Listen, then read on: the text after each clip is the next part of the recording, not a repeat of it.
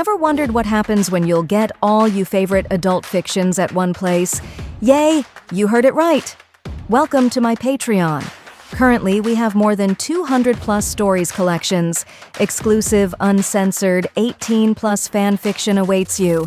Stories too bold for the mainstream, crafted for true fans. Dive into steamy world of Harry Potter, Naruto, and Deku. Untamed passion and raw power.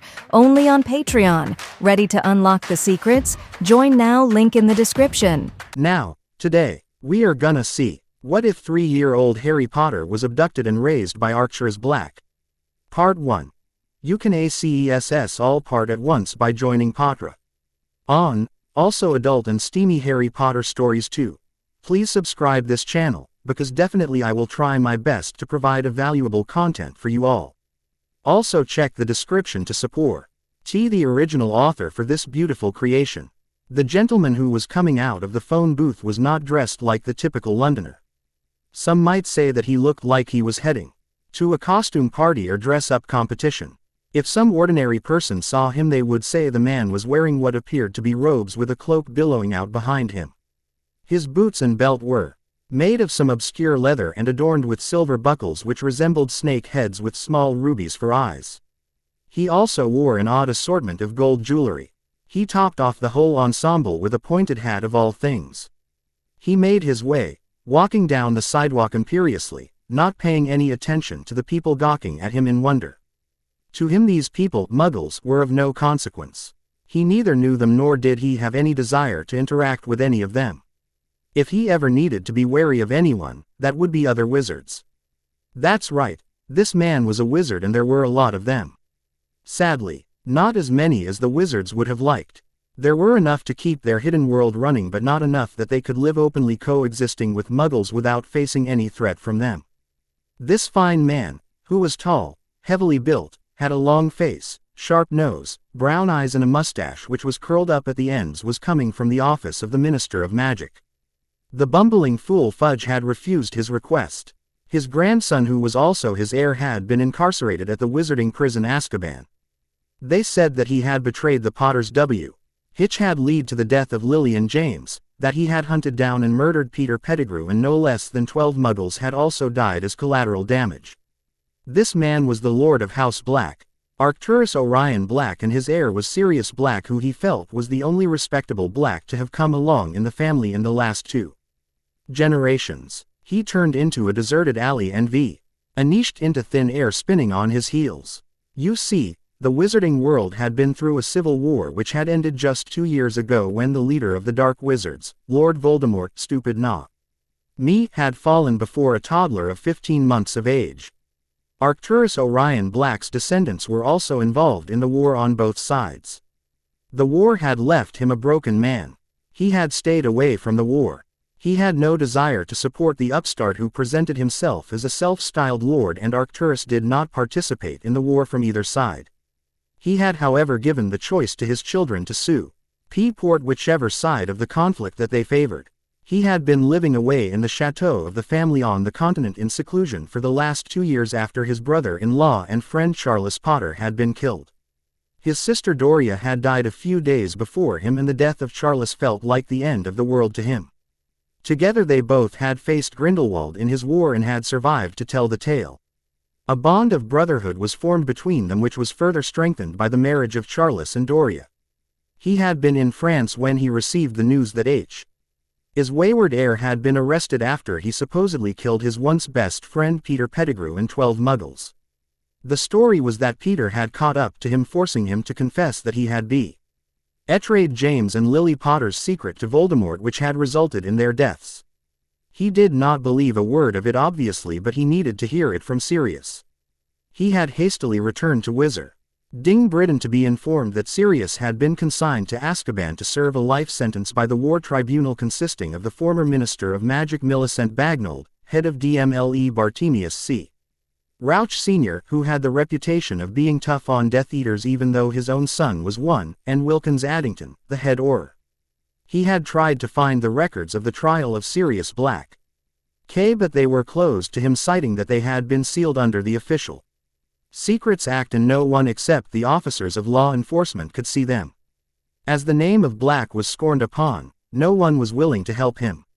He had approached Cornelius Fudge with the offer of gracious donations to the ministry or to a charity of his choosing, but the minister refused to budge. Perhaps someone else was pulling his strings.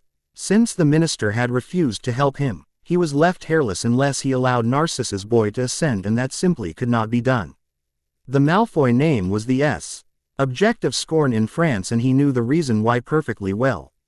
He would rather melt down his galleons and destroy his estates than let Malfoy touch them. He needed an heir, and all of his children were incarcerated in prison. Pollux and Druella were severely ill and not expected to live beyond a year or two more. Cygnus had also died some time during the last year, and it looked like Walburga would follow suit soon. His sister Caris, who had married into the Crouch family, had died years before the war had even started. Her only heir, Barty Crouch Jr., had died in Azkaban shortly after he was sent there. Cedrella had been disowned by Orion Phineas Black for marrying a blood traitor, and the Weasleys would never welcome him in their home anyway. His sister Cladora, who had married into the Longbottom family, had died long before the war started. Her grandson along with his wife were permanent residents of St. Mungo's permanent spell damage ward due to overexposure to the Cruciatus curse at the hands of Barty Crouch Jr. and Bellatrix Lestrange née Black with her husband and brother-in-law. It was heartbreaking to see that his family was destroying itself.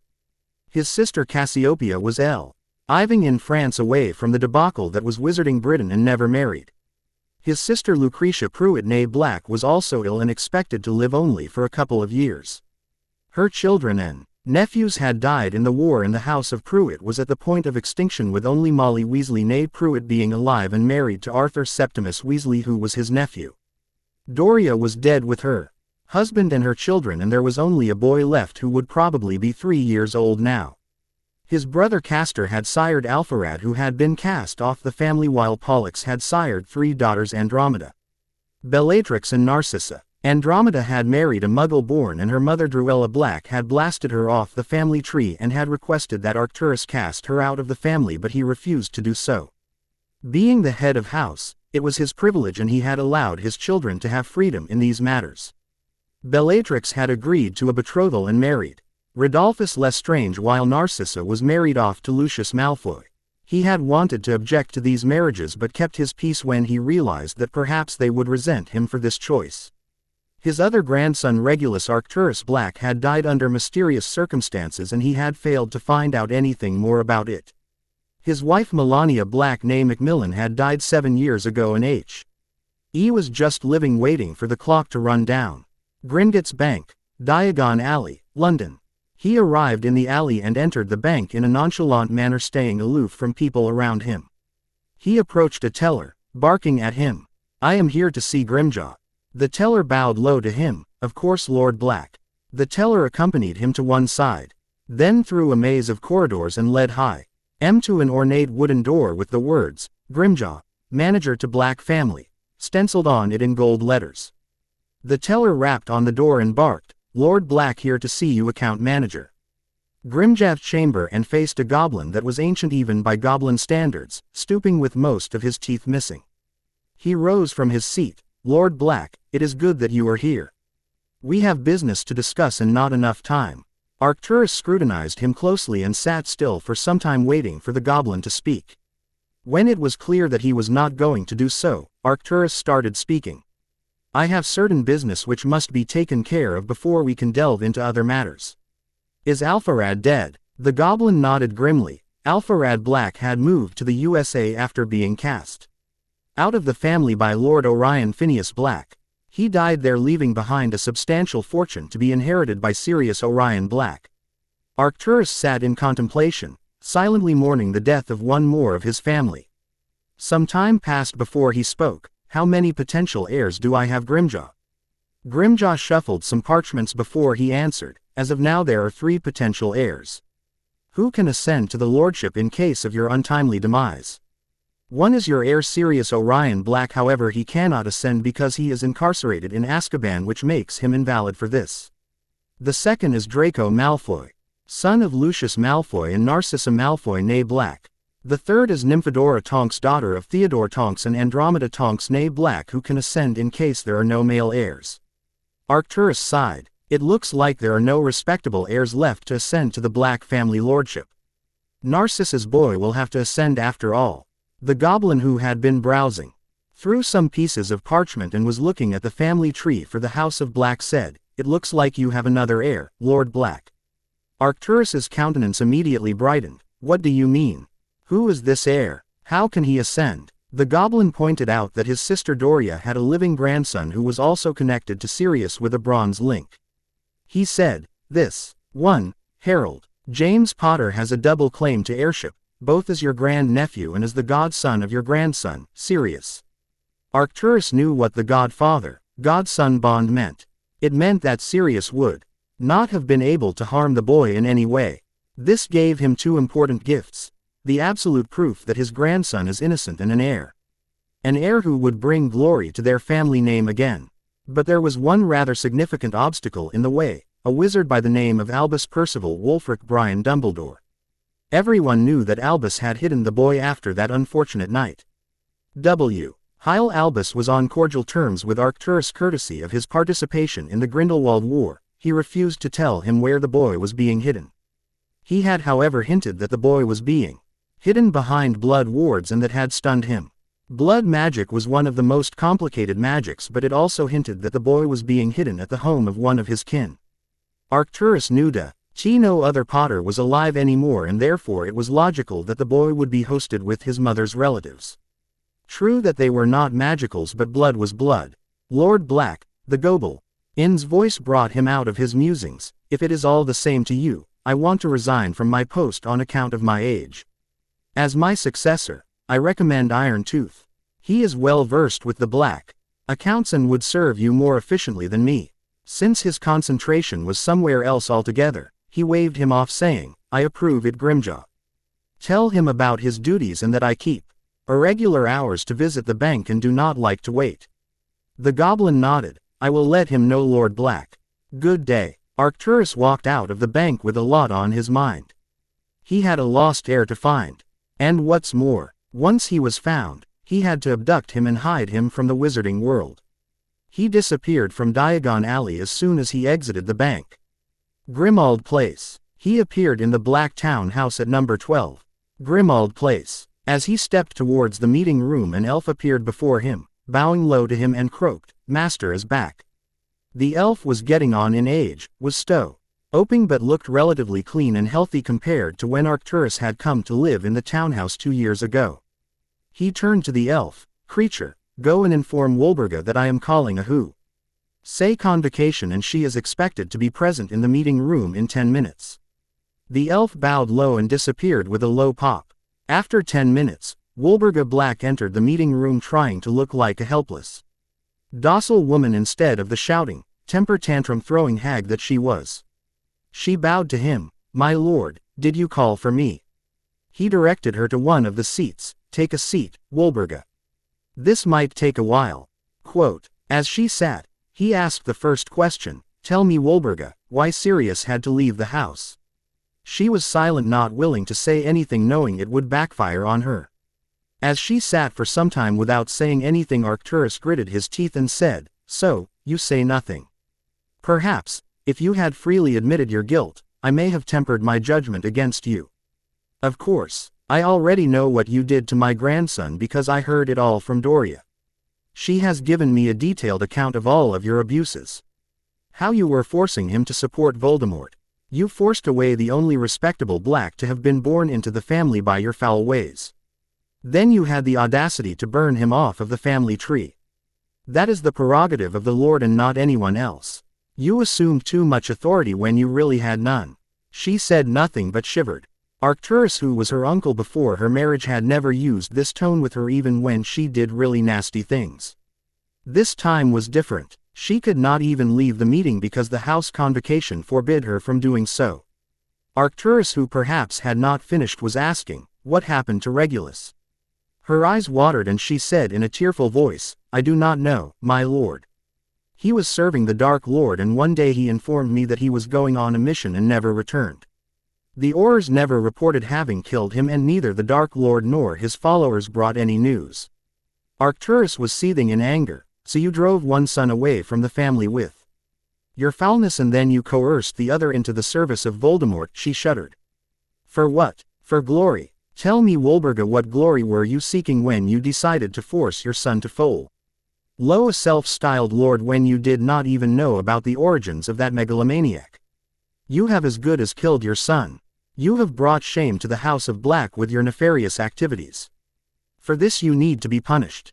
She fell at his feet, wailing, No, no, my lord, I seek your forgiveness. Arcturus, who had stood now with his wand in his hand, summoned the elf creature. Creature appeared before him with a loud pop, bowing low. Yes, Lord Black. Arcturus roared, Walburga Black, you have humiliated the ancient and most noble House of Black by your foul deeds and besmirched its reputation. I, Lord Arcturus Orion Black, hereby confine you to this townhouse from whence you shall never leave. Creature will take care of all your needs, and you will breathe your last in this house. You will not be given a portrait to grace the walls like your glorious ancestors, and your crypt will be forgotten. So I say, so mote it be. Walburga had collapsed to the ground, still crying, while Arcturus turned to the elf. Creature, you were personally bound to Regulus Arcturus Black. What happened to your master? Creature looked like he was fighting himself for a minute, his hands wringing, trying to close his mouth to stop from speaking. Arcturus noted all this while watching the elf with a critical eye. As he became certain that the elf was battling himself to not speak, he addressed the elf formally. Creature, you are bound for your life to the House of Black, and I, the Lord of House Black, command you to speak about what happened to Regulus. This ordini that might have been given to you by Regulus Arcturus Black. Creature started telling about when the Dark Lord had asked Regulus to enlist a house elf for him. He had offered Creature that the Dark Lord had used him to test the defenses of the underground cave, and how Regulus had died while trying to retrieve the locket. As he finished the tale, Creature broke down crying, and Arcturus also felt pity for the elf pride for Regulus, who had defied Voldemort, as he realized that the so-called Dark Lord was a charlatan and a coward. He asked the elf to bring out the locket.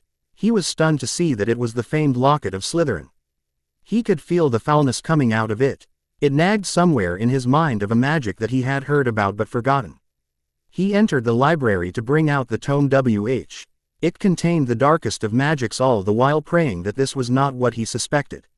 He found the term Horcrux easily enough. He learned how it could be made and how to detect if an object was a Horcrux. He cast a few diagnostic spells and quickly confirmed that he was holding a Horcrux. There were 2 ways to destroy it, one of them being fiendfire and the other being basilisk venom. Basilisk venom was extremely rare, and he was no longer strong enough to cast the fiendfire spell.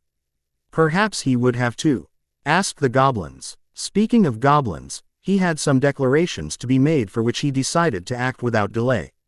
Next day, Gringotts. Arcturus was sitting in front of Ragnarok, king of the goblins. The Goblin King did not meet with just anyone, but when it was Lord Black, one of the biggest account holders at the bank, the meeting was granted immediately. Ragnarok greeted the wizard. How can Gringotts serve you, Lord Black? He responded to the goblin, I have to ask you certain questions, but I need to be certain that what we discuss will not find its way back to the Ministry or Albus Dumbledore. It is imperative that these questions remain a secret for the time being. The goblin punched a button on his table and then said, The privacy wards are active now, Lord Black. I am bound by the obligations of the post I hold. Nothing that has been confided by you in me would leave this chamber. Arcturus leaned closer to him. What do you know about Horcruxes? The goblin's face turned red with anger. If you were anyone else, Lord Black, I would have thrown you into a dragon pen for just mentioning that word. But I can understand how you might know about them. I know what a Horcrux is, and we hate them with all fervor. They are a perversity of magic, and they ruin treasure. Arcturus brought out the Slytherin necklace and told him all about the story of the necklace and how he came into possession of it. This is a Horcrux of Voldemort, and I want you to destroy it with fiendfire. I fear there may be many more, and if I come across any, I will send them to you to destroy for a reasonable fee. Will Gringotts do that for me? The Goblin King grinned ferally. Totally agreeable, Lord Black. In fact, I will send this one for destruction right now. Would you like what remains of it after it is destroyed? He nodded. A time may come when I will need to show these. I want to be prepared for such an eventuality. The goblin clapped his hands and 2 goblins entered. He barked orders to them in his language, and as they left, he turned towards Arcturus. "Will there be anything else, Lord Black?" He nodded. "As it happens, I wish to know if the Potters had left a will about who should get the custody of their son. I distinctly remember that no such will was found." The goblin nodded. "There is a copy in their family vault which can be accessed only by their son when he comes to 11 years of age. Being the last Potter, he would become the head of High's family, though would not ascend to lordship till he reached majority."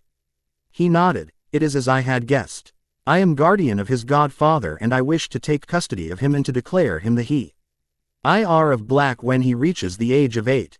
Ragnarok asked. "But as far as we know, he has been sent to live with his relatives and no one knows the location. How would you do it?" He answered the goblin. "Leave that to me, Ragnarok. Suffice it to say that I will raise him as my heir, and he will enter our world knowing of his history and his family."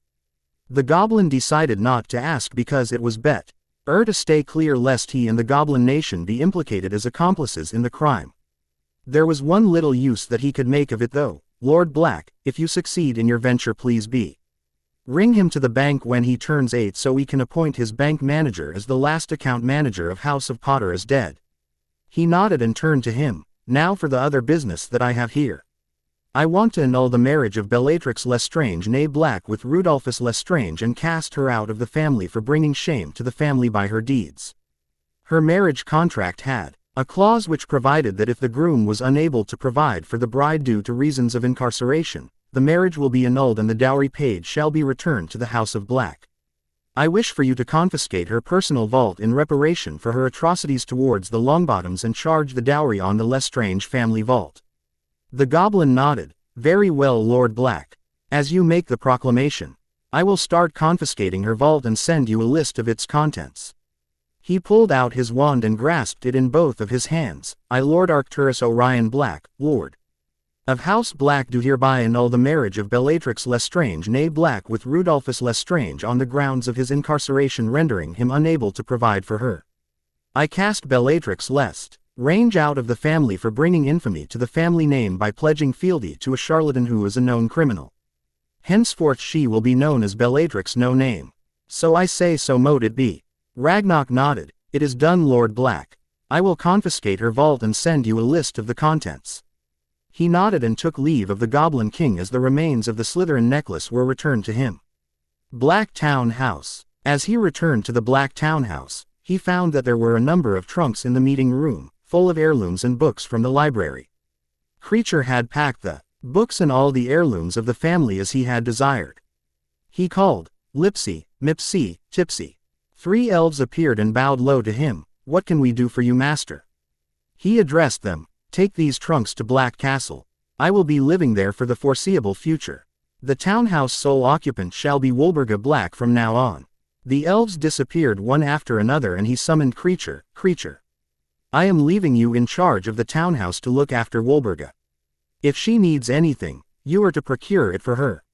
I have allowed a subsistence of 2,000 G per month for her, which you will collect from Gringotts from the office of Iron Tooth, manager of accounts of House Black. You are forbidden from contacting the Malfoys by any means." The elf bowed low and Arcturus sappered only to appear in a little apartment situated somewhere in London. This was a secret property that he had bought in Muggle London and had made good use of it at times. He called his personal elf, Travestor. The elf appeared with a low pop and bowed low. This elf was tall, had big brown eyes the size of tennis balls, his big ears flapping back and forth, and wore a robe with the black crest embroidered on it. He said to Arcturus in a deep voice, "You called, Master." He addressed him, "Travestor, I am leaving for the Black Castle this evening and I want you to find a person and bring him to me when you find him. This task will take precedence over all others for now." He gave the details of the person he wanted to be found and twisted his lord ring clockwise and disappeared with a tug behind his navel. 2 months later, Black Castle. Lord Arcturus had been living in the Black Castle for the last 2 months. He had chosen to one would know his whereabouts. The goblins had sent him a list of the contents of Bellatrix's vault with the remains of Hufflepuff's cup telling him that another Horcrux had been found in her vault. He had shuddered at the thought of the lengths the Man had gone to trying to obtain immortality. It made him wonder exactly how many Horcruxes were out there. He also was certain of one thing: Dark Lord Voldemort was not dead and would return one day. When that day came, Harry Potter will have to face him. If Arcturus got his hands on the boy, he would make sure that he was able to send Voldemort back to the fiery pits of hell. He had written a letter to Dowager Lady Longbottom expressing his grief over the incapacitation of his great-nephew and his wife and to request a meeting. She was initially reluctant to allow him but had agreed to meet. After a series of letters and he had visited her in the Longbottom Manor. Flashback begins. Longbottom Manor. As he stepped out of the flow, Augusta Longbottom stood there, looking stern. He greeted her traditionally like a pureblood lord and she led her to the parlor. She stiffly asked him, "How can I serve you, Lord Black?" He started in his most apologetic tone, "Lady Longbottom, I apologize for the acts of erstwhile Bellatrix Nameless and grieve for the injuries inflicted upon my great-nephew and his wife. Is your heir well?" Augusta sniffed. "If you had not cast her out of the family, I would not have agreed to meet with you. My heir is well and is being looked after. I just wish that I also had got Harry Potter in my custody." He immediately straightened. "What do you mean?" She addressed him. Harry Potter is godson of Alice Longbottom and James and Lily Potter were Neville's godparents. He thought that it was an interesting wrinkle and something worth pursuing as part of his long-range plans. For now he had to do what he had come to do. "Lady Longbottom, I have banished Bellatrix and claimed her vault in reparations. I am committing the contents of her vault to you by way of reparations for the irreparable harm and as a sign offering of goodwill and peace between our houses. I also hope that House Longbottom will support House Black if the need arises." He made his PR opposition and presented her a check for 1 million galleons which had been obtained after he had sold the contents of Bellatrix's vault. While Augusta did not wanted to accept it, honor demanded that she accept reparations made in good faith lest she wanted to have blood feud with the one make the reparations. Left without options, she accepted the check. Augusta sniffed. "Have you banished Sirius Black off the family tree?"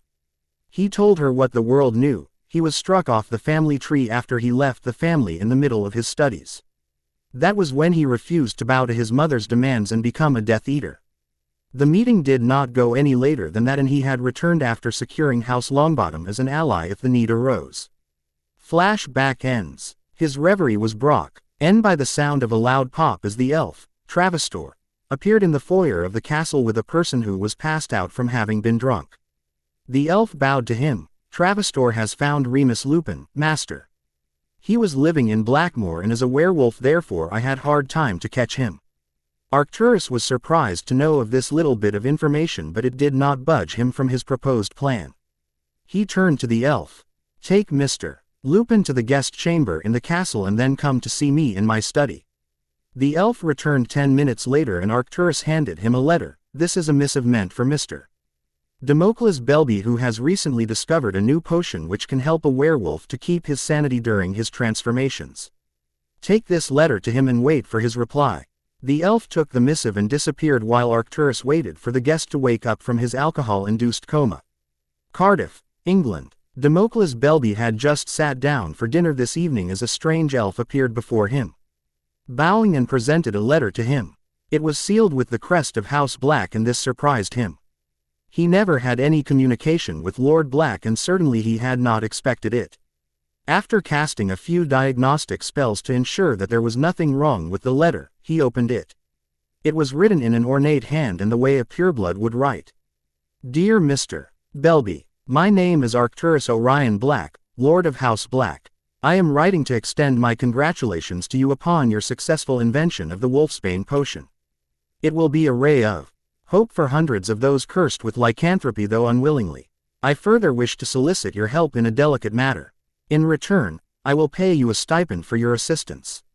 I want an ding supply of Wolfsbane potion every month from you for the foreseeable future.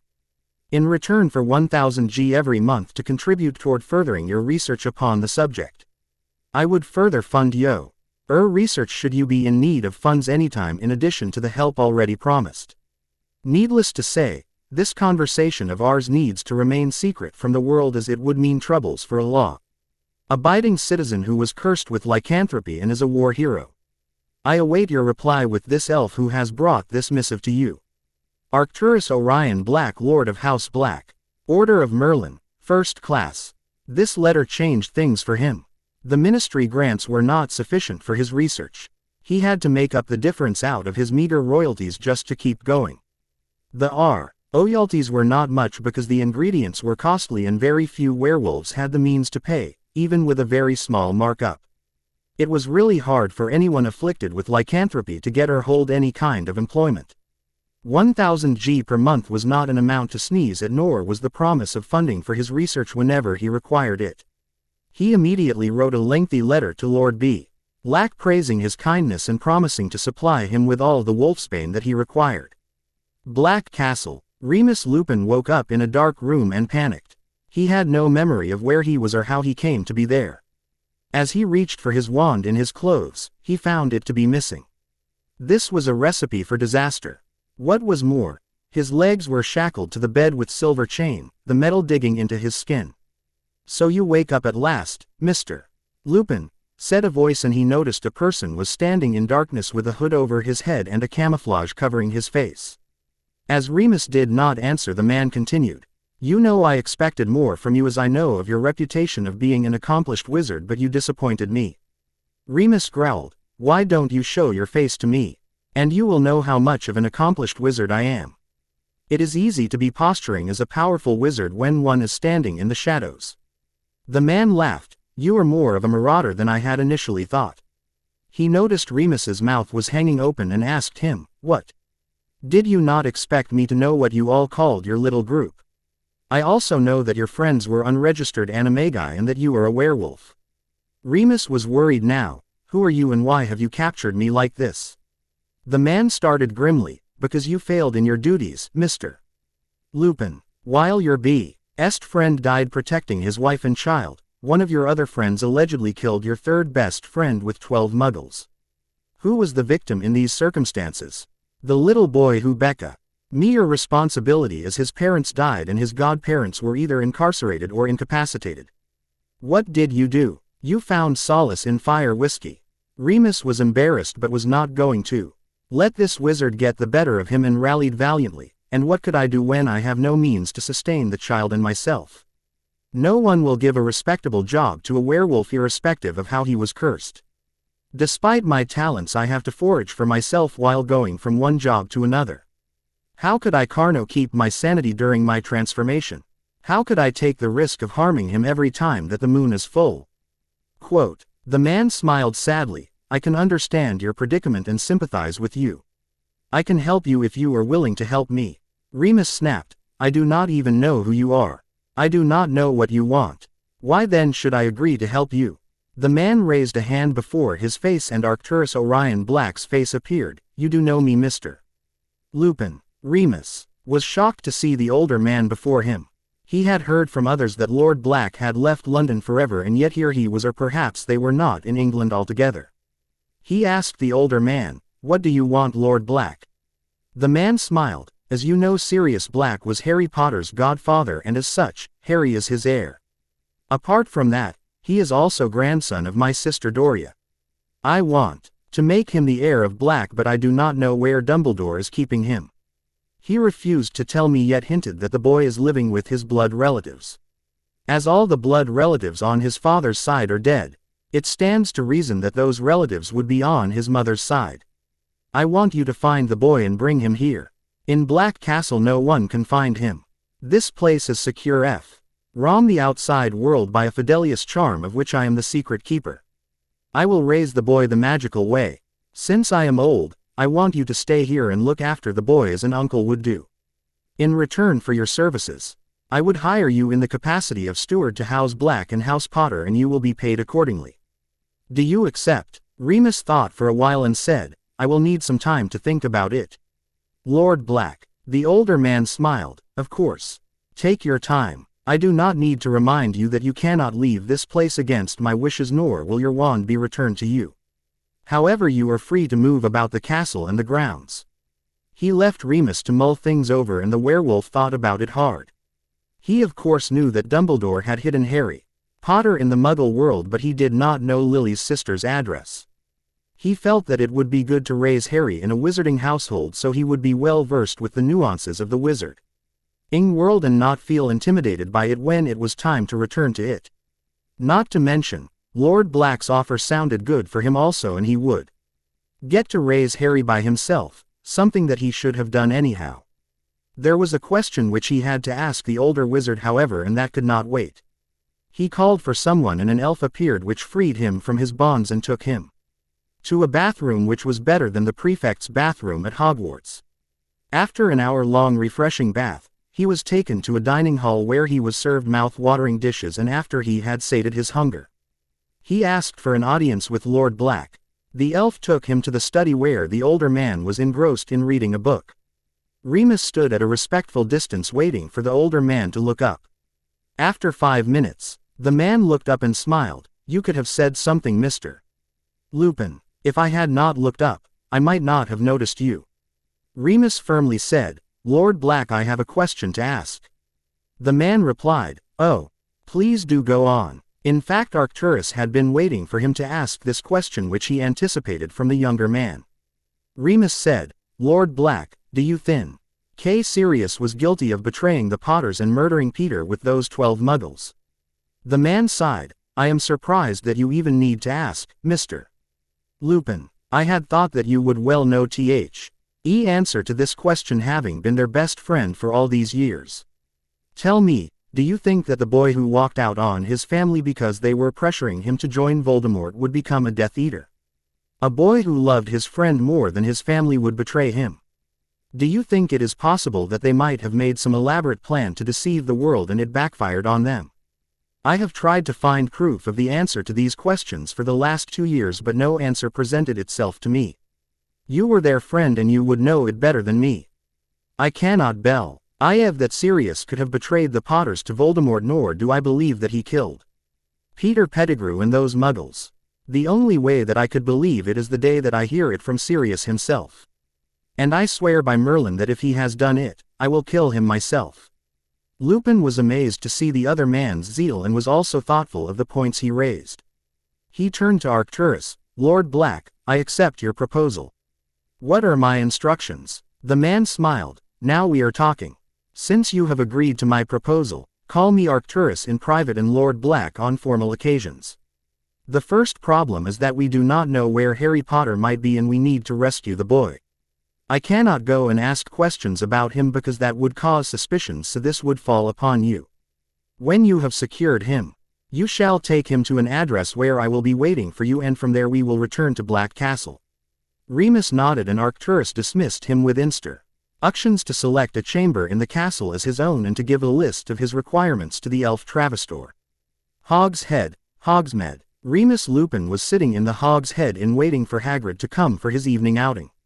In his school years, they had noted Hagrid's routine and it was helpful to him now. He knew the half-giant had a loose tongue and he would speak after a tankard of ale had been poured into him. Lord Black had given him a pouch of galleons to get this job done. He was dutifully waiting for the half-giant with a bottle of fire whiskey sitting in front of him. The giant entered boisterously, saying his greeting to everyone when Remus hailed him. "Hagrid, over here." Hagrid came almost running. "Remus. Waity surprise. Didn't expect you here." Remus smiled sadly. "Is. Topped going out after that fateful Halloween night. Never even saw little Harry after that." As the evening progressed, Remus subtly and carefully kept Hagrid's tankard full enough of fire whiskey. Oh, that there was always more to drink and empty enough so that the half-giant never caught on. Remus just kept him talking until he was sure that Hagrid had slipped enough cogs to answer any question without thinking about it. Then he moved in for the kill. "Hagrid," he said, slurring his speech just enough to sound pretty far gone himself even though he had been drinking butter beer and pretty slowly at that. "What happened that day when you know who disappeared?" The half-giant said, "I rescued him that day from the traitor Sirius Black. He said give him to me, Hagrid. I will raise him, but I had me orders. I refused and he gave me his bike. I wondered that time why he was giving it to me, but I know now. He was a no-good Death Eater." Remus had listened to a lot more than he wanted to. If Sirius was responsible for betraying James and Lily, he would have taken the bike and fled. He would not have given it to Hagrid. Maybe there were some more facts to find here, but he had a different job to do right now. He turned to Hagrid. Do you know where Harry is? I wish I could see him. Hagrid's eyes misted and he pulled out a handkerchief the size of a tablecloth from his pocket and blew his nose into it and sniffed. He was a peaky-looking thing when I gave him to Dumbledore in Little Whinging. He realized what he had said and put his hand over his mouth and started muttering, should not have said that. I should not have said that. Remus hoped that Hagrid was deep enough in his cups that he would not remember what he had just divulged. He would have tried to obliviate Hagrid, but this was a half-giant and getting any kind of spell to work on him was iffy at best. Instead, he just kept Hagrid talking about inconsequential matters, keeping his tankard partially full until Hagrid passed out. His mission accomplished, he settled the bill with the Aberth from the Order and walked outside before disapparating. Little Whinging. Remus knew 3 things. Harry's mother was a Muggle-born named Lily Evans. When he first met her at Hogwarts, Harry had been placed with Muggle relatives, and those Muggles lived somewhere in Little Whinging. He had spent most of the day going through newspaper archives, trying to find a reference of any kind to wedding announcements for someone named Evans and about the right age to be Lily's Muggle sibling. He then cross-referenced EACH of those married names with the Muggle phone book for Little Whinging and wrote down the addresses. He knew that there would be wards around the property and that there had to be a boy, about 3 years old. With a dozen or so addresses to check, he started looking. Little Whinging was little in name only. It was not an easy task to find a child in there. Remus had spent the last 2 days going down his list, checking each property for magical wards and for boys around age 3. He was beginning to lose heart when he came to Dursley, v. 4 Privet Drive. When he checked for wards, they were hard to detect, well done and subtle, but definitely present. There was also a large window overlooking the front garden which looked like it had been blown out from the inside, perhaps the effect of accidental magic. He could also plainly hear a young child throwing a temper tantrum through the open pane of the broken window. But they were calling him Duddykins. Harry might be in there, he thought. It's worth a look. Disillusioning himself and silencing his feet, Remus walked up to the front door of the house and rang the doorbell. The temper tantrum suddenly stopped and Remus heard the floorboards inside creaking as someone came to the door. A monstrosity of a man opened the door. The man was so fat that he did not seem to have a neck. As the man searched for whoever it was that rang the doorbell, Remus slipped past him to the stairs where he stood out of the way until the man slammed the door shut again. He growled, "Cursed neighborhood kids playing pranks again," as he made his way back to the front room. "I swear that if I ever get my hands on them." Careful not to bump into anything, Remus followed the man to the front room. There he found a tall, thin, horse-faced woman with a very fat, pink-skinned boy with brown eyes and blonde hair. Not the green-eyed, dark-haired child Remus was looking for. This must be Duddykins, Remus thought. He looked around, but found nobody but these 3 in the room. There was no sign of another boy. Carefully, Remus left the room and went up the stairs. There was no sign of another child there either. Remus was beginning to wonder if Duddykins was a Muggle-born wizard. Before he gave up on this house, he cast the Homnum Revelio and found that there was a 4th person in the house, under the stairs of all places. Already, he could feel the wolf inside him beginning to bay for the blood of these Muggles. He had to remind himself that his mission was to retrieve Harry, not dispense justice. Carefully, he made his way to the kitchen. Fortunately, the other child was starting up with his tantrum again and that covered the sound of Remus opening the door to the cupboard under the stairs. What he found there nearly tore the heart right out of him. A child, obviously half-starved, wearing clothes those were both too short and too wide for him, filthy and worn. The boy was sleeping on a soiled baby bed, with filth, and grime on his body and 4 fresh marks of finger across his cheeks. There was nothing more in the cupboard except for a blanket that looked familiar to him. Without another word, Remus took Harry up in his arms, blanket and all. He disillusioned the 2 of them and carefully made his way out through the kitchen door. The moment he was outside of the wards, he disapparated. They apparated Jew, Saint outside of the wards at the house in London. Arcturus was waiting there to receive them. The moment that Remus carried Harry inside, the three of them traveled by port key to Port of France. From there they flowed to the chateau owned by House of Black. Finally, they flowed to Black Castle through an international flow transit paid for by Lord Black. Reviews welcome. Albus Dumbledore had been away to a session of the International Council of Wizards in France when Harry Potter had been abducted from his relative's place. When he returned to Hogwarts after the session and entered his office, he went to check the ward monitors he had placed on Harry Potter out of habit and was shocked to find that one of the monitors had broken down. The one related to the blood wards, to be precise. The blood ward was first-grade protection against Tom and his followers. As long as his mother's blood lived at Privet Drive, he would be safe from Tom and his followers. Anyone with intent to harm him could not enter the property. For the wards to fall could mean only one of two things. Either the Dursleys had given him up to someone else or Harry Potter was dead. A quick check of the ward which was tied to Harry's well-being was intact, meaning that he was alive, not that it indicated anything about his health. Panicked, he threw a pinch of flow powder in the fireplace and called, "Mrs. Figs, Privet Drive," and stepped into the emerald flames. As the flow ejected him, he hastily stepped out of it, his wand in one hand and his face a myriad of emotions: worry, resentment, and anger. "Where were you in the name of Merlin?" he heard a scathing tone of voice say, and turned to find Arabella Fig standing, glaring at him intensely. Before he could say anything, she started ranting to him. "Do you realize how many times I tried to flow call you? Harry Potter has been missing for a week now and you did not bother to reply to my flow calls." Dumbledore sent a silencing spell at her and sighed, "Arabella, I have just returned to Wizarding Britain from France where I was in a conference of the ICW.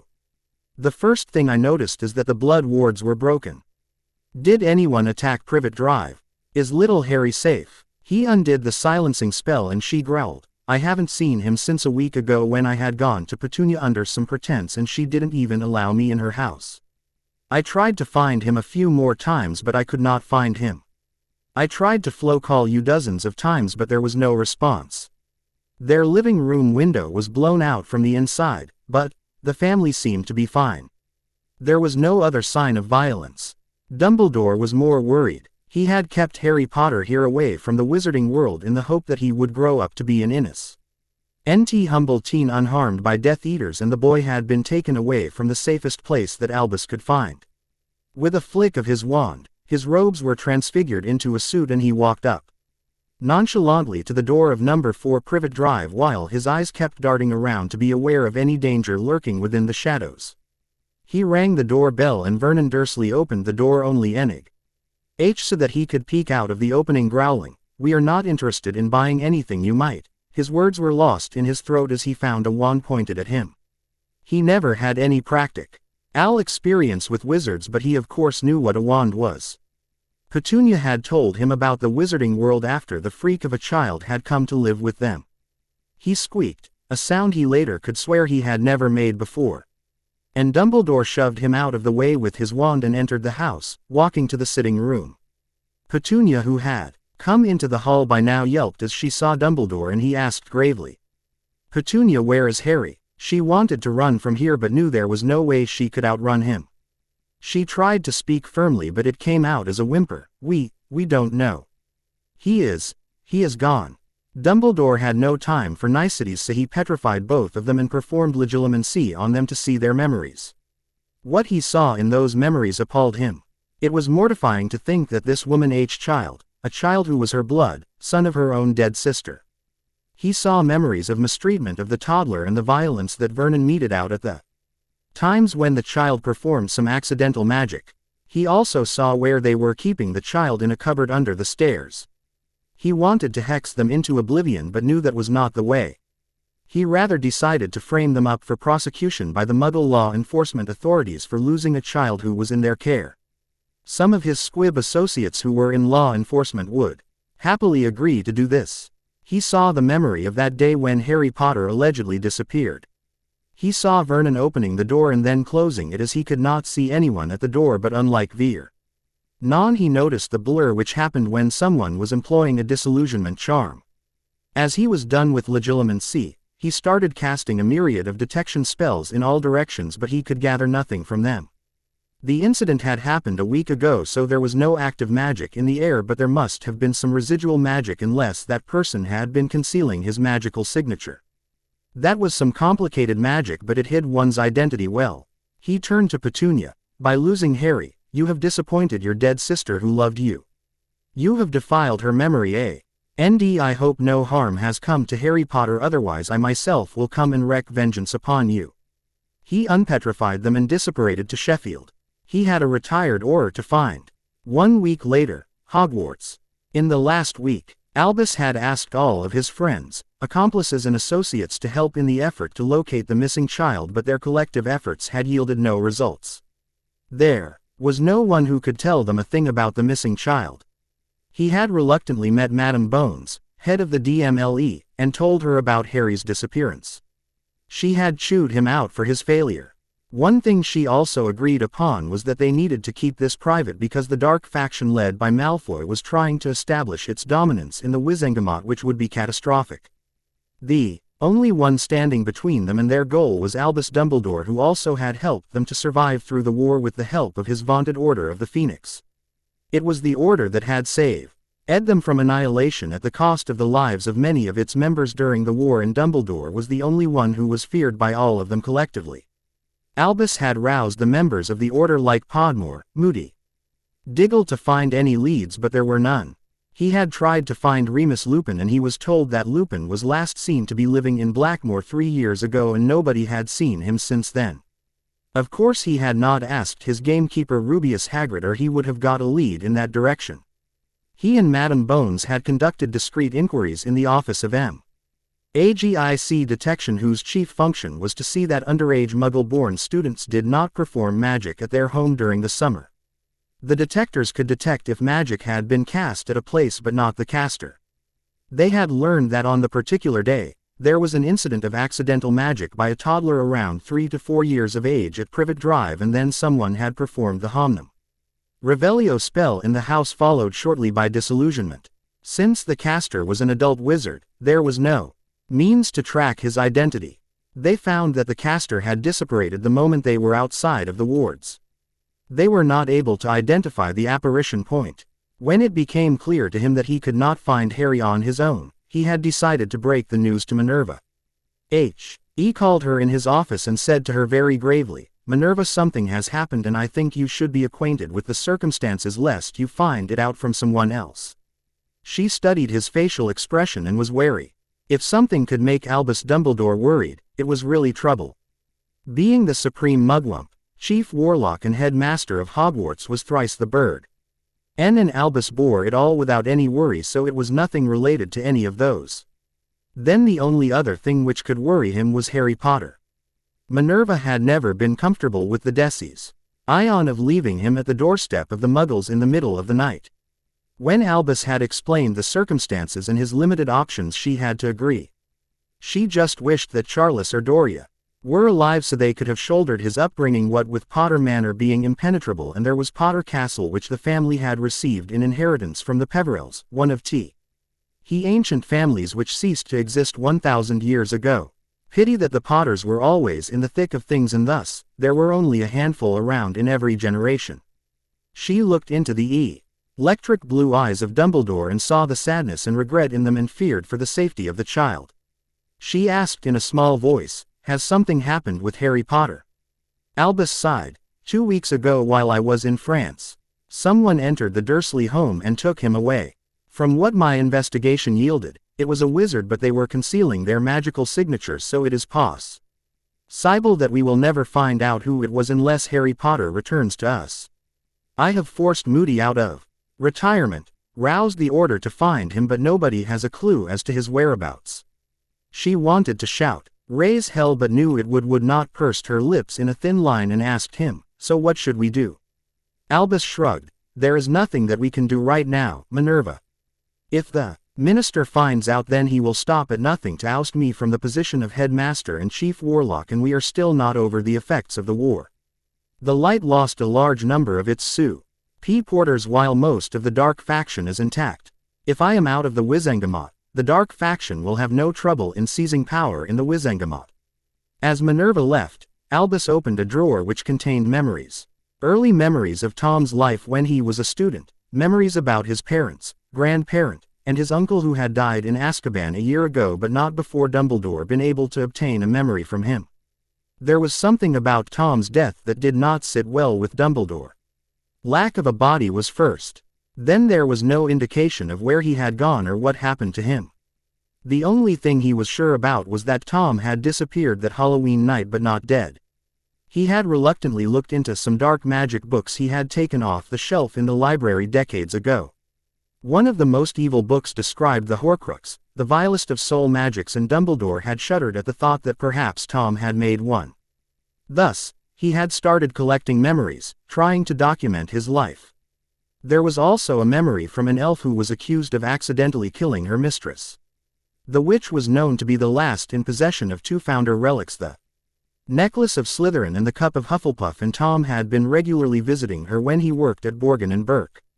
He had also found a memory from Slughorn in which Tom had asked him what a Horcrux was, but he had understood that the memory had been tampered with. Since then Horace had avoided him, not willing to give him access to the memory. Black Castle, 1985. It had been 2 years since Harry Potter had been brought to the Black Castle, and the boy had instantly loved the company of the people around him. Arcturus doted on the boy all day long and would have spoiled him rotten if he had his way with him, but Remus Lupin had put his foot down and made him obey some rules in his upbringing. While the boy was not deprived of anything, he was not overindulged either. Sure, he had a chamber full of toys, both magical and mundane, but he was not allowed to be lost in the chamber all day long. Arcturus had started to tell him about magic, his families both Black and Potter, and other little things OD child should know. He also told him that all magicals were equal irrespective of their ancestry. He had seen how his children had destroyed themselves on the false notions of blood superiority, and most were either dead or were incarcerated in Azkaban. Arcturus told him all he knew about Charles and Doria, while Remus educated him about his father and mother. When Harry was 5 years old, they had sent him to a Muggle school so that he would have exposure to the Muggle world too.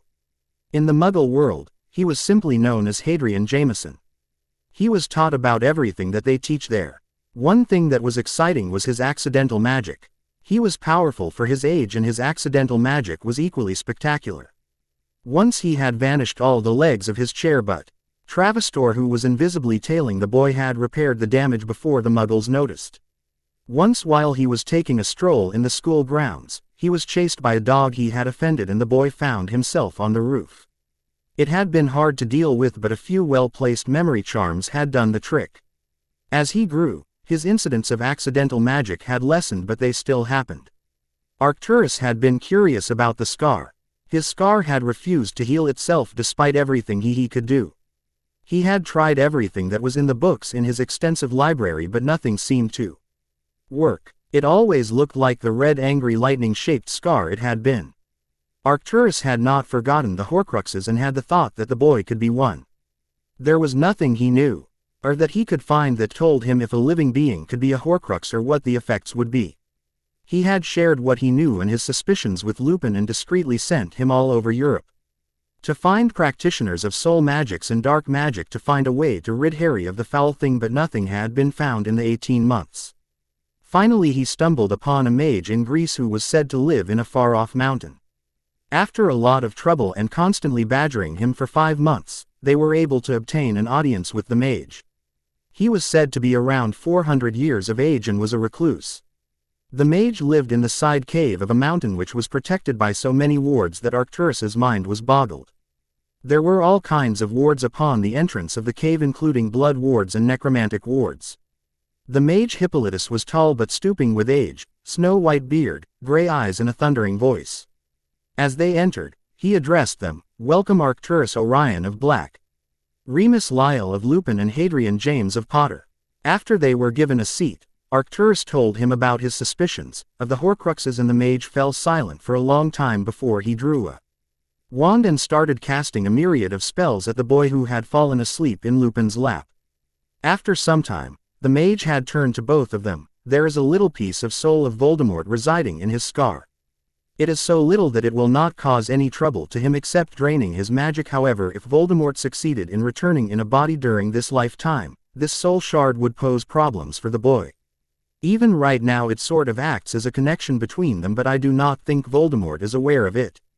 Needless to say, if the soul shard is not extracted out of him soon, it will keep Voldemort alive. Arcturus asked him what had been on his mind. Revered mage, is there a way to exorcise the soul shard out of him without harming the lad? Can you tell us how many Horcruxes of his are out there? The mage sat in contemplation for a second before he started speaking. The soul shard can be exorcised out of him, but that would cause him immeasurable pain. He may pass out due to exhaustion. If he were any smaller, I would have refused it at this time, but he is of age where he would live at the end of it, and he is powerful enough that he would not be magically exhausted. Now the decision is yours. As to your second question, this soul shard is like the sixth part of his soul, meaning there were at least 5 pieces when this one was formed.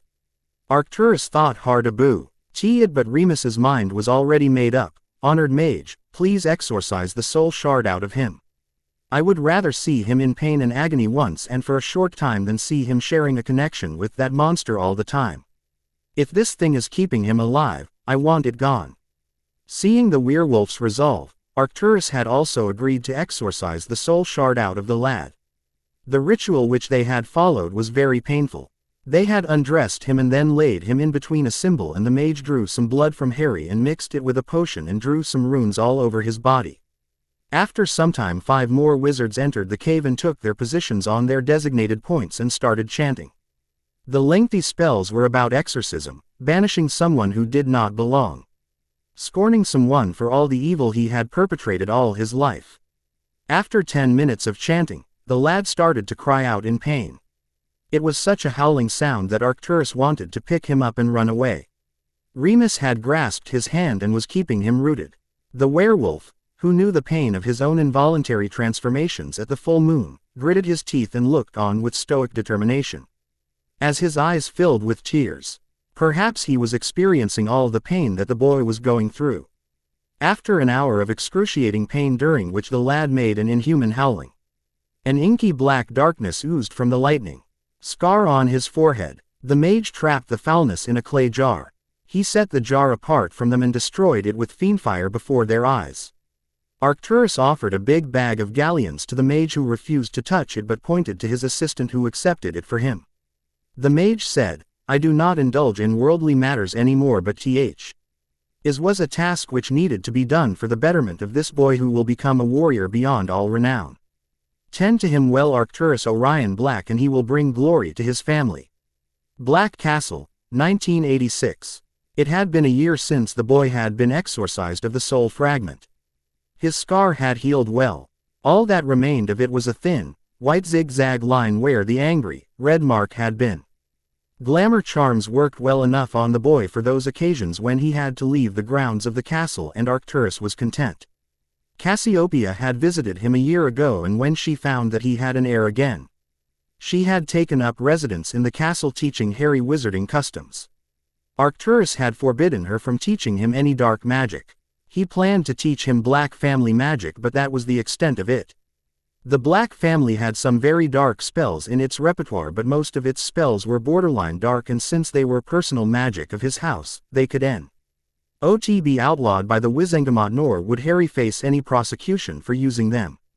He planned to teach the boy to use those spells by his 3rd year.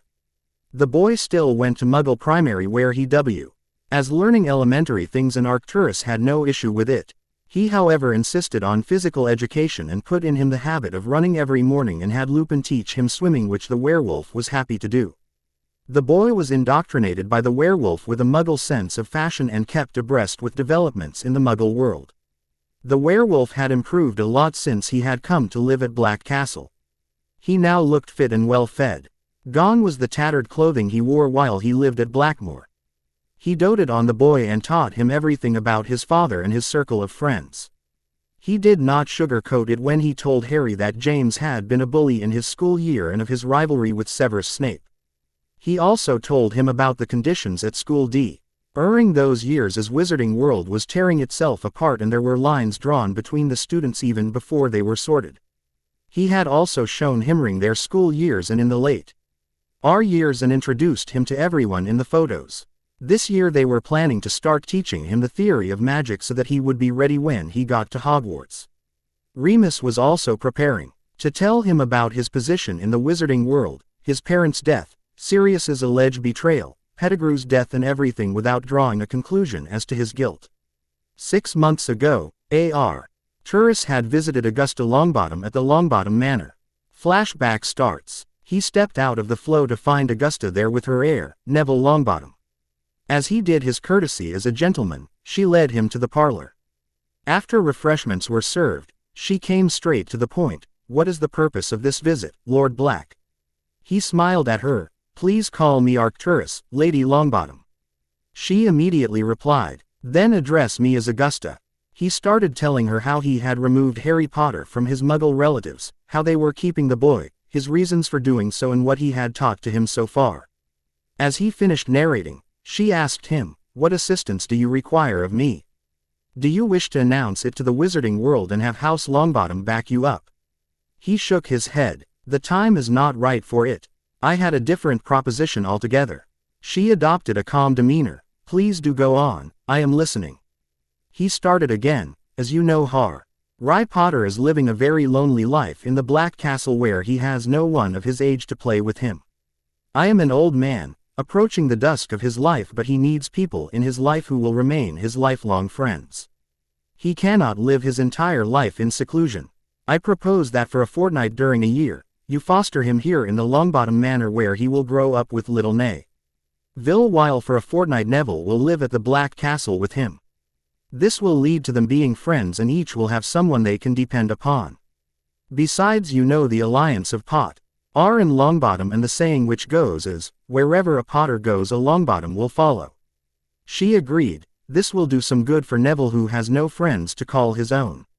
I have been rather heavy-handed with him all these years, raising him sternly, but he needs to be a child every now and then. I agree to your proposal, Lord Black, provided you let Harry Potter visit more. I would like to see him more during the year and may be able to teach a thing or two about the Potters to him." Arcturus had readily agreed to the proposal.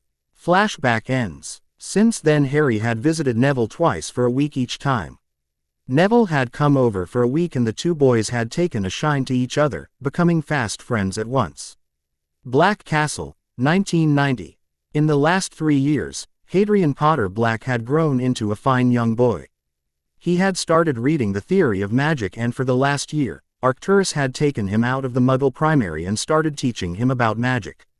Remus taught him about the theory of each subject for the first 6 months until the boy had enough and had asked for a wand. While it was illegal to buy a wand for a child below 11 years of age and no wand maker would sell a wand to them anyhow, Arcturus's talent had come in handy. He had learned wand crafting in his younger days but never used his talents until he needed to. The boy had chosen a wand of black thorn wood with dragon heartstring and unicorn tail hair. The wand was a work of wonder and he was learning quickly. He had learned enough of transfiguration, defense and charms to last up to 3rd AR and theories about runes beyond which Remus refused to teach him, yet saying he would have a lot of time to learn it. He also taught the boy a lot of pranks and told of the stories where the Marauders pranked the hell out of everyone in Hogwarts. Arcturus had engaged a potion master, under oath of course, to teach him the basics of potion making after the boy had shown interest in the field. Neville had become a brother to him in all the years that they had been friends and everything he did was shared with Neville. Longbottom was very supportive of him and was often ready to fight anyone who showed hostile intentions towards Harry. He had also learned much of what Harry was learning but had problems with his wand. When he had inquired, he learned that Augusta planned on giving him his Arthur's wand and it had flabbergasted Arcturus. He had sent a book on wand lore to her telling her that her grandson would not receive perfect results with a wand that did not choose him. Dowager Lady Longbottom had vowed to buy him a new wand when he went to school. Remus often described the castle to the boy and Harry was curious about it. He would ask Remus about its location, the number of rooms in the school and every hidden passageway. One day when he had pestered Remus enough, the werewolf told him that there were so many hidden passages at school that no one could know all of them. Harry whined, "Moony, why are there no maps of the castle?" Remus smirked, "There are no official maps, cub, but Messrs. Moony, Wormtail, Padfoot and Prongs had crafted a map of the castle which contained a detailed outlay of the school, and it also showed everyone's position on it." Harry asked with wide-eyed wonder, "Where is it? Can I have it?" Remus mock sighed, "Filch confiscated it in our 6th year and then we lost track of it. I believe he may still have it." Then Harry asked, "Could you make another one?" Remus sighed, "I'm sorry, cub, I don't think so. It was mostly Sirius and James who did the work and I'm not sure how they did it. My only contribution was to sit in the library and search for the charms that they had used." Harry said, "Then I will find the original. Will a summoning charm work on it?" Remus had to think about that one for a minute before he answered, "It just might. I don't remember them putting any charms on the map to prevent it. However, I am afraid you would have to find out for yourself." Then Harry asked, "However, how does the map work?" Remus had told him the phrase for opening and closing the map.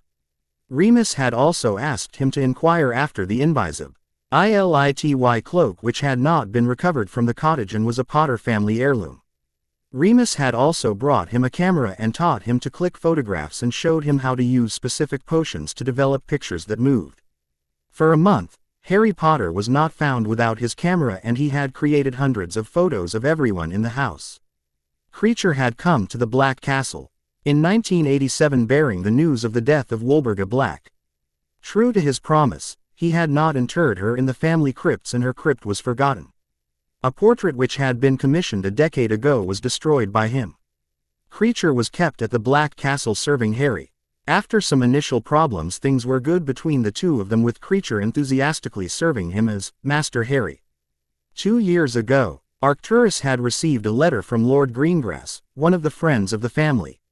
He had inquired after Arcturus's health and wished to have an alliance with House Black. Arcturus knew that Lord Greengrass never sought alliance with someone unless they could make some profit out of it. The Blacks had some extensive properties which had greenhouses on them, and House Greengrass owned a potion-making business. He wanted to obtain potion ingredients at lesser costs, plain and simple. But it served a major purpose for him. He had welcomed him to the Black Castle with his family and introduced them to Harry as Hadrian Potter Black. Cyrus was astonished to find Harry Potter here but had agreed to not disclose it to anyone under oath. Harry had become friends with the Greengrass daughters Daphne and Astoria. Often Neville and the Greengrass daughters got together at the Black Castle or at Longbottom Manor and they bonded as friends. Arcturus had told him about Voldemort and his mission of blood purity, which was nothing but a sham and a means for his dominance in the wizarding world. While ordinance of the customs and traditions of the wizarding world, he told him that it did not matter whether one was pure blood, half-blood or muggle-born. What mattered was the power. Dumbledore, the greatest wizard in Britain, was a half-blood after all. He also told that Voldemort had not died and told of his suspicions about the same. There was one question which had hounded him for years and he had not found an answer to it. That question being, why did Voldemort personally come after the Potters? Why had they gone into hiding? Coincidentally, Neville's parents too had done the same, but both of the sets of parents had either died or were incapacitated. He had to find the answer to that question.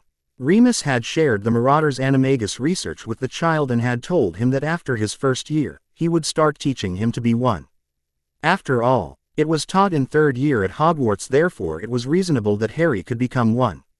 He had also taught the boy the ways of Slytherin cunning, ambition and resourcefulness, while Remus taught him bravery, chivalry and leadership. They were not making a weapon of him but teaching him what he would have been taught either way.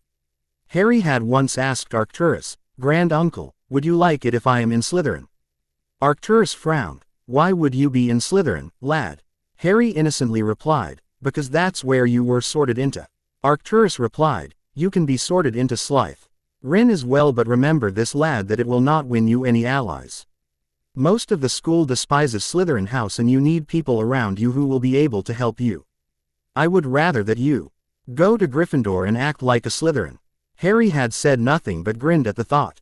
His spell training also had been coming along beautifully, and Remus had at times taken him to see Dueling tournaments so that he would know what it was like.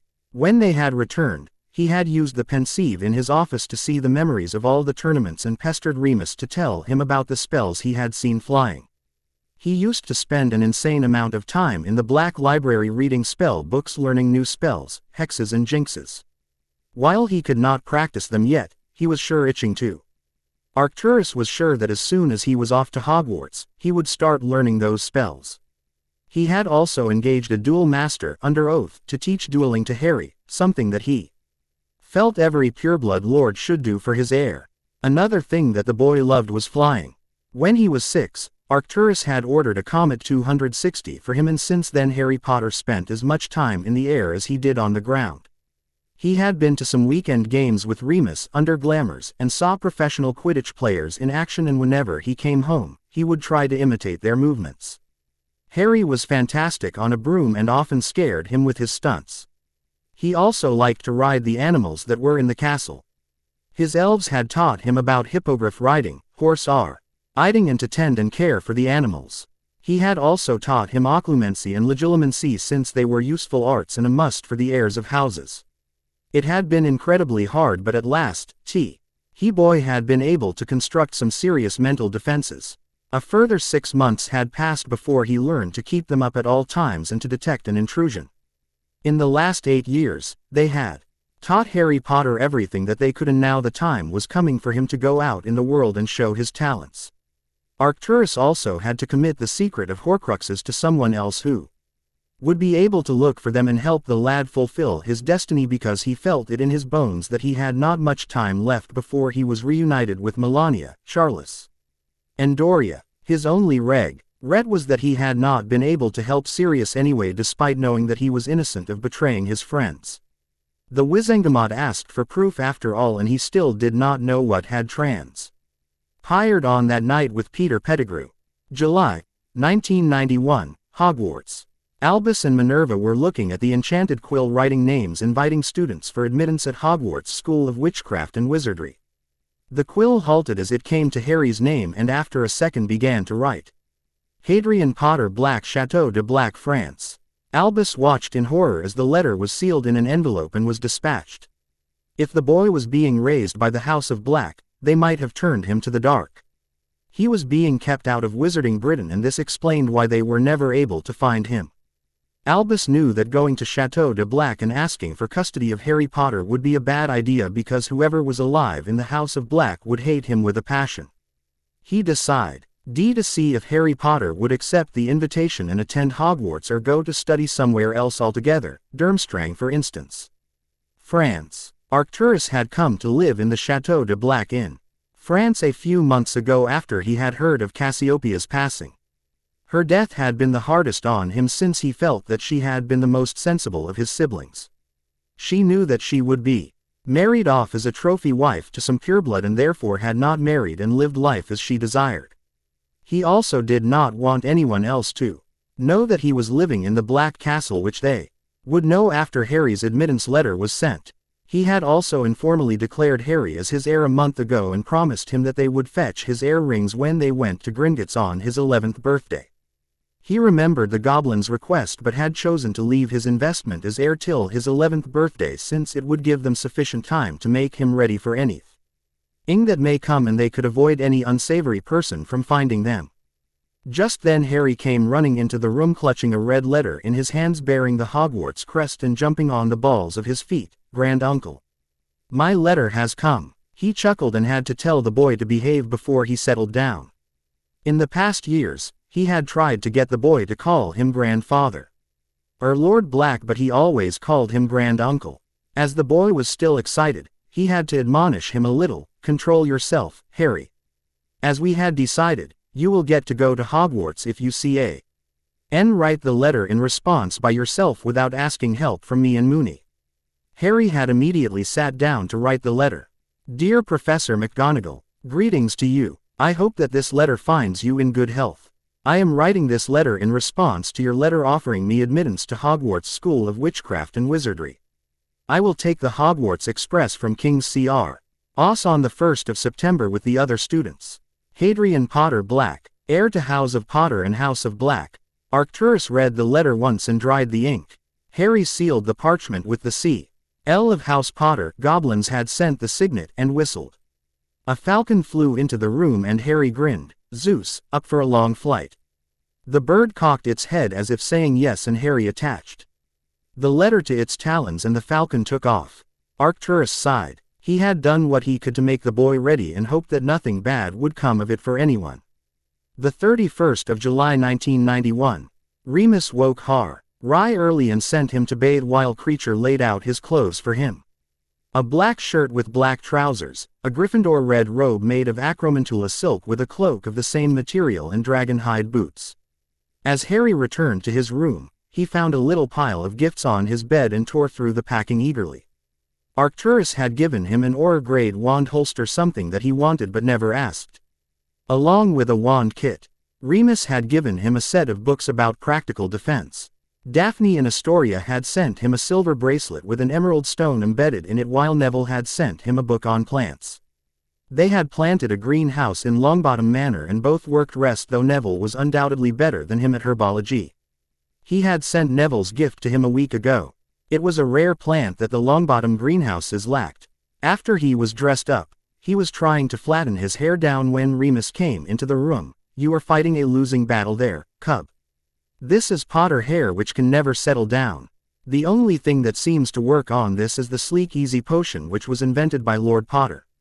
He produced a bottle of the said potion and liberally applied it to his hair, and it was tamed down a bit so that he would not look like a mannerless wizard. Then Remus started to apply glamour charms on him. He lengthened his hair, turning it to brown, changed his eye color to steel gray, and raised his cheekbones. When Harry entered the Lord's study, he found that Arcturus was likewise under glamour charms. Remus and Harry accompanied the older wizard to the fireplace, where Arcturus threw in a pinch of flow powder into the grate and called, "Number 12, Grimmauld Place." Harry and Remus followed suit.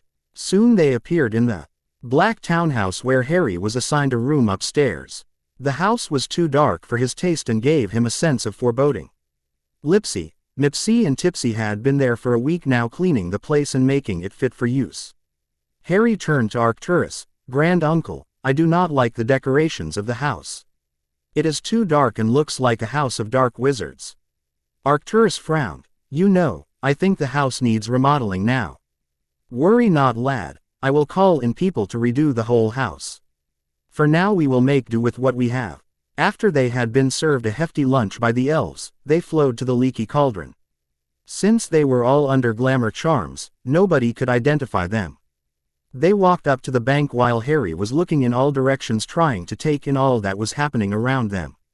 The lad had been stopping at every step to look at every window display, to take in everything that was there to see. He was also intrigued when he had stopped and read the warning that was written outside the bank, where two goblins stood as sentry. They approached a teller. Arcturus respectfully said to a teller goblin, "I am here to see Iron Tooth, manager of House Black." The goblin, who still had not looked up from his ledger, sneered, "Iron Tooth is not an ordinary goblin, wizard.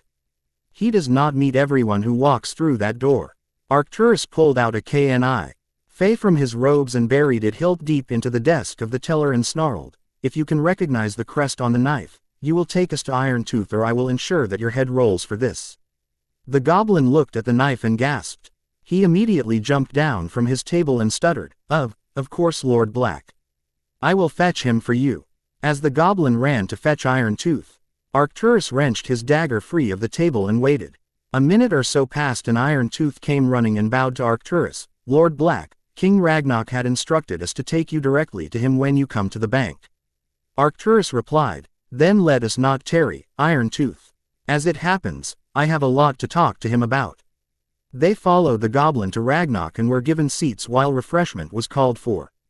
After they all had made themselves comfortable, Ragnarok opened the conversation. "Lord Black, it has been a while since you came here.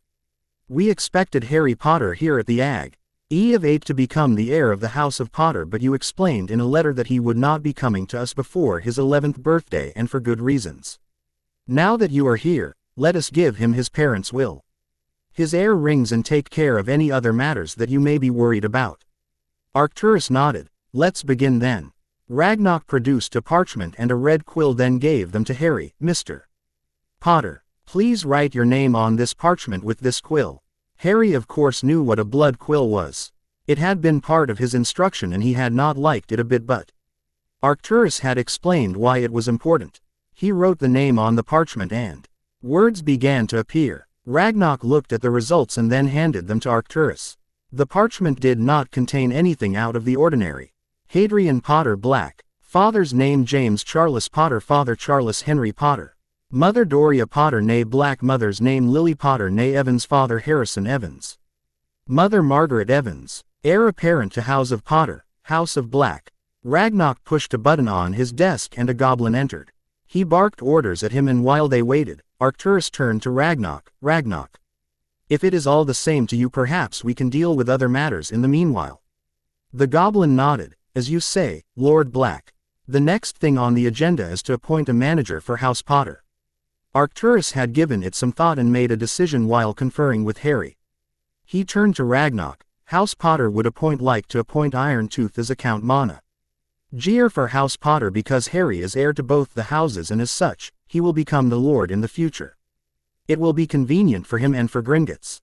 Ragnarok nodded. It will be done, Lord Black. He turned to Irontooth and gave some orders and the goblin left. Sometime later, the goblin who had been sent to fetch the will returned and presented it to Ragnarok, who gave it to Harry. With trembling hands, Harry started to read. We, Lord James Charles Potter and Lady Lily Potter, do hereby declare this to be our last bequest, made in good faith and in sound health and fit state of mind. Any other bequest which exists at this point of time is null and void. To Sirius Orion Black, we leave 1,000,000 galleons and our son Hadrian Potter with the hope that he will be a good godfather to him, who will teach him to be a better man and great wizard. Padfoot, you fought with us tooth and nail for this honor over Moony and Wormtail, and now it is upon you to make him a better person. To Remus Lyle Lupin, we leave 500,000 galleons and the country estate in Sheffield with the hopes that you will do your duty as an uncle to Hadrian in case Padfoot only tries to teach him to be a prankster. Moony, please find a witch who would love you, ignoring your furry little problem, and start a family with her so Harry will have someone his age to play with. We would have given you more, but we know your dignity would not allow you to accept it. To Peter Almightus Pettigrew, we leave 200,000 galleons to help you start the business you always wanted and to help you I have your dream of traveling around the world. However, if you have betrayed us Wormtail, we hope that you will die paying for your crimes. To Frank Jeremy Longbottom and Alice Longbottom, we leave 500,000 galleons with the hope that you will look after Harry as you would look after your own son, Neville, who is our godson. To Neville Frank Longbottom, we leave 200,000 leons in the hopes that you will grow up to be a fine young man and make your parents proud. We are sorry that we could not be around to see you grow up. Through this testament, we also establish a trust with corpus fund of 500,000 galleons to help pay for those students who cannot afford school supplies. This fund shall be held in trust by Lord Ragnarok of Gringotts, and the money will be invested by him as he sees fit while he finances the education of those students who cannot afford their education easily. The rest of our wealth will go to our son, Hadrian Potter. Harry, we want to be there for you, but the war and threat of Voldemort is hanging over our heads like a sword, and if we have died, remember that we died doing what was our duty. We hope that you will have a long, happy and fulfilling life ahead. We provide a list of persons who shall get the custody of Harry Potter in event of our untimely demise. 1. Alice Longbottom, godmother to Hadrian James Potter or their legal relatives. 2. Sirius Orion Black, godfather to Hadrian James Prelatives. 3. Remus Lupin, friend of the family. 4. Minerva McGonagall, Transfiguration professor at Hogwarts School of Witchcraft and Wizardry and godmother to Lord James Charles Potter. James Charles Potter and Lily Potter, Lord and Lady Potter. After Harry finished reading the will, he wordlessly handed it to Arcturus and turned to Ragnarok. Since Sirius Black is incarcerated and Peter Pettigrew is supposedly dead, does it mean that those provisions of the bequest will not be enforced? The goblin nodded. You are right, Mr. Potter. Would you like for the other provisions of the will to be put into effect immediately? Harry nodded. Yes, please. Arcturus, who had been sitting strangely quiet, started speaking excitedly. This will proves that Sirius is innocent. Harry excitedly said, then let us take this to the ministry and ask them to release him. Arcturus sighed. Alas, this will does not state that Peter WHAR is their secret keeper, and we also do not know about the events of that night when Sirius allegedly killed him and 12 muggles. We will need something more than this to ensure that he is exonerated. Jew. Saint then Iron Tooth entered the room and placed an ornate wooden box on the table. It was made of cedar and contained 2 rings. One had the Potter crest while the other had the black crest. Ragnarok handed the rings to Harry, telling him, place the Potter ring first and then the black ring. If the house magic accepts you, you will know it. Harry wore the rings one by one. While the Potter ring fit his finger almost instantly, the black ring scanned him for quite some time before it fit in his finger and melded with the Potter ring. Ragnarok congratulated him. Congratulations, Mr. Potter. I apologize that I cannot give you access to your family vaults until you reach the age of majority and ascend as Lord Potter. Until then, you have access to your trust vault. It will give you access up to 500,000 galleons per year, refilling from your family vaults annually. We will send your quarterly statement to you via owl. Arcturus obtained a pouch from Iron Tooth which he gave to Harry. It was connected to Harry's trust vault and it would never be empty so long as he still had funds there. Their business done, they left the bank. As they were approaching Madame Malkin's, Harry asked Ed something which had just come into his mind. Grand Uncle, you have told me several times that I am very famous. Why is it that I have never received a letter from anyone in the wizarding world? Remus snorted while Arcturus smirked. When you were brought to Black Castle, we discovered that you had mail wards on you, meaning no one could have sent you letters at the Muggles' home. I think Dumbledore placed the ward on you so that hundreds of owls would not be seen flying around a Muggle house and attract unnecessary attention. As you came to Black Castle, we called in a curse breaker to deet our mind that there were no wards upon you which would harm you. He found that you had a mail ward on your person and another ward tied to you which would keep the caster informed about your well-being. We had him break the mail ward, and as you know there are some heavy mail wards around Black Castle, and every letter which was sent to you was redirected to a chamber where they still lie to this day. Many were from witches and wizards congratulating you for a feat you would not remember doing, while a lot were from witches of your age who perhaps had taken a fancy to the boy who lived. You can read them at your leisure when you return to Black Castle at the end of your first year. Harry blushed but kept his expression carefully neutral. Arcturus sent him to Madame Malkin's with Remus while he went off to buy something. What that something was, he was keeping to himself. The witch in the shop ushered him in. Hogwarts, dear. Go to the back and have your measurements taken. Another boy is being fitted there. Harry entered the back of the shop and stood on a stool while a measuring tape was taking his measurements. The other boy had platinum blonde hair, a long face, and steel gray eyes. Harry felt like there was something familiar about the other boy, but Harry could not place it. The other boy asked him, "Are you going to Hogwarts too?" Harry nodded. Yes. The boy said, "Do you know which house you will be in?" "I bet I will be in Slytherin." Harry shrugged. "We won't know that before we get there, will we?" The other boy, who could not take the hint that Harry was not willing to talk, said again, "My parents are next door, looking for books. I think I will bully them into buying me a broom and then smuggle it into school." "What is your favorite Quidditch team?" Harry replied, "I have none." The other boy asked, "Where are your parents?" Harry replied offhandedly, "They are dead." The other boy asked again, "But they were like us, right?" "Magicals." Before Harry could think of an answer, the witch told Harry that his measurements were done and he was thankful for the escape. He had not wanted to come to Madame Malkin's in the first place because he had wardrobes overflowing with clothes, both wizarding wear and Muggle, but Arcturus had insisted that since he had no dress robes, he would have to buy some. They left after an hour with 5 school robes and other required items. The next stop was the trunk shop. Arcturus had many sophisticated trunks in the castle, but he wanted Harry to have something simple. They chose a 2-compartment trunk, one a library and other a wardrobe. They also selected to couple it with a featherlight charm, a locomotor charm and shrinking runes.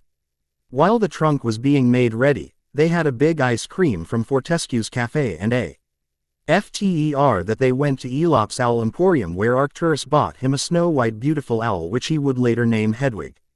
When he asked why he was being given an owl, Arcturus told him that Falcons were not allowed at the school as they could attack the school owls. When they reached the Black Town house, Harry found a parcel on the bed waiting for him. There was no name on the packet though, except a small piece of parchment which read, Harry Potter. He hollered for Remus and the werewolf came running up with Arcturus and he showed the packet to them. Remus cast some detection spell at the packet and nothing dangerous was revealed. Harry opened the packet cautiously and something soft and silky fell out of the packet. Remus cried, "That is James's invisibility cloak which has been missing all these years. I wonder who had it." Harry looked through the wrapping and found a letter. "This was left with me by your father shortly before he died. I needed this to research some old magics. It is time that it was returned to its rightful owner. Use it well. Happy birthday, Hadrian Potter Black." Remus looked at the letter and said, "This is Dumbledore's handwriting. I wonder why he needed this cloak when he can be invisible without using the cloak." Arcturus said nothing but mentally smirked. He knew of the legend of the cloak, having been told about it by Charles Potter. He resolved to make sure that Harry Potter learned about his heritage. The 1st of September 1991. Finally the day was here when Hadrian Potter Black was to embark on the next phase of Arcturus's plan.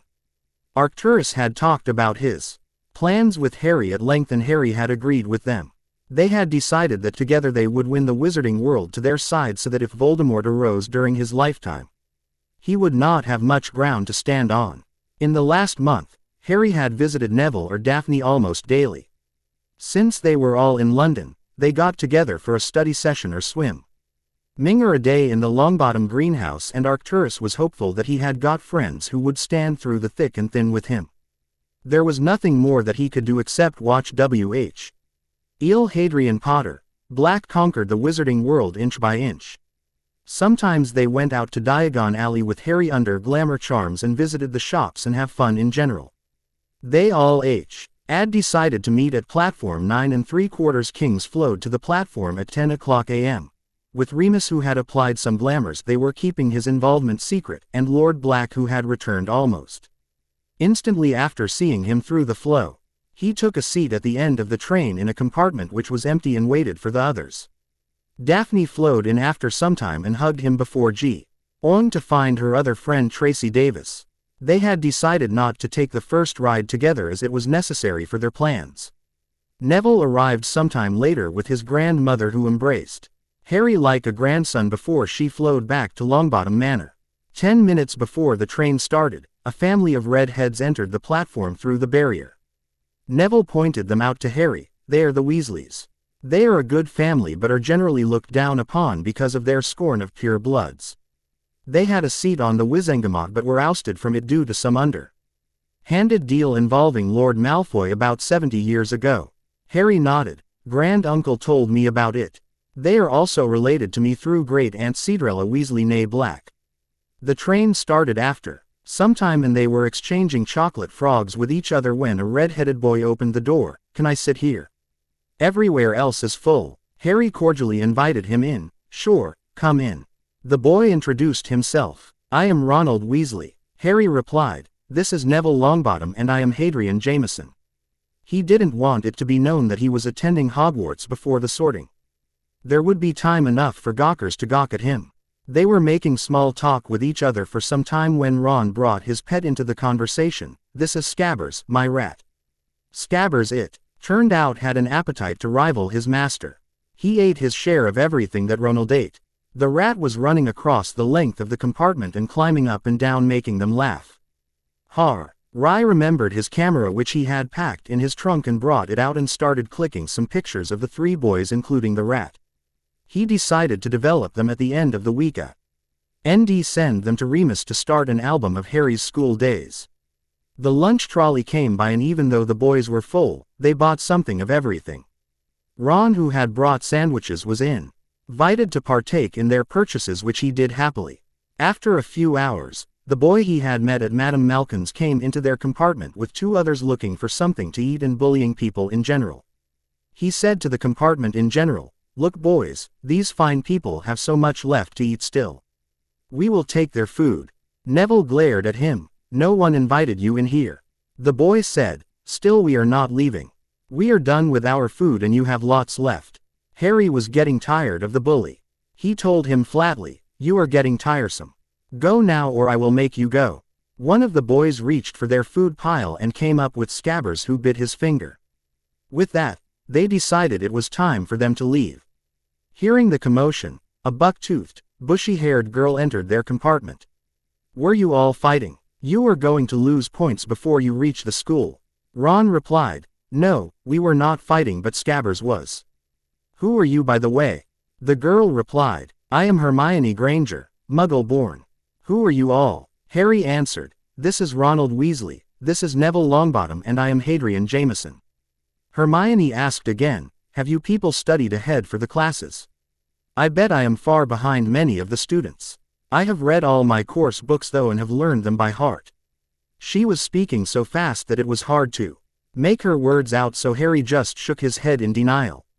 Telling them to get ready, she left them in their compartment.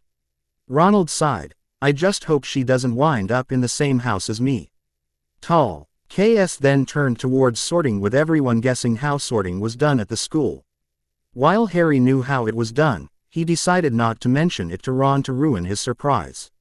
He would find out for himself soon enough.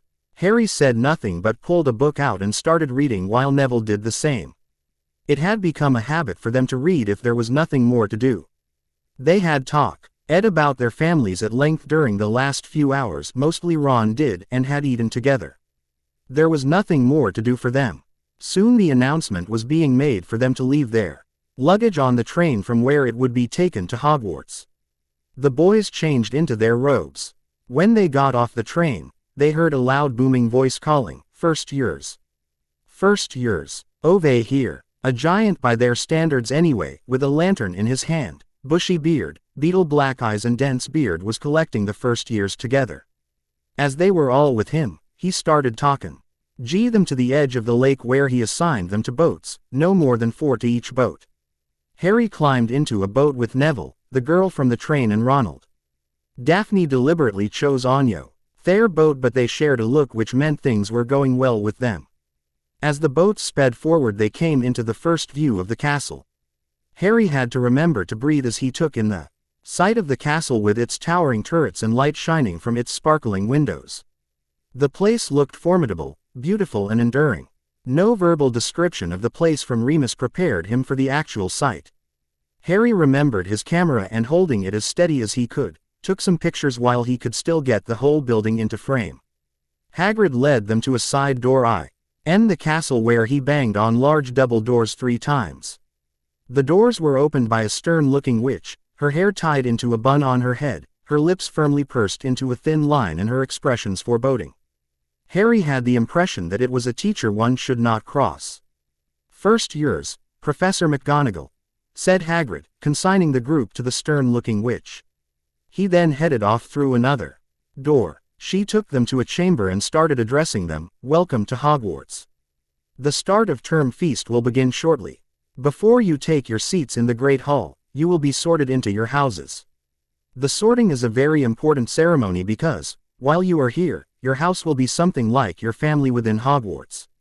You will have classes with the rest of your house, sleep in your house dormitory and spend free time in your house common room. The 4 houses are called Gryffindor, Hufflepuff, Ravenclaw and Slytherin. Each house has its own knob, history, and each has produced outstanding witches and wizards. While you are at Hogwarts, your triumphs will earn your house points, while any rule breaking will lose house points. At the end of the year, the house with the most points is awarded the House Cup, a great honor. I hope each of you will be a credit to whichever house becomes yours. The sorting ceremony will take place in a few minutes in front of the rest of the school. I suggest you all smarten yourselves up as much as you can while you are waiting." Harry did not understand what he could do to smarten himself up except try to tame his hair. But he knew that was a losing battle. Every Potter male was cursed with the same hair. As they were waiting, some students jumped in fright as pearly white ghosts drifted out of a wall, talking among themselves and arguing what to do about Peeves. One of them noticed the students and asked them what they were doing while others guessed that they were waiting to be sorted. McGonagall led them into the Great Hall and Harry was amazed at the size of the hall.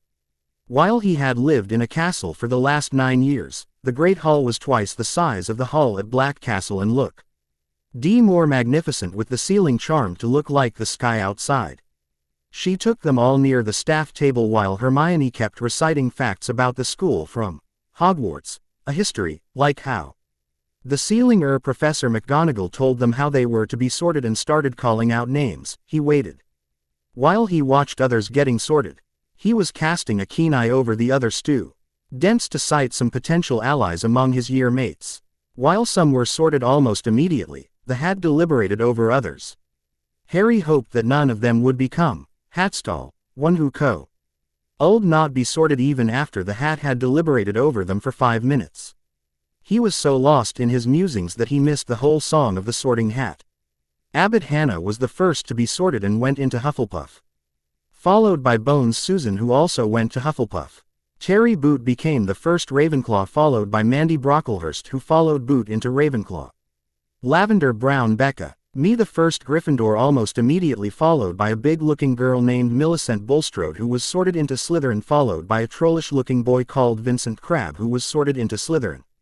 Michael Corner again was sorted into Ravenclaw followed by Stephen Cornfoot and Tracy Davis became Slytherin with Faye Dunbar being sorted into Gryffindor, then came Kevin Entwistle and Justin Finch Fletchley who both were sorted into Hufflepuff. Seamus Finnegan going to Gryffindor and Anthony Goldstein went to Ravenclaw. Finally it was Hermione's turn and she eagerly put the hat on her head and it started speaking in her head. What do we have here? Oh, you have a well-organized mind here. You have a thirst for knowledge but you are also brave and do not hesitate to take a stand. Ravenclaw would be good for you and so would Gryffindor, so, where to send you? Hermione spoke. Can you send me to Gryffindor? It will be good there for me.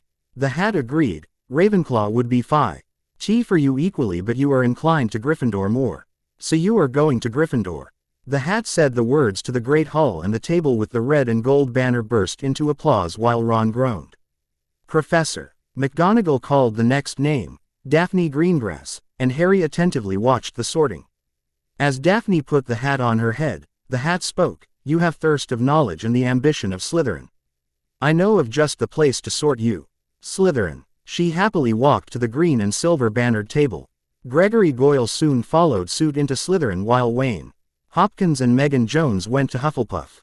Sue Lee was sorted into Ravenclaw and then it was Neville's turn. Neville shuffled nervously towards the stool and put the hat on his head. The Hat said, Oh, I see. You have lived under the shadow of your parents' fame. I can see you are hardworking and loyal, the traits of Hufflepuff but there is an underlying sense of bravery and chivalry. You will do well in Gryffindor. Harry noticed that Hermione and Neville both came close to Hatstall but had been sorted before the 5-minute mark. When McGonagall called, Draco Malfoy, the boy from the train walked LKED up to the stool and as soon as the Hat had touched his head, the Hat called out, Slytherin. Smirking in pleasure, he strode to the table with the green and silver banner. Isabel McDougal was so RTED into Ravenclaw while Ernie Macmillan was sent into Hufflepuff. Lilith Moon, Theodore Knott and Pansy Parkinson were sorted into Slytherin and then the Pottle twins were called who were sorted into Ravenclaw and Gryffindor respectively. Sally Ann Perks was sent into Hufflepuff and Harry was feeling the jitters knowing he was next. This was the moment that would determine whether their preparations had been enough. McGonagall called, Hadrian Potter Black, and there was complete silence in the Great Hall. While people did not know him by Hadrian yet everyone knew he was the last Potter and so everyone was gawking at him as the Hat sat on his head. The Hat examined his mind for some moments and then said, I must say I am surprised Mr. Potter Black. You have a well-organized mind with some serious mental shields. I can see cunning, resourcefulness and ambition in you which are all the traits of Slytherin and no doubt you will learn to be great in Slytherin. There are also underlying qualities of bravery, chivalry and courage in you which makes you worthy of Gryffindor. What do you say, Mr. Potter? Harry replied, I would rather be in Gryffindor than Slytherin. No true Slytherin would be sorted there if he could derive an advantage by being in another house. The Hat guffawed, that is a good point however logic does not work here. I still think you would do well in Slytherin. Harry frantically said. No, I refuse to go to Slytherin. The hat finally gave in. Okay, if that is your wish, Gryffindor.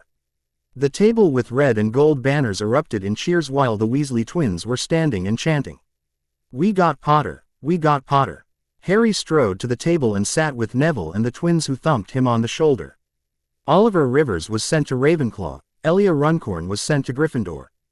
Sally Smith and Zacharias Smith were sent to Hufflepuff. Dean Thomas joined Gryffindor while Lisa Turpin was sent to Ravenclaw. Ronald was sorted to Gryffindor and Blaise Zabini was sorted into Slytherin. After that, Dumbledore stood up and said, Welcome.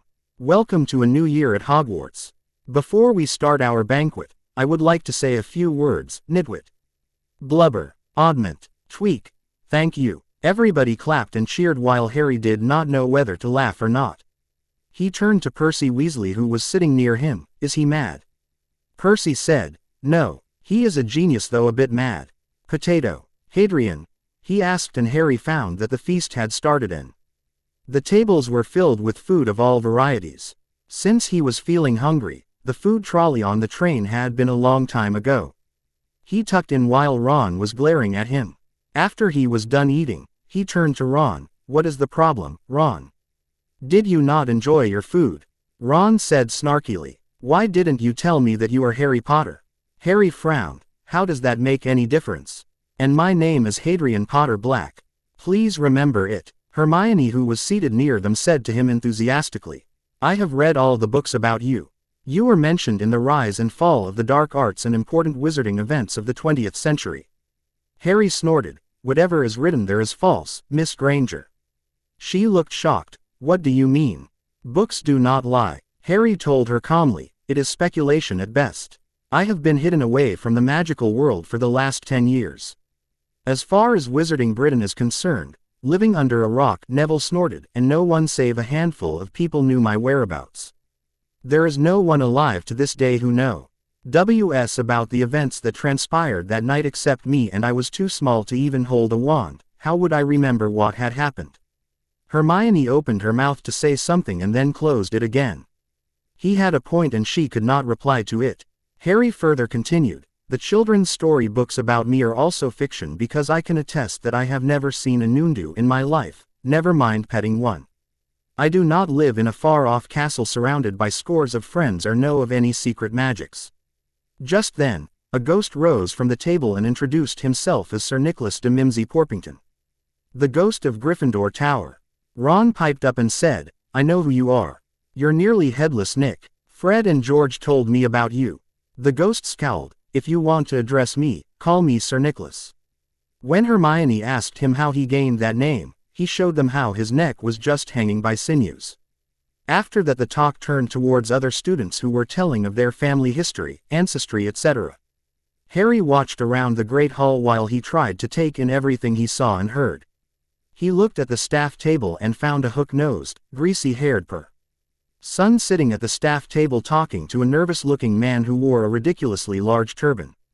He turned to Percy, who had been talking to Hermione and answering her questions, Abed fascinated by Transfiguration but was disheartened to know that they would not be transfiguring furniture into animals for now but small things like matchsticks into needles. He asked Percy, who was a prefect, Percy, who are those two? Percy looked where he was pointing and answered, they are Professor Quirinius Quirrell, who teaches defense against the dark arts, and Professor Severus Snape, who teaches potions. Snape has always wanted to teach defense. Harry was surprised but covered his surprise nicely. He had heard from Lord Black that Severus Snape had been accused of being a Death Eater, and to see teaching here was discomforting for him. Snape looked at him sharply just then and their eyes connected for a moment, but then Snape looked away. Dumbledore stood up again. Now that you all are warm and fed, it is time that I give you all some notices before you are taken to your comfortably warm beds and tucked in to be ready for your lessons beginning tomorrow. Everyone chuckled for a moment and Dumbledore started speaking again. The Forbidden Forest is just that, forbidden. The new students as well as some older students would do better to remember this. He looked at the twins who were snickering. Mr. Filch, our caretaker has reminded me this morning that no magic should be used in the corridors between classes. The list of restricted objects has been extended and now includes 300 objects.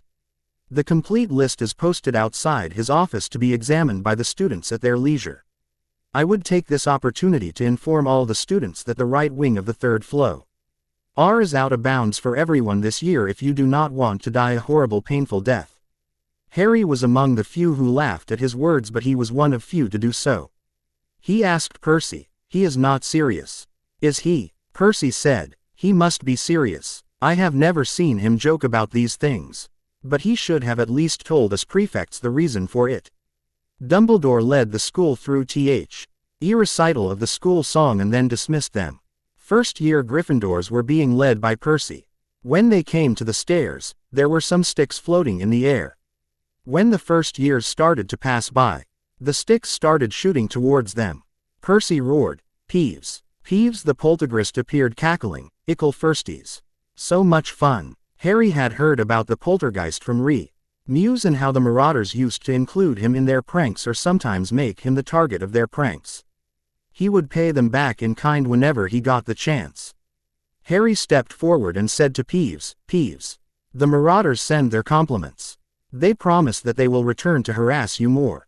The poltergeist almost fell out of the air but was airborne at the last moment. He drifted away. Percy said to him appreciatively, "That was very good, Hadrian. Nobody has managed to do this to him yet in my memory."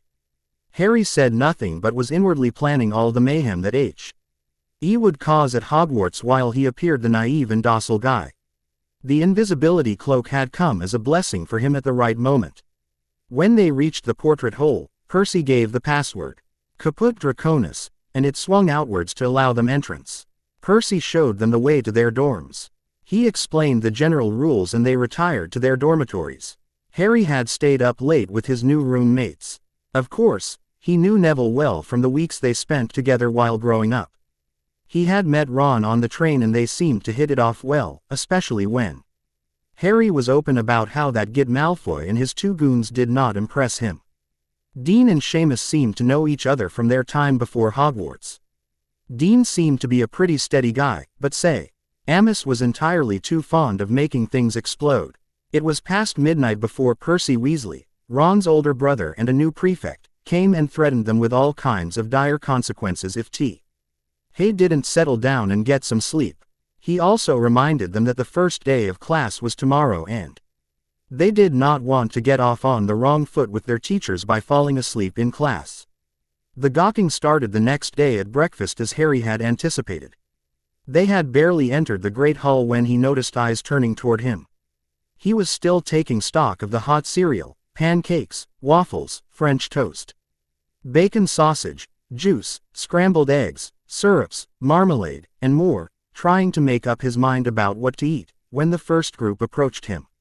They were a delegation from Hufflepuff, led by a very pretty first year with strawberry blonde hair who introduced herself as Susan Bones. Her friend was Hannah Abbott and there were a few other first years with them. Next up was Daphne Greengrass who introduced her friend Tracy and a few other first years from Slytherin. While they were visiting, Harry discreetly slipped her a note to meet him in the library after dinner. She would have to look for a "notice me not" charm. Of course, Draco and his squad, Crabbe, Goyle and Parkinson did not join the parade. It seemed to Harry that each of the other tables was watching, taking their turn to come and introduce themselves. Some just wanted to say hello. Some offered their friendship while many just wanted a closer look at the boy who lived to see if the reality was anything like the legend. Most of them just came over, said hello and were gone before he could actually respond to those he found interesting. As breakfast progressed, Harry grabbed mouthfuls of food between visitors. He realized that today was going to be a long day. His mind was reeling with all those people who were introducing themselves to him trying to become his friends. As Great Aunt Cassiopeia had taught him, he politely talked with everyone, accepted their compliments and said a word or two in return to each one. He had been surprised with the number of Slytherin students who came over to see him and convey their wishes or regards. If he were a Muggle born he would have thought all of these people were trying to be his friends, but being raised by Slytherins, he knew they were all trying to get in his good graces because he was the heir to House Black. As he sat to breakfast with Neville on one side and Ron on the other, a tawny owl landed in front of him. It had the Daily Prophet in its legs for him. After paying the owl, he unfolded the paper and groaned. The front page was splattered with a bold headline and a smiling photo somebody had been able to obtain without his knowing. The boy WHO lived. The savior of the wizarding world arrives at Hogwarts. By Helena Campbell. Yesterday, in the sorting of the smallest class yet at Hogwarts School of Witchcraft and Wizardry. Most of the populace of the wizarding world held their breath while they waited for the sorting of none other than the boy who lived, Harry James Potter, who we are told goes by Hadrian James Potter Black now. Yes, dear reader, the savior of the wizarding world has been raised by the family of the man who betrayed his parents to you-know-who. For more on Ancient and Most Noble House of Potter and Ancient and Most Noble House of Black, CP8. While we do not yet know of the conditions of his placement with the House of Black, we had not anticipated that he would be given to the darkest of the families for being raised. Some of the sources claim to have seen him wearing the heir ring of the House of Potter and Black, indicating a family merger between the two houses. Gringotts also confirmed that he is the heir of both houses by reason of being the last Potter and the heir of Black, as he has been declared so by Lord Arcturus Orion Black, who lives a reclusive life on the continent. For more on Lord Arcturus Orion Black, CP 6. This also raises questions as to his well-being and the choice of Albus Dumbledore, who had assured the general wizarding populace that he was being hidden in a place which is safe from any kind of attack. However, sources have informed us that he is quite the charming young man who does not anyone. In the sorting, it was observed that the hat took its time to sort him. In fact, some of the sources suggest that he avoided being a hat stall by a matter of a few seconds. The final verdict of the hat was to sort him into Gryffindor WHAR.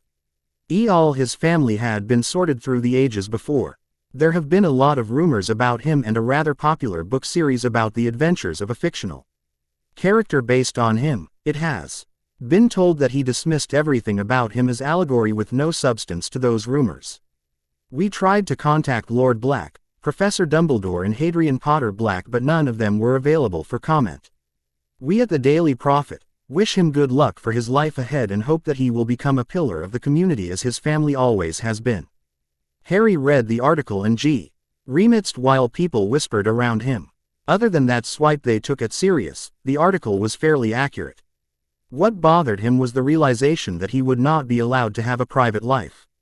It did looked like Dumbledore had taken steps to at least keep the press out of the school, and Harry was thankful for that small mercy.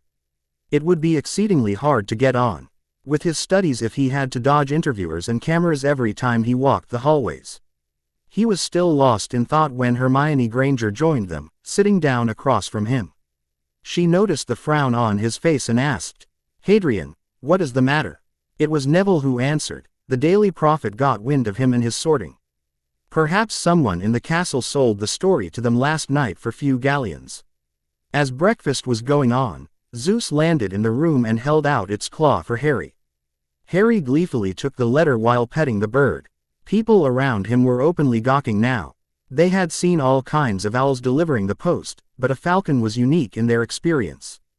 The letter was from Moony, who wanted to know about his day so far, how he was settling in to the castle and everything that he had done or not done.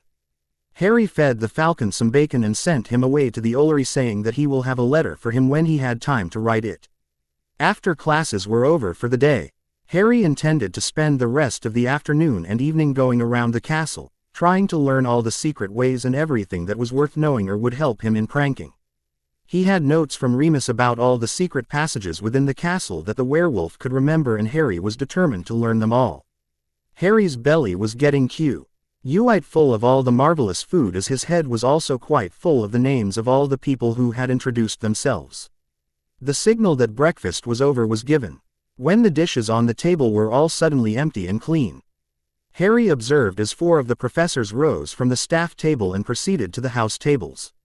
The greasy-haired, sallow-complexioned, hook-nosed wizard, all dressed in black, went to the Slytherin table. The witch with the fly-away hair, wearing the patched hat, went to the Hufflepuff table. The diminutive, energetic wizard trotted over to the Ravenclaw table. The tall, stern-looking witch with her hair in a tight bun was heading his way with a stack of parchments in her hand. With a wave of her wand, The parchments flew out of her left hand and landed, one in front of each student. When Harry looked down at his, he realized that it was his timetable. Hadrian James Potter Black, first year 1991-1992. Monday. 9 o'clock Charms Classroom, Professor Phileas Flitwick with Hufflepuff. 10:30 Herbology, Greenhouses. Professor Pomona Sprout with Hufflepuff. Noon Lunch, Great Hall. 1:30 Double Transfiguration Classroom, Professor Minerva McGonagall with Ravenclaw. Tuesday. 9 o'clock Double Defense Against the Dark Arts, Defense Classroom, Professor Quirrell with Ravenclaw. Noon Lunch, Great Hall. 1:30 Herbology, Grey. In Houses, Professor Pomona Sprout with Hufflepuff. Wednesday. 9 o'clock Charms Classroom, Professor Phileas Flitwick with Hufflepuff. 10:30 Defense Against the Dark Arts, Defense Classroom, Professor Quirrell with Ravenclaw. Noon Lunch, Great Hall. 1:30 Double History of Magic, History Classroom, Professor Cuthbert Binns with Ravenclaw. 9 p.m. Double Astronomy, Top of Astronomy Tower P. Professor Aurora Sinistra with Hufflepuff. Thursday. 9 o'clock Herbology, Greenhouses, Professor Pomona Sprout with Hufflepuff. 10:30 Transfiguration Classroom, Professor Minerva McGonagall with Ravenclaw. Noon Lunch, Great Hall. 1:30 Charms Classroom, Professor Phileas Flitwick with Hufflepuff. 3:30 Flying, Quidditch Pitch, Madame Rolanda Hooch with Slytherin. Friday. 9 o'clock Double Potions Dungeon, Professor Severus Snape with Slytherin. Noon Lunch, Great Hall. Charms Classroom. Thanks to Remus, Harry knew that Charms classes took place on the second floor. Finding the Charms classroom did not take him long. Harry's first ever class at Hogwarts was Charms, attended with the Hufflepuffs. The diminutive Charms professor climbed a stack of books to reach his chair and started calling out their names. When he read out Harry's name, he squeaked and toppled off of his chair. The Charms professor set them to learn the Lumos and Nox charm. Harry had scoffed at the Aya, initially wondering why would this spell need to be taught, but one look at the Muggle-born students and he realized why they needed to learn the charm. He had been brought up in a castle where he had been carefully taught and practiced from an early age. But some of these Muggle-born did not even know that magic was real until about 2 months ago at most. The Charms teacher was a cheerful and energetic person who made sure the students understood the theory first and then demonstrated the spell. He asked very few questions of the students. But when they had a question, which was rare, he CKLY and cheerfully gave short and clear answers. Harry had already shown his proficiency in Lumos and Nox and now was trying his hand at the Petrification Hex. He knew how to cast it perfectly and that while the Muggle-born finished learning Lumos and Nox, he had plans to corner the Charms teacher to teach him dueling because he wanted to participate in the World Under-14 Dueling Championship. The Charms professor had been a dueling champion for 9 years in a row, and there were things that Harry could learn from him. The greenhouses. Next up was his first lesson in herbology with the Hufflepuffs. They moved in one great mass from the Charms classroom, down the trick stairs and out the front doors of the castle to the greenhouses. Waiting outside the greenhouses to greet them was Professor Sprout. Harry's first impression of her from the welcoming feast the night before was that this witch did not care much for her own appearance. Now that Harry saw her up close, he could see that she had a kind face, with fly-away hair and a laughing, cheerful yet careful nature. Having already taught one class today, there were visible signs of toil, soil and sweat on her generous and well-muscled frame. Harry guessed that working with plants all day was physically taxing, and given what he already knew about magical plants, often dangerous. She was also the head of house for Hufflepuff. It was rumored that she gave special lessons to her house in herbology by decorating the common room with plants from her lessons. She escorted them inside of greenhouse number 1. This was where the mostly harmless plants were kept, only slight variants from many plants known by Muggles. When they were all gathered around the tables, she started addressing them. Welcome to herbology. This subject attracts 2 types of people: those who love plants and those who wish to be potions masters. A large majority of potions ingredients come from plants, both magical and mundane. It would be impossible to do anything original with potions without understanding these plants, knowing their properties, how to care for them. As for my fellow plant lovers, I just find it relaxing and rewarding to see them healthy, growing and maturing. When a plant is not doing well, I take it as a personal challenge to determine what ails it and cure it. I hope that some of you may feel the same way. My job is to teach you all of these things. Before we begin, there are a few things that you should know. First, I do not waste my breath. If I caution you about something that a plant does, it is for your own safety. Please pay attention. Second, always wear your dragon hide gloves. You will be handling plants which have poisonous barbs, corrosive sap, teeth and more. You will also be handling fertilizer. Need I remind you of where that comes from? You do not want any of this in contact with your skin, or it will be a trip to the hospital wing to visit with Madame Pomfrey. Third, if a plant does attack you, you are permitted to yell. And yes, swear if you must, to get our attention and alert the people around you to the danger. Fourth and finally, there will be no time wasting in my class. RGR. Greenhouses are vast and there are always some plants in need of attention. Are there any questions? Seamus raised his hand. Professor, if a plant does attack one of us, what should we do? She responded, Finnegan, isn't it? It is best to sound the alarm and get out of the reach of the plant immediately. A plant can be repelled with the flippendo jinx. If, however, you are not able to disentangle yourself, most animate plants can be stopped, without doing any serious harm to them, with a stunner. If, however, the plant cannot be stopped in any other way, you may be forced to destroy it with incendio. We will spend some of this class making sure that all of you can use those spells. She taught them about asphodel, its qualities, its uses and other details associated with that plant. She also taught the spells she had mentioned. During the class, Harry made his acquaintance with Ernie Macmillan, whose family had been an ally of the Potters. Ernie pompously promised to introduce him to others who were friends of House Potter. When the class was over, she assigned them a foot of parchment to be turned in the next class about the stupefy, incendio and flipendo jinx and their uses in Herbology with the incantation and wand movements. The Great Hall. By the time Harry had washed up and put on fresh robes, lunch in the Great Hall was well underway. He made a mental note to work more on those household, clean yourself up type spells. It occurred to him that they were huge time savers. Most of the lunch conversation was about the professors and what they had learned that morning. The steady stream of visitors from breakfast did not repeat itself. Lunch, although he was late, still seemed to stretch out for a long time. This afternoon would be a double Transfigurations lesson with his head of house.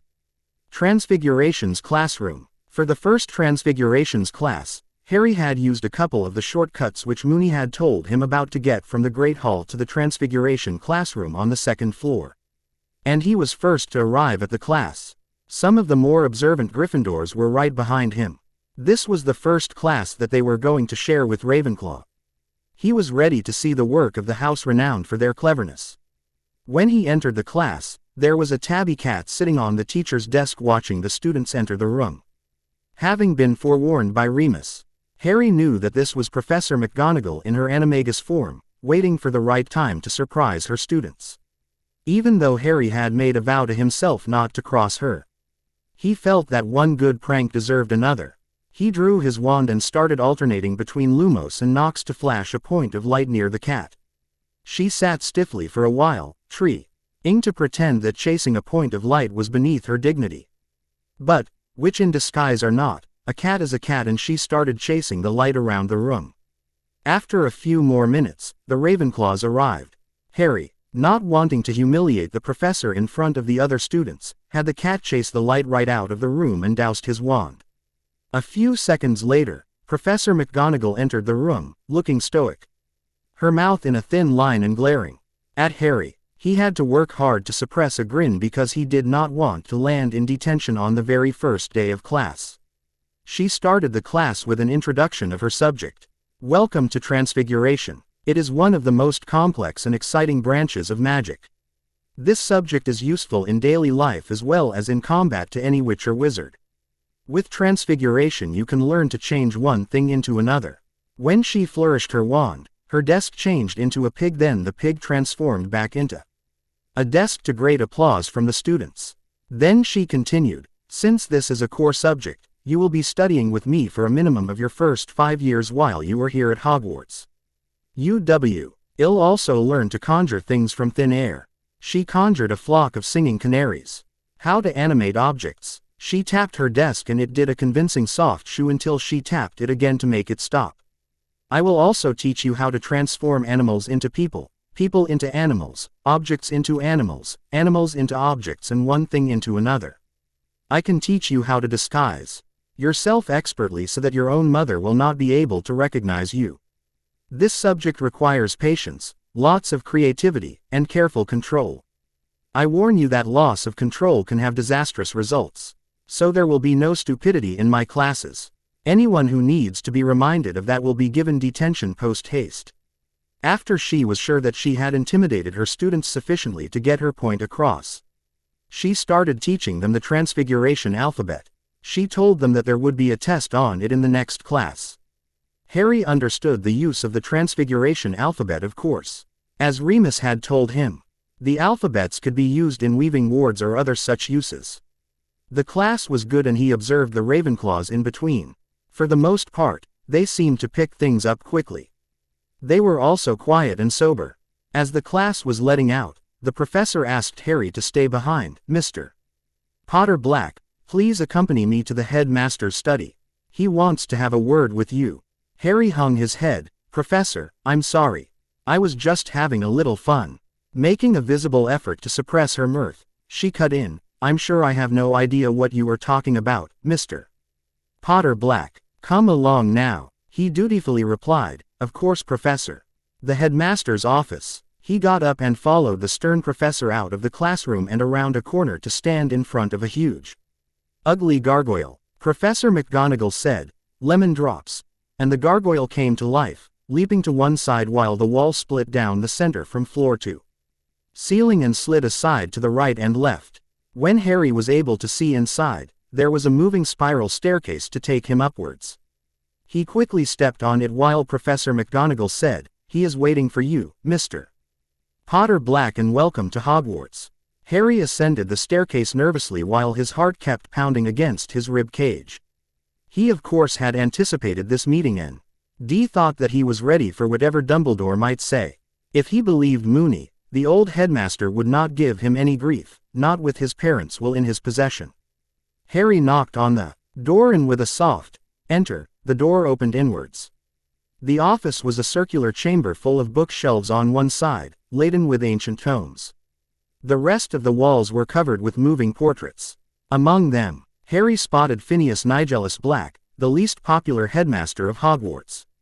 The headmaster was seated behind a big table on a stuffed chintz chair, his long fingers steepled together, his half-moon glasses perched on the bridge of his nose and his electric blue eyes were on the other side of the office. There were little spindly-legged tables with delicate silver instruments on them, some of which were whirring and puffing. There was a bowl of candies placed in front of the headmaster while on the side was a perch where a beautiful phoenix was sleeping. Harry remembered being told by Moony that the phoenix was called Fox and sang beautiful, joyous melodies. "Welcome, Mr. Potter Black. Please take a seat," the headmaster said, pointing to one of the seats on this side of the table. As Harry sat, the headmaster pointed to the bowl of sweets. "Would you care for a lemon drop?" Harry replied, "I hope I am able to refuse without any offense, Professor." Dumbledore shush, rugged but said nothing for a few minutes, perhaps thinking of how to start the conversation. Harry took the time to look around, taking in the office and its contents. As he looked more closely at the portraits, he could see that each one bore a name and the dates when they were headmasters of the school. He knew, from his experience at the Black Castle, that these portraits could talk and move between portraits in the same building or portraits of themselves in different locations. This was likely a large part of how Dumbledore kept an eye on things in the school and communicated discreetly outside of the school when needed. He could only guess at the function of the silver, puffing instruments sitting on their spindly-legged tables. Harry thought they might be some highly sensitive detectors. But given the whimsical nature of the headmaster, they might just be toys. Dumbledore's voice interrupted Harry's speculations. "Mr. Potter Black." Harry cut him off with a smile and a wave of his hand. "Headmaster. Please call me Hadrian or Harry." Mr. Potter Black sounds like I am in trouble for something. Dumbledore chuckled. All right then, Harry, it is. He sobered up then. There are a few things that you should know.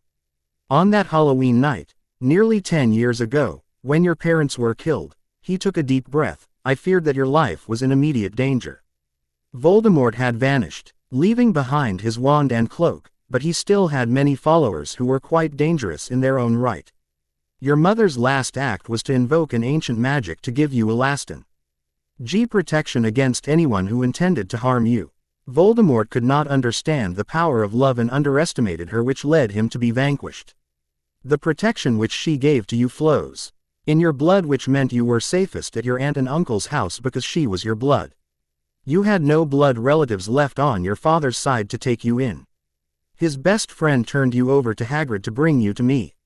A week later, he was accused of betraying your parents and sent to Azkaban. I did not know who your godmother was or anyone else who could take you in. Your parents had another best friend, Remus Lupin, who was not in the country on that night, and he was ineligible for a few more reasons. I was told that your aunt and uncle do not like wizards in general, but trustee ing that your Aunt Petunia had some of your mother in her. I was hoping that she would be kind to you and raise you well. I was both saddened and horrified to discover how wrong I was when you disappeared, and I investigated their home, trying to determine what had become of you. While I do not deserve it, I hope that with time, you will be able to forgive me for my mistake, understanding the limited choices of an old man. The older wizard's face had shown a myriad of expressions all the while he spoke. Harry understood that he was being truthful. Maybe he was remorseful for what he did. The truth was that Harry had been ready to confront Dumbledore, give him an earful for his mistake, but the headmaster had already accepted his mistake. He wondered at how uncanny Remus had been in his prediction of Dumbledore's character. The old headmaster had acted the way Remus said he would. There were still a few questions which he needed answered. He turned to the headmaster. Professor, I have a few questions for you.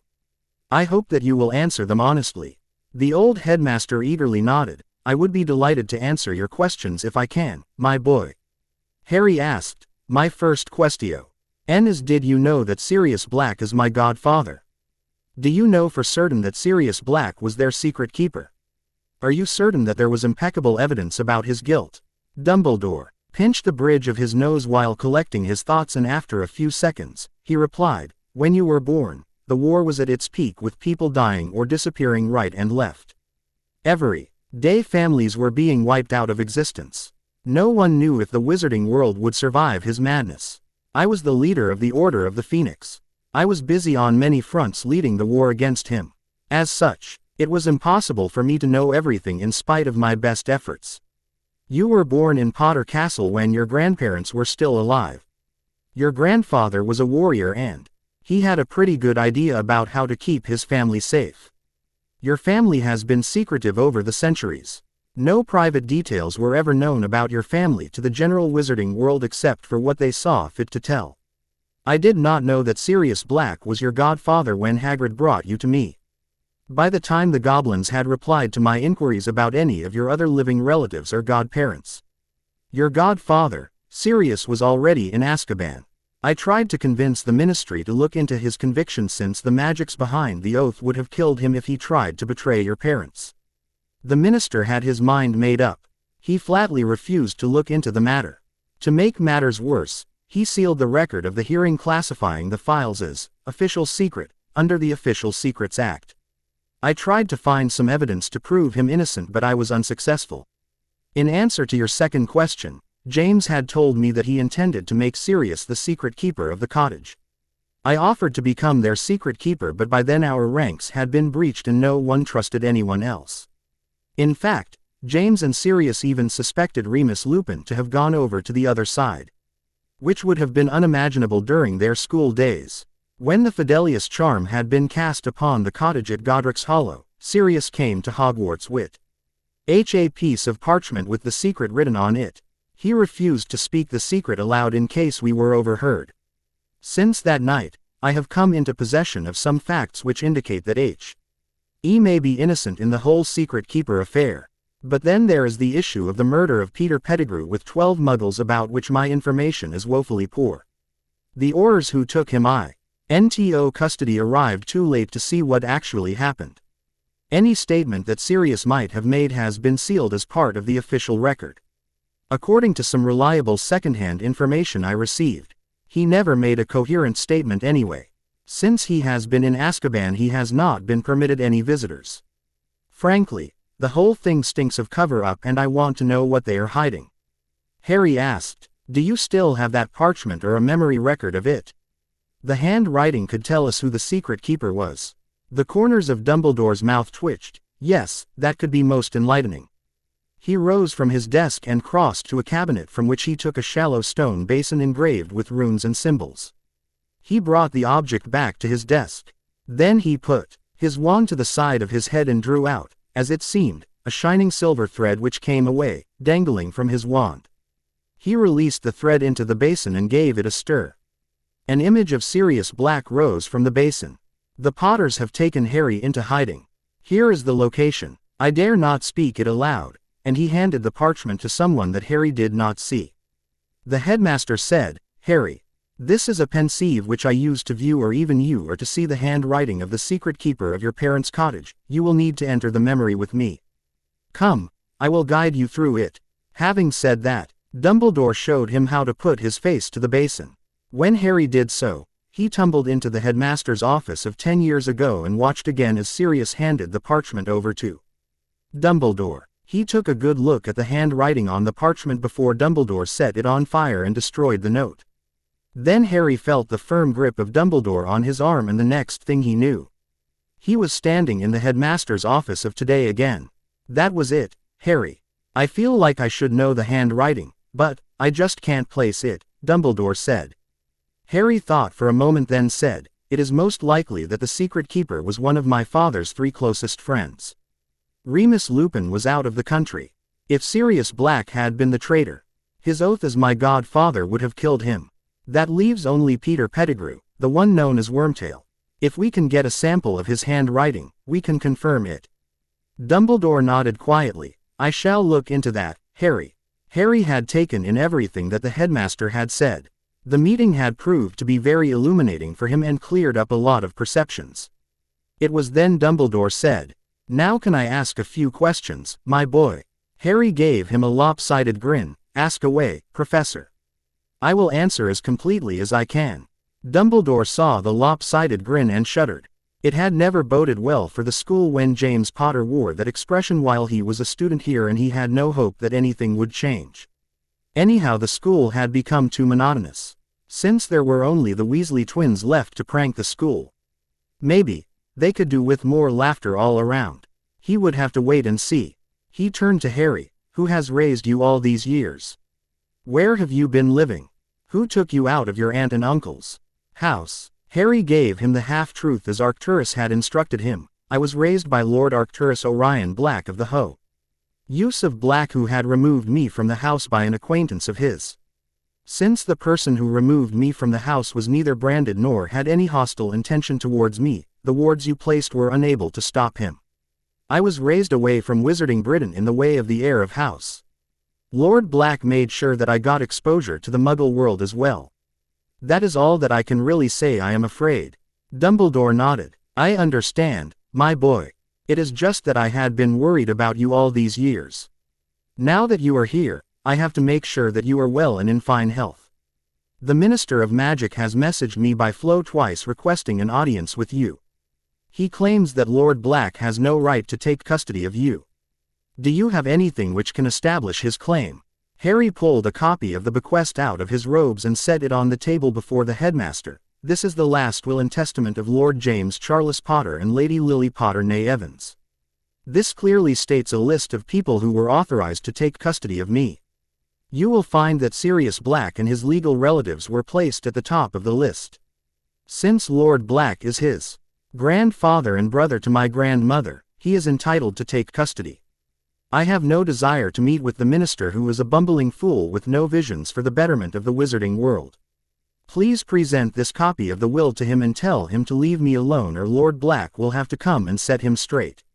Dumbledore had just remembered something. "I also want to thank you, Harry, for the trust that your parents have created to fund the education of deserving but poor students.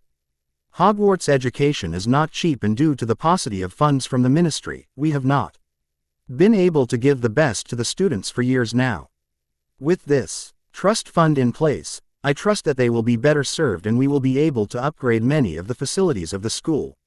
Harry waved him off. Headmaster, everyone deserves the best education and I am rather thankful to them that they thought of it. Dumbledore smiled. That's not all, Harry. I received a letter from Lord Black on the 1st of August in which he had provided for a similar corpus fund worth 500,000 galleons and told us to give those scholarships in the names of James and Lily Potter. Harry read in that moment what Lord Black had been doing while Harry was in Madame Malkin's. The old wizard never failed to surprise him. Dumbledore was saying, I met with Ragnarok a few days after receiving the letter and merged the two funds together, entrusting him to manage it. We call these the Potter's Scholarship. With the initial amount of 50,000 that was sent, I dare say many students have benefited. Harry asked him something which had been on his mind. Headmaster, what do you know about the Adventures of Harry Potter book series? I am told that he published those books with your permission. Dumbledore chuckled. Yes. The author approached me about a decade ago with an idea for fictional story books to be published with the boy who lived as the protagonist. Since I was the only one that people knew to be concerned with your welfare, he asked for my permission. I initially wanted to refuse, but then I realized that he may go ahead and publish those books without asking an S. Will others who definitely would jump on the wagon when they will see it minting money. So I gave him a license for 10 years to publish those books provided he let me see them beforehand and that he would pay 20% of the net revenue from the sale of the books and related merchandise to an account to be held in trust for you until you were able to claim it. The gnomes in Switzerland have been looking after that account for you, earning about 9% per annum. At last report, you had 13 million galleons which you may draw on at any time. You have earned 66 galleons, 13 sickles and 18 nuts while you've been sitting here talking with me. Just then, Harry's stomach gave a loud growl. Headmaster, if you have any other questions for me, I am at your disposal, but I would like to join my friends for dinner. Dumbledore smiled brightly. Of course, Harry. I'm looking forward to some treacle tart myself. Library. After dinner, the next place that fascinated him and Neville was the library. Rows upon rows of shelves in the library were bulging with books and groaning under their weight. The librarian, Madame Pants, was a stern-looking witch who did not tolerate anyone making a ruckus in the library or defiling her beloved books. It had been said that she told students off for speaking too loudly and even banned students for creating a disturbance in the library. The legends also aid that she had hexed the library books to beat someone on the head if they defiled the books in any way. Harry and Neville took a seat at the back of the library in a niche where people would have to really look to find them and they could see if anyone approached them. They took parchment quills and ink out of their school bags and got started on their homework. Harry had passed a message to Daphne at breakfast to meet him in the library after dinner. The boys were waiting for her to arrive. Daphne arrived and Harry hugged her lightly with Neville doing the same. She asked playfully, "How is the lion's den, Potter Black?" Neville replied, "Just everyone was gawking at him and murmuring behind his back while he tried to ignore them." Daphne smirked. "Are you still sure that you should have been in Gryffindor?" Harry smirked but said nothing. Daphne asked him, "Have you found anyone to ally within the lion's den?" Harry shook his head. "I need to spend more time with them to really know. Neville and I share a dorm with Ronald Weasley, Seamus Finnegan and Dean Thomas. They seem to be all right. Then there's that muggle-born Hermione Granger. She is a know-it-all but she seems to pick things up really quickly. However, I am not friends with the scions of other houses. As far as they are concerned, I have been living under a rock all my life. I will need to gauge them and the IR loyalties before I decide if I can ally with them." Daphne said, "You will need to meet the heirs to the allies of House Potter. Make friendships with them. I can help you to know who they are." He nodded. "That would be great. For now, I am keeping you as my secret weapon until it becomes imperative for me to use you against any unforeseen emergency." They kept up the small talk while keeping an eye out for anyone who might be interested in finding their whereabouts or showed too much interest in what they were talking about. Harry saw Hermione approaching and signaled to Daphne, who made herself scarce. He made a mental note to remember to use that device his granduncle had given him the next time they met with Daphne. They were not going to let others into their secret for now, Cially not someone that they did not know at all. They were playing by the rules of Slytherin, which needed them to be extremely secretive in their dealings so that no one would realize their move until it was too late. Arcturus had taught him that fame was not a bad thing and should be used for their benefit. It was only the motives which made it bad or good. Harry fully intended to use his fame for his own ends. Neville and Harry spent the rest of the evening mapping out the secret doors and passageways. They had about 3 hours until they had to be back in their tower, and they were going to make use of every minute of it. They paid particular attention to the fastest routes between their tower and their classrooms. Potions classes in the dungeon were not until Friday morning, so they left mapping out that route until last. Of more interest to healthy, growing pre-teens was raiding the kitchen. Following Mooney's notes, Harry and Neville arrived by the painting of the fruit bowl and tickled the pair. When they climbed through the portal, they were greeted by a number of house elves who bowed and asked them what they would like. As Harry looked around the gleaming kitchen, he realized that the hour was getting late and the elves did not have anything ready cooked. Harry asked, "Do you have any fresh fruit?" With a squeak of delight, one of the house elves streaked away and came back a second later with a bowl laden with grapes, apples, bananas and a couple of pomegranates. With their ill-gotten gains, Harry and Neville used their best route to get back to the Gryffindor Tower before their time ran out. He remembered Remus's advice about trying to summon the Marauder's map. He drew his wand and raising it, chanted, "Accio Marauder's map." He waited for 5 minutes but nothing happened. Perhaps it was imbued with an anti-summoning charm, or it was in a place where a summoning charm did not work. Gryffindor Common Room. When Neville and Harry climbed through the portal behind the painting of the Fat Lady, they found Hermione in front of the fire, reading ahead for their defense against the Dark Arts class. They hadn't managed to get much of a start on their assignments while they were in the library. So Harry and Neville joined Hermione by the fire and got to work. In the next hour before lights out, they managed to get most of it done. The next morning, Harry woke up just before dawn. The last 2 days had been hectic, long and busy. He needed to get back to his exercise routine. With astronomy going until midnight tomorrow, he was already planning to skip his workout for Thursday morning. So, he got to it right away. By the time he changed and went down for breakfast, he felt more alert and awake than he had for days. Defense Classroom. The first class. In the morning was double defense against the dark arts with the Ravenclaws and Professor Quirrell. Harry had been looking forward to it, thinking that he would get to use some of what his great-uncle had taught him, but much to his disappointment, the class was a bit of a joke. The teacher was stuttering the whole time. He had a nervous twitch in one eye. He also wore a giant turban and there was a strange smell about him. Sort of a mixture of meat that had gone bad and garlic. With all these distractions, he managed to talk about Gringotts through his stuttering. He told them about their nature, what threat they posed and how to kill them. At the end of class, he gave them an assignment to write a foot of parchment on Gringotts to be handed in by next class. Harry had already learnt all the spells that they were expected to be taught in the first year and was really disappointed with the choice of the teacher. There were also some ridiculous rumors going around about the professor. Like he was being chased by a vampire and stuffed garlic in his turban to ward off the vampire, or that he had been bitten by an inferi and was about to become one. Harry had no idea how one could add such ridiculous rumors or why anyone would believe them. Another thing had been the Muggle-born witch Hermione Granger. Just like in the other classes, she had her hand up to answer every question.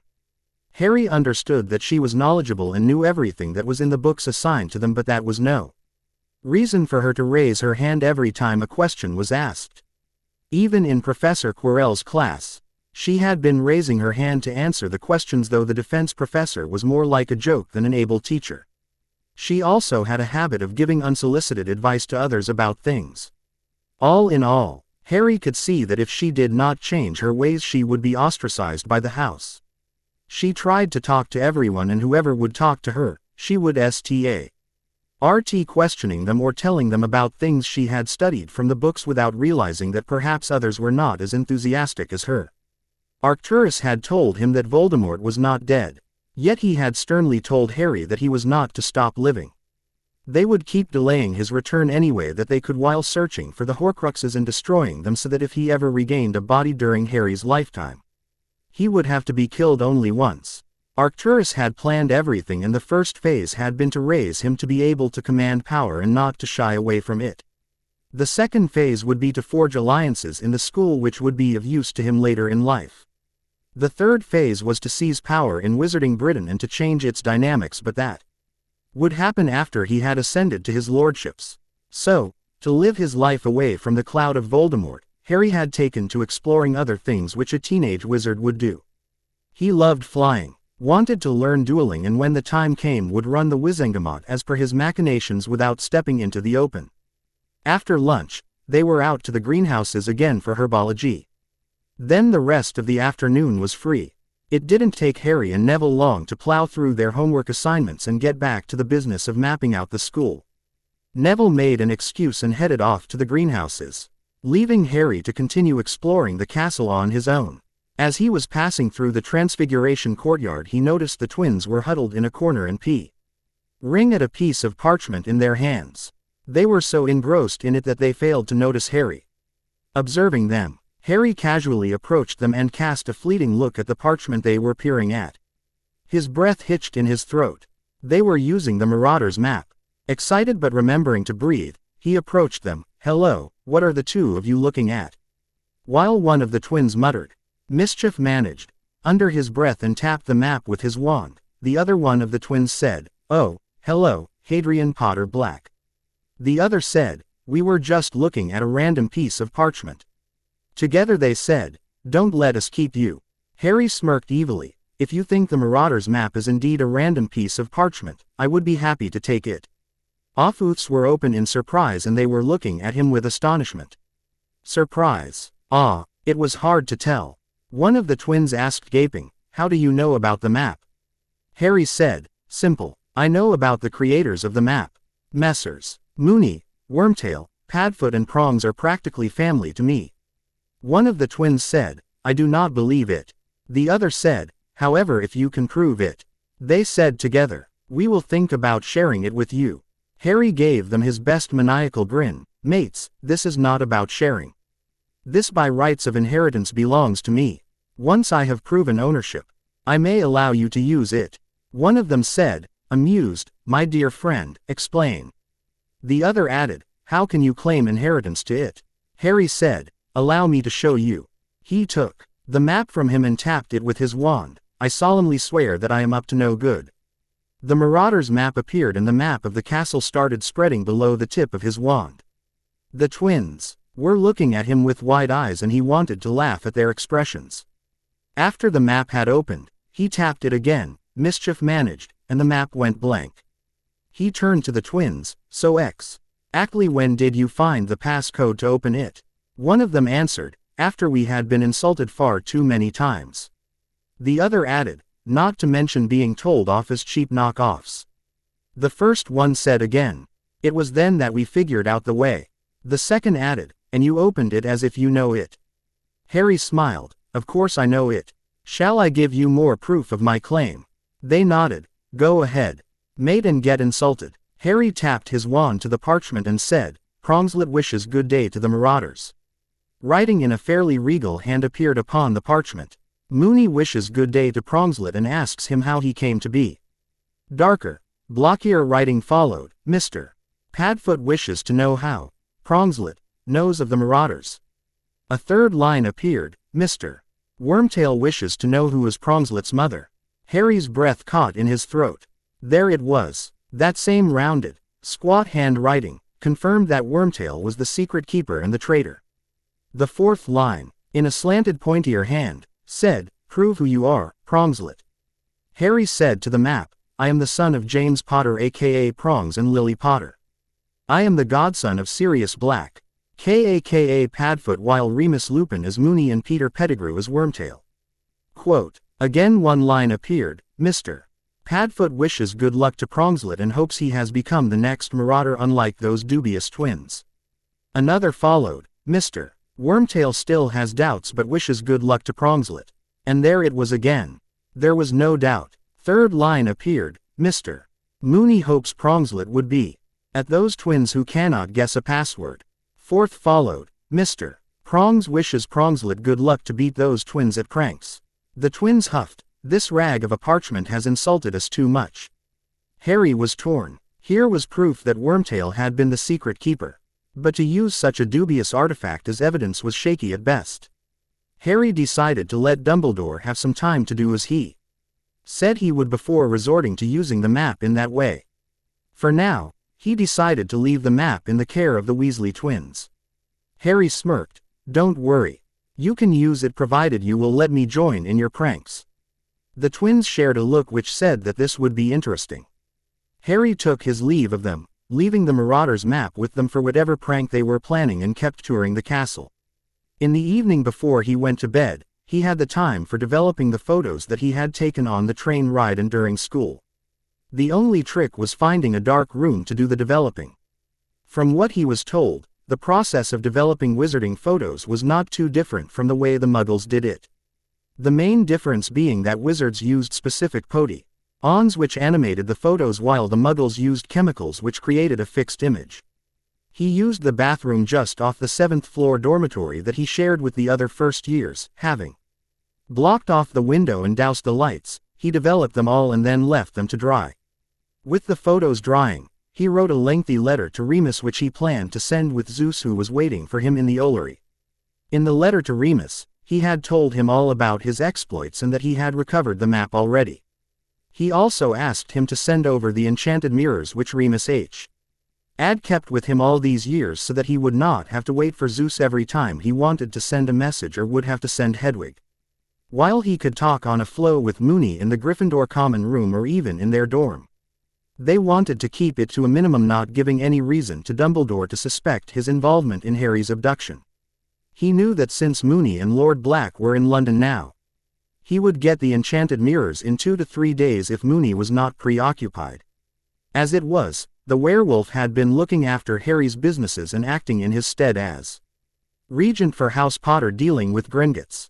They had decided that in the upcoming session, he would be officially invested in his capacity as Lord Regent of House Potter. Only a handful of people knew of his condition as a werewolf, and most of them were already dead, so there was nothing to fear on that score. Looking ahead, tomorrow was going to be a long day. Charms, defense against the dark arts, double history of magic, and capping it off with double astronomy, which went to midnight. Oh, well, it could not be helped, and all his fellow first years had to do the same thing. Popping the window to the dorm open, he gave a shrill whistle which summoned Zeus from the Ollery. Having tied the letter with the photos to his leg, he opened the dorm window and sent him back to the Black Townhouse. Black Townhouse. The pre-dawn glow was just beginning to light the sky on Wednesday morning when Remus was sitting in the library reading some books. Lord Black was in his study tending to some house business. They had been working on many things since they had returned to Wizarding Britain because the days of living in the shadows were over. Hadrian Potter Black was back among the populace, and they no longer had a reason for hiding. Now it was time to make some waves. Arcturus had not forgotten the insults or the behavior of Fudge towards him and wanted to make him rue the day he refused to agree to a request from Lord Black. The bumbling fool needed to be reminded that the name of Black was still formidable despite whatever had happened in the war. Remus raised his head and he heard tapping on the window and saw Zeus hovering outside it. The falcon must have flown all night to make the trip from Hogwarts and arrive at this hour of the morning. He flicked his wand and the window opened inwards. Zeus flew in and landed on the armrest of his chair bearing a letter in his talons. Remus eagerly tore through the envelope in his haste to read the letter, and a bunch of photos fell to the ground with a letter from Harry. He picked up the photos and placed them on the table while he started to read the letter. It was very detailed as he had expected. Dear Mooney, I am so disappointed. All the detailed accounts you gave me of the castle do not seem to do a bit of justice to the castle. Everything that I heard from you turned out to be an understatement as I saw the castle from the boat. It felt like I have never seen anything more beautiful than this in my life. I took a lot of pictures on the train and in the school. I have enclosed them with the letter so that you can put them in an album for me. Professor McGonagall is as stern as you told us, and she showed no favor to anyone for their name or ancestry. Dumbledore, as you said, is brilliant but a bit crazy. He announced it to the Great Hall that the right wing of the third floor is out of bounds unless someone wishes to die a painful death. I wonder what he meant. Talking of due to his office the day after sorting and asked my forgiveness for placing me with the Muggles. I was expecting him to manipulate me, make me feel ashamed and try to force me to go back to them, but he outright accepted that he was in the wrong about placing me there and explained why he believed that he had no other means to keep me safe other than some blood wards he had erected over their property. After his apology, I find it hard to hold on to a grudge against him. I think I would rather make an ally out of him than an adversary. After all, we have the same goals in our sight. He would be a massive help if Voldemort decides to make a comeback. I also found the Marauders map with Fred and George, who are twins and sons of the Weasley family. They nicked it out of Filch's office and have been able to unlock it after a heap of insults from Messrs. Mooney, Wormtail, Padfoot and Prongs. I proved that it belongs to me by way of inheritance because in living memory I am the only one alive who can claim to be an heir of the legacy of the Marauders. I let them borrow the map for a few days to help them with their pranks. I met Peeves and gave him your message that the Marauders would come back and give him trouble. He almost fell out of the air. I also had my first classes and I am disappointed with the choice of defense teacher. Professor Quirrell suffers from lack of confidence, stutters all the time while he is teaching and is afraid of his own shadow. The charms teacher Professor Flitwick is a very jovial bloke and tries to liven up his classes and keep the mood of the class up all the time. He is patient with his students and does not rebuke them if they make some mistakes. I also like Professor Sprout. She is very down to earth and treats everyone the same. I have already seen some fascinating plants. She says that there are much more exotic plants in the other greenhouses, but, for our own safety, we won't be dealing with them until we have a lot more experience. Neville and Daphne are well and send their love to you. I am making some more friends. Lord Black, please don't tell him I called him, that would be happy to know that. I will write soon to tell you about my experience with the other classes. You should also know that I have learned that the one who betrayed my parents to Voldemort was Wormtail. If you can find a sample of his handwriting and send it to Dumbledore, we can prove it. P.S. Please send me the communication mirror so I would not have to wait for Zeus to bring a letter to me or for Hedwig to make a trip to London to know how you are doing. Love, Prongslet. Remus smiled to himself. The lad was settling in well and enjoying school.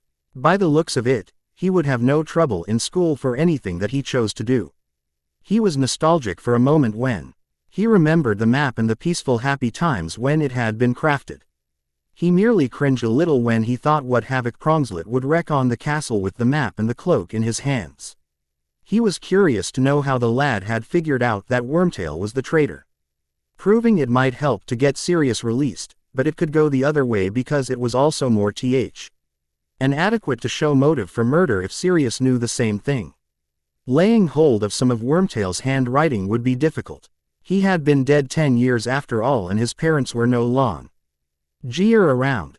Then he remembered what the Marauder's map can do and it all fell into place. No matter, Pettigrew was long dead and there was no rush. He picked up the stack of pictures and started looking through them. He was happy seeing the lad smile and being a child around people of his own age until he found a photo which made his blood run cold. The photo was of a compartment of the train and there were Harry, Neville and a red-headed boy in the picture with a rat.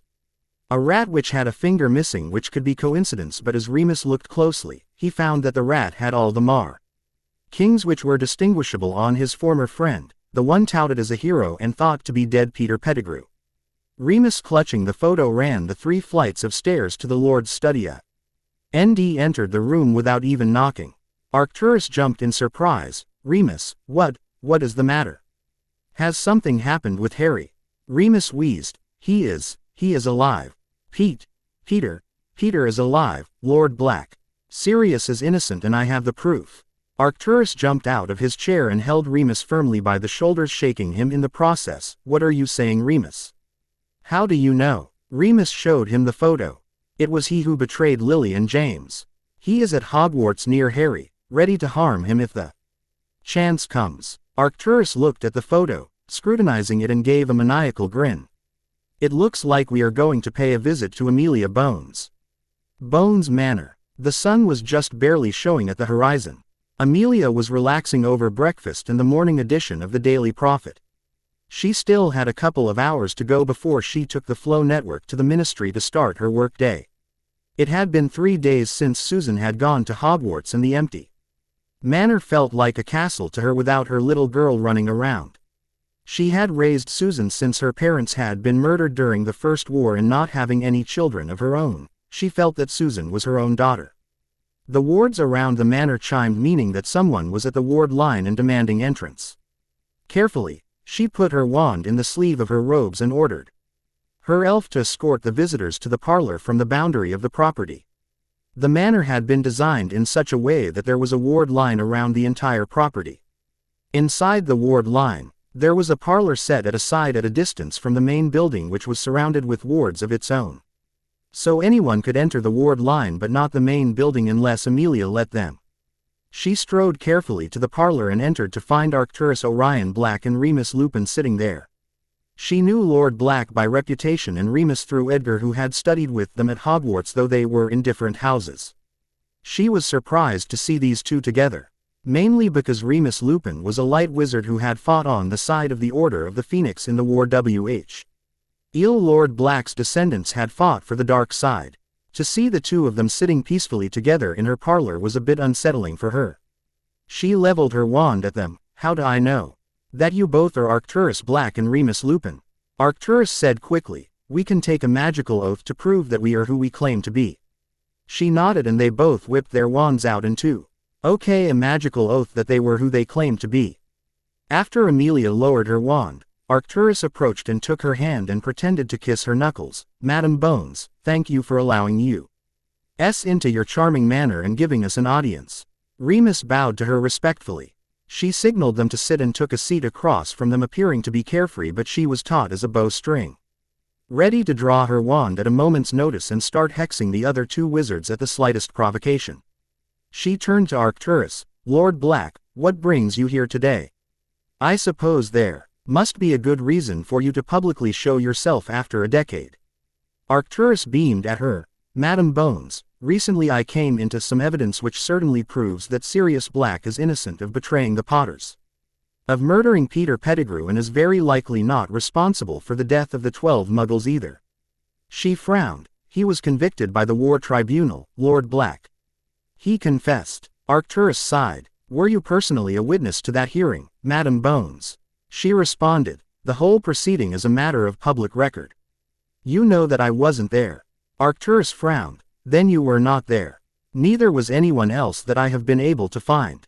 I have not seen anything to indicate to me that he was rightfully convicted. I tried to ask the minister to let me see those documents, but that idiot Fudge sealed those documents under the Official Secrets Act, meaning that only you can access those documents now." She shrugged. "If I accept that you are speaking the truth, what evidence do you have of the innocence of Sirius Black?" Remus produced the photo which Harry had sent to him. It showed the rat. He told her how Peter had become an animagus in the form of a rat. The rat in the photo was missing a toe from its right forepaw. All they ever found of Peter was just a finger. He also said that the markings on the rat in the photo, taken last Sunday on the Hogwarts Express, matched his memory of the markings on Wormtail. When he had finished, she said, "What you have here is a wild story and a photo of a rat with a toe missing. Even supposing that I believe you, I need proof to connect your story with this photo. That will give me enough to apprehend this rodent and attempt to question it." Remus spoke. "I was witness to many of his transformations. I can give you a memory record which clearly shows his transformation and unique markings." Amelia said, "That would do it. I would like the two of you to enjoy the breakfast table of my ma. Nor while I gather what we will need from my office." She ordered her house elves to see to the meal. Arcturus and Remus both stood and bowed to her before she stepped to the fireplace. She took a box from mantle and tossing a pinch of powder into the flow, she said clearly, "Ministry of Magic." Then she disappeared in a flash of emerald flame as she stepped into the fireplace. In less time than took for the two wizards to consume 2 plates of eggs Benedict with hash brown potatoes, Amelia was back. She emerged from the emerald flames with her investigator Anna Daly and 4 Oars Proudfoot, Gawain Robards, Kingsley Shacklebolt, and Hestia Jones in tow. She was also carrying a pensieve and a file with the records from Sirius's herring. She did not waste 1 minute. She tossed the file to Arcturus for him to review, saying, "No one is to ever know that I let you see that file. However, you were right. The file only contains the arrest memo and nothing more. If the minister got snarky about it, he could send me to Azkaban for it." To Remus, she presented the pensieve and said, "Okay, let's have a look at that memory. If Peter Pettigrew was indeed alive and living near Harry Potter Hen, he could not be allowed to remain at liberty for 1 moment more." Remus pulled a silver strand from his temple and placed it in the pensieve. He placed the basin on the table and Amelia's entora.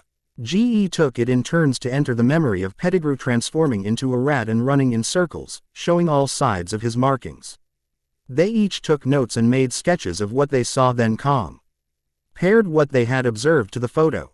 They all agreed that the rat in the photo was indeed the illegal animagus Peter Pettigrew. When they concurred their findings, her mind was made up.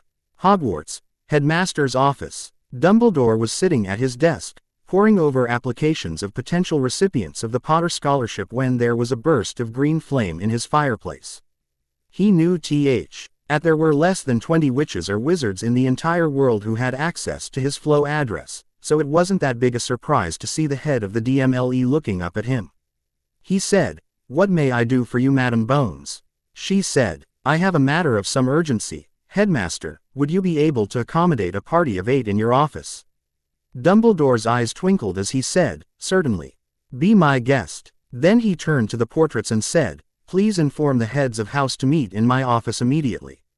The figures left their paintings as first Amelia, then her investigator, followed by the Aurors.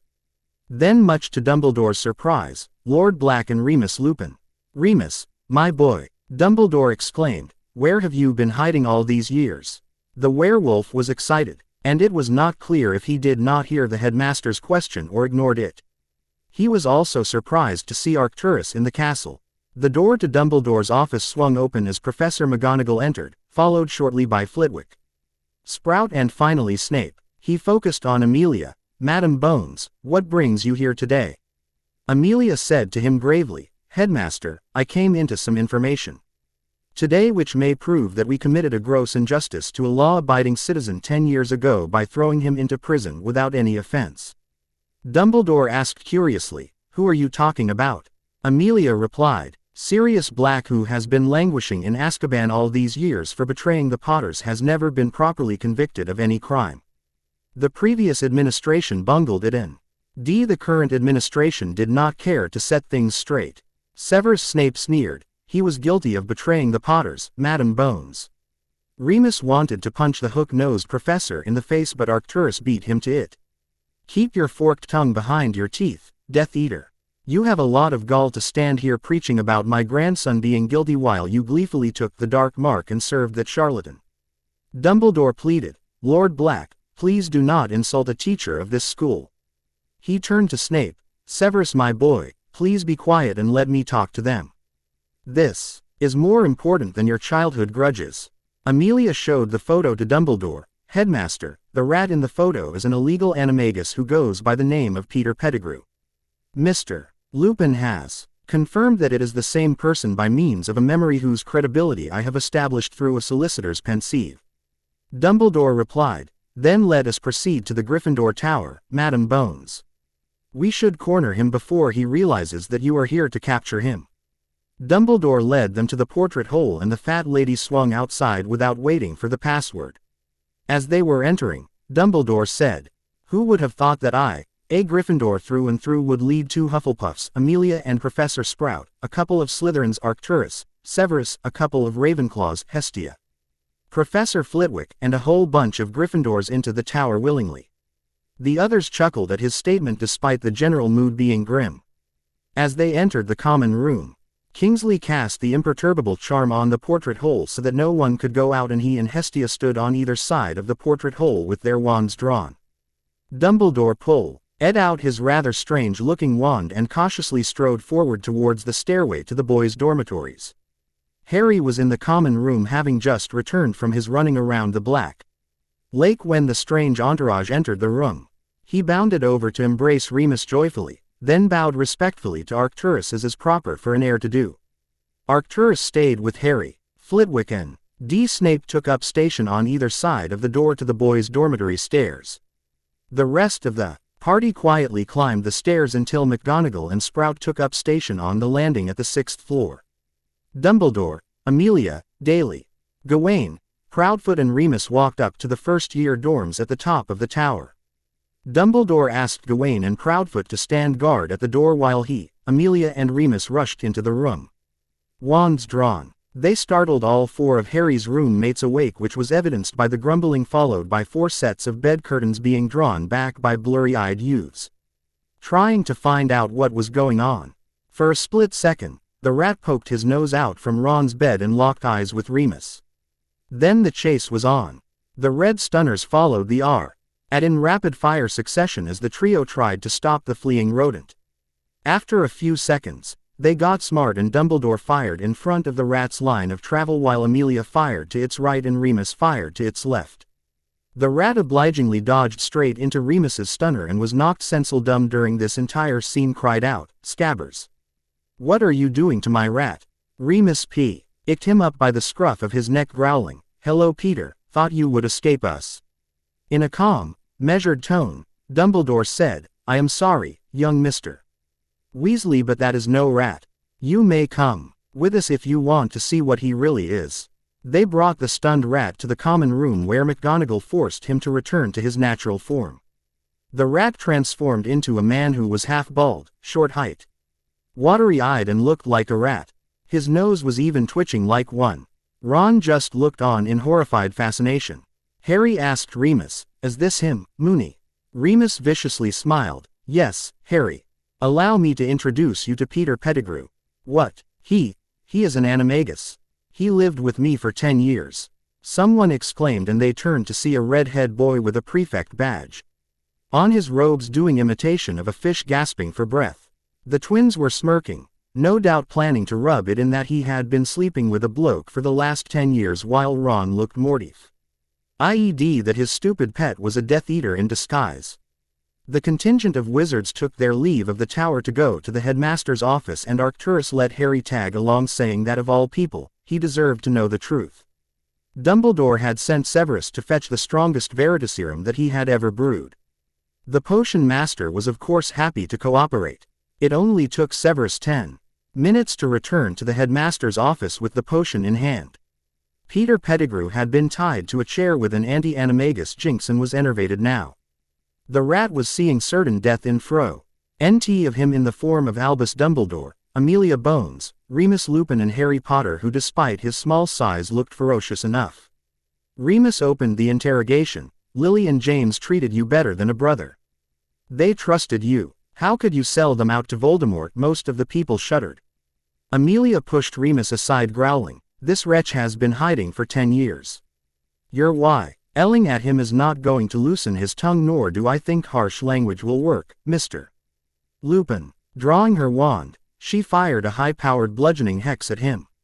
He cried out in pain as the stockable sound of cracking ribs was heard. He even squealed like a rat, "I have rights. You can't torture me." Amelia gave him an evil smirk. "You were declared dead and awarded the Order of Merlin, Third class for your bravery 10 years ago, Peter. An innocent man was convicted for your murder. A dead man has no rights." She ripped off his sleeve and there it was. The dark mark, the brand of Voldemort. It had faded to gray lines from the dark lines that it used to be during the war, but it was unmistakable. She asked Kingsley to pull his head back and poured 3 drops of veritaserum down his throat. It took effect after a few seconds. Amelia turned to Dumbledore. "Would you in your authority as Chief Warlock authorize this investigation?" Albus jovially replied, "Of course, Madam Bones. Get me a transcript after you are done and I will ratify it in my capacity as Chief Warlock." Amelia turned to Peter. "What is your name?" Peter's eyes had rolled up in his head and he replied monotonously, as if in a trance. "Peter Almidus Pettigrew." Amelia asked, "Are you a Death Eater?" Peter responded, "Yes." She asked, "Was Sirius Black a Death Eater?" He answered, No. Amelia asked. Who betrayed the Potters, Lily? James and Harry. Peter answered. I did. Amelia asked. How did you end up being their secret keeper? Peter explained. James and Sirius suspected that there was a spy of the Dark Lord in the Order. They did not trust anyone with their security. I planted suspicions in their minds regarding the loyalty of Remus Lupin, and so they kept him out of their plan. Lord Char. Lus Potter had performed the Fidelius on the cottage and they made me the secret keeper. They let everyone believe that Sirius was their secret keeper. They thought it was the perfect deception. They could not have known that I, a talentless thing, was the very spy they feared. I gave their secret to the Dark Lord. Amelia asked. Who else did you betray to the Dark Lord? Peter listed them off. The Pruitt twins, Dorcas Meadows, Caradoc Dearborn, Edgar and Ellie Bones, the McKinnons. Amelia wanted to kill the rat at that instant. She had never cast an unforgivable but the list of his crime. Was making her hate this vermin before her with every fiber of her being, and if she didn't care about freeing an innocent languishing in prison, then she would have killed the rat and dumped his body in the Forbidden Forest. Amelia asked. What happened that night when the 12 Muggles were killed? Peter answered. Sirius had been tracking me for the last 3 days. When he cornered me at last, on a Muggle street, I started shouting as if he had betrayed James and Lily. Then I cast the bombarda behind my back and escaped as a rat into the sewers through the hole I created. I did not mean for the Muggles to die. They were just standing too close when I fired off the spell. I wandered for a few days before I reached Ottery Street, Catchpole, where a Reed head boy adopted me as his pet. After the investigation was completed, Amelia administered the counter potion to him. He was shackled with magic restraining cuffs and transported to a safe house. He would be held there until he could appear before the Wizengamot on Saturday. Dumbledore happily signed an order to transfer Sirius Black from Azkaban to St. Mungo's, where he would be under the care of the healers until the hearing on Saturday. As they were leaving, Arcturus told Harry that he would take him to the Wizengamot for the hearing on Saturday. Remus hugged him, telling him that it was a stroke of luck that they had captured Peter and Sirius would be with them soon. The Great Hall. The whole business had been wrapped up in less than an hour. Such was the efficiency of Amelia Bones and her hand-picked crew. Harry left the head master's office and charged back to the Gryffindor Tower to find the common room full of the students talking about what had happened. The Weasleys, all 4 of them, seemed to be at the center of the group, with everyone firing questions at them. A ripple went through the crowd as people realized that Harry had just come in through the portal. They turned and started to try and question him, but he waved both hands in the air, gesturing for silence. I don't know about you blokes, but all this excitement has made me hungry. He gave his best lopsided grin. What say we all go down to breakfast? Turning back toward the portal, he gestured from over his shoulder. Let's go. Without another thought, they all poured out through the portal and headed down the stairs to the Great Hall. They made quite a scene, and any students who saw them along the way joined the throng out of curiosity. Harry and Neville started walking in step. The idea caught on, and before they knew it, the entire crowd was marching together. By the time they reached the Great Hall, Harry had all of Gryffindor, most of Ravenclaw and even a few Hufflepuffs, marching in step behind him. As they passed the tables, students of the other houses split off until only the Gryffindors marched past the Slytherin table and took their seats. Dumbledore's beard was moving at the corners. Snape stared with sullen disbelief.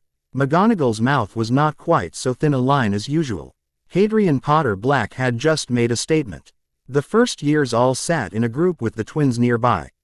Hermione started asking questions about what happened that morning, something which the others probably wanted to do anyway. Harry, who were all those people who came in the tower this morning? Who was the man who was hiding as a rat? What crime did he commit? What will happen to him? Harry sighed. Miss Granger, I am sorry that I cannot answer all of your questions. You will have to be content with what I can say. While I like your active, inquisitive mind, some things must be kept confidential. Expect that. Now, as to your questions, I can say that the people who came this morning were Madame Bones, the head of the DMLE, and a few of her Aurors. The old man was Lord Black of the ancient and most noble house of Black, and the one who spoke to me was Remus Lupin. The rat is Peter Pettigrew, an illegal animagus. He has Been hiding and presumed dead for nearly 10 years. It was thought that he was murdered, along with 12 muggles, in an explosion at the hands of Sirius Black. I'm sorry, I cannot say anything about what the man may have done or his fate because it is part of an active investigation and I could face criminal charges if I did. Hermione again had a lot of questions, but she said nothing, deciding to find out answers by herself. The extensive library of Hogwarts would contain all those answers. As he was leaving breakfast, he was approached by Draco Malfoy. "Hello, Potter. I am Malfoy, Draco Malfoy.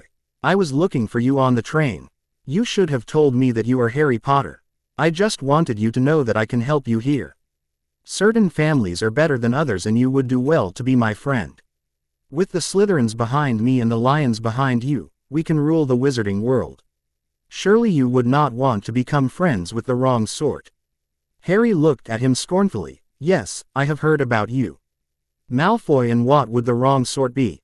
As far as I know, your father was accused of being a Death Eater and used the Imperious Curse defense to narrowly escape, spending the rest of his life in Azkaban.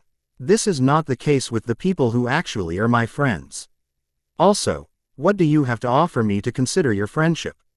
Your family name, that is D.R.T. on the continent from where they actually came. The family line of House Malfoy is disgraced in France and your family is never allowed to return. You cannot lead people by yourself and intimidate on will not work without the black name backing you up. I can see who the wrong sort is." Draco wanted to retort, but at the same moment Professor McGonagall descended and he left, followed by his posse of lackeys. Ron said to him, "Wow, Harry, you taught him a good lesson. The snakes are all Death Eaters." Harry glared at him. "No, Ron.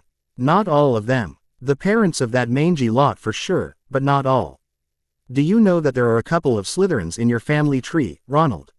Your own grandmother and my great-aunt Cedrella Weasley née Black was a Slytherin during her years at Hogwarts. He man who was arrested yesterday from the Gryffindor common room was a Gryffindor during his time at Hogwarts. Our choices define us, not which house we belong to. I for one will not tolerate bigotry or biases." Ron started to open his mouth, then thought better of it. The first class for the day was Charms with the Ravenclaws again. The time flew by as the professor engaged the class. Harry looked for opportunities to engage some of the claws in conversation, but it was a busy classroom and they were intent on their studies. Next up was Dada with Ravenclaw again.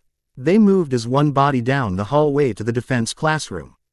Once they got their homework handed in, the class got pretty dull. The students managed to make out what the teacher was talking about through his stuttering. The N opened up their textbooks to try and learn something useful. Nobody tried to ask any questions, and after a while, the teacher just sat silently behind his desk until the period was over. Lunch, Great Hall. The firsties were sitting together in a group for lunch. However, Harry noticed that Hermione was sitting away from the others. Although he did not know the Muggle-born witch too well, he felt that it was wrong to leave her sitting by herself. He hollered to her, "Hey Granger, come join us here." Ron tried to stop him. "Harry, she is a bossy, annoying know-it-all who asks too many questions. Nobody can stand her." Harry glared at him, whispering, "Ron, if you want to be my friend then please stop judging others. She is new to the wizarding world and she feels like she has something to prove. It is natural that she would be inclined to ask questions. She will be fine once she gets some acceptance from us and settles down a bit." Hermione hesitantly rose from her seat and joined them. Harry wanted her to feel included in his group because he had realized that she could browse through the heavy tomes in the library more rapidly. A skill like that would help with research, homework and, yes, finding spells for pranking. He started asking about her family, her parents, their occupation and other little details, mostly to keep her from asking questions because he knew that once she got started, she would not stop asking questions.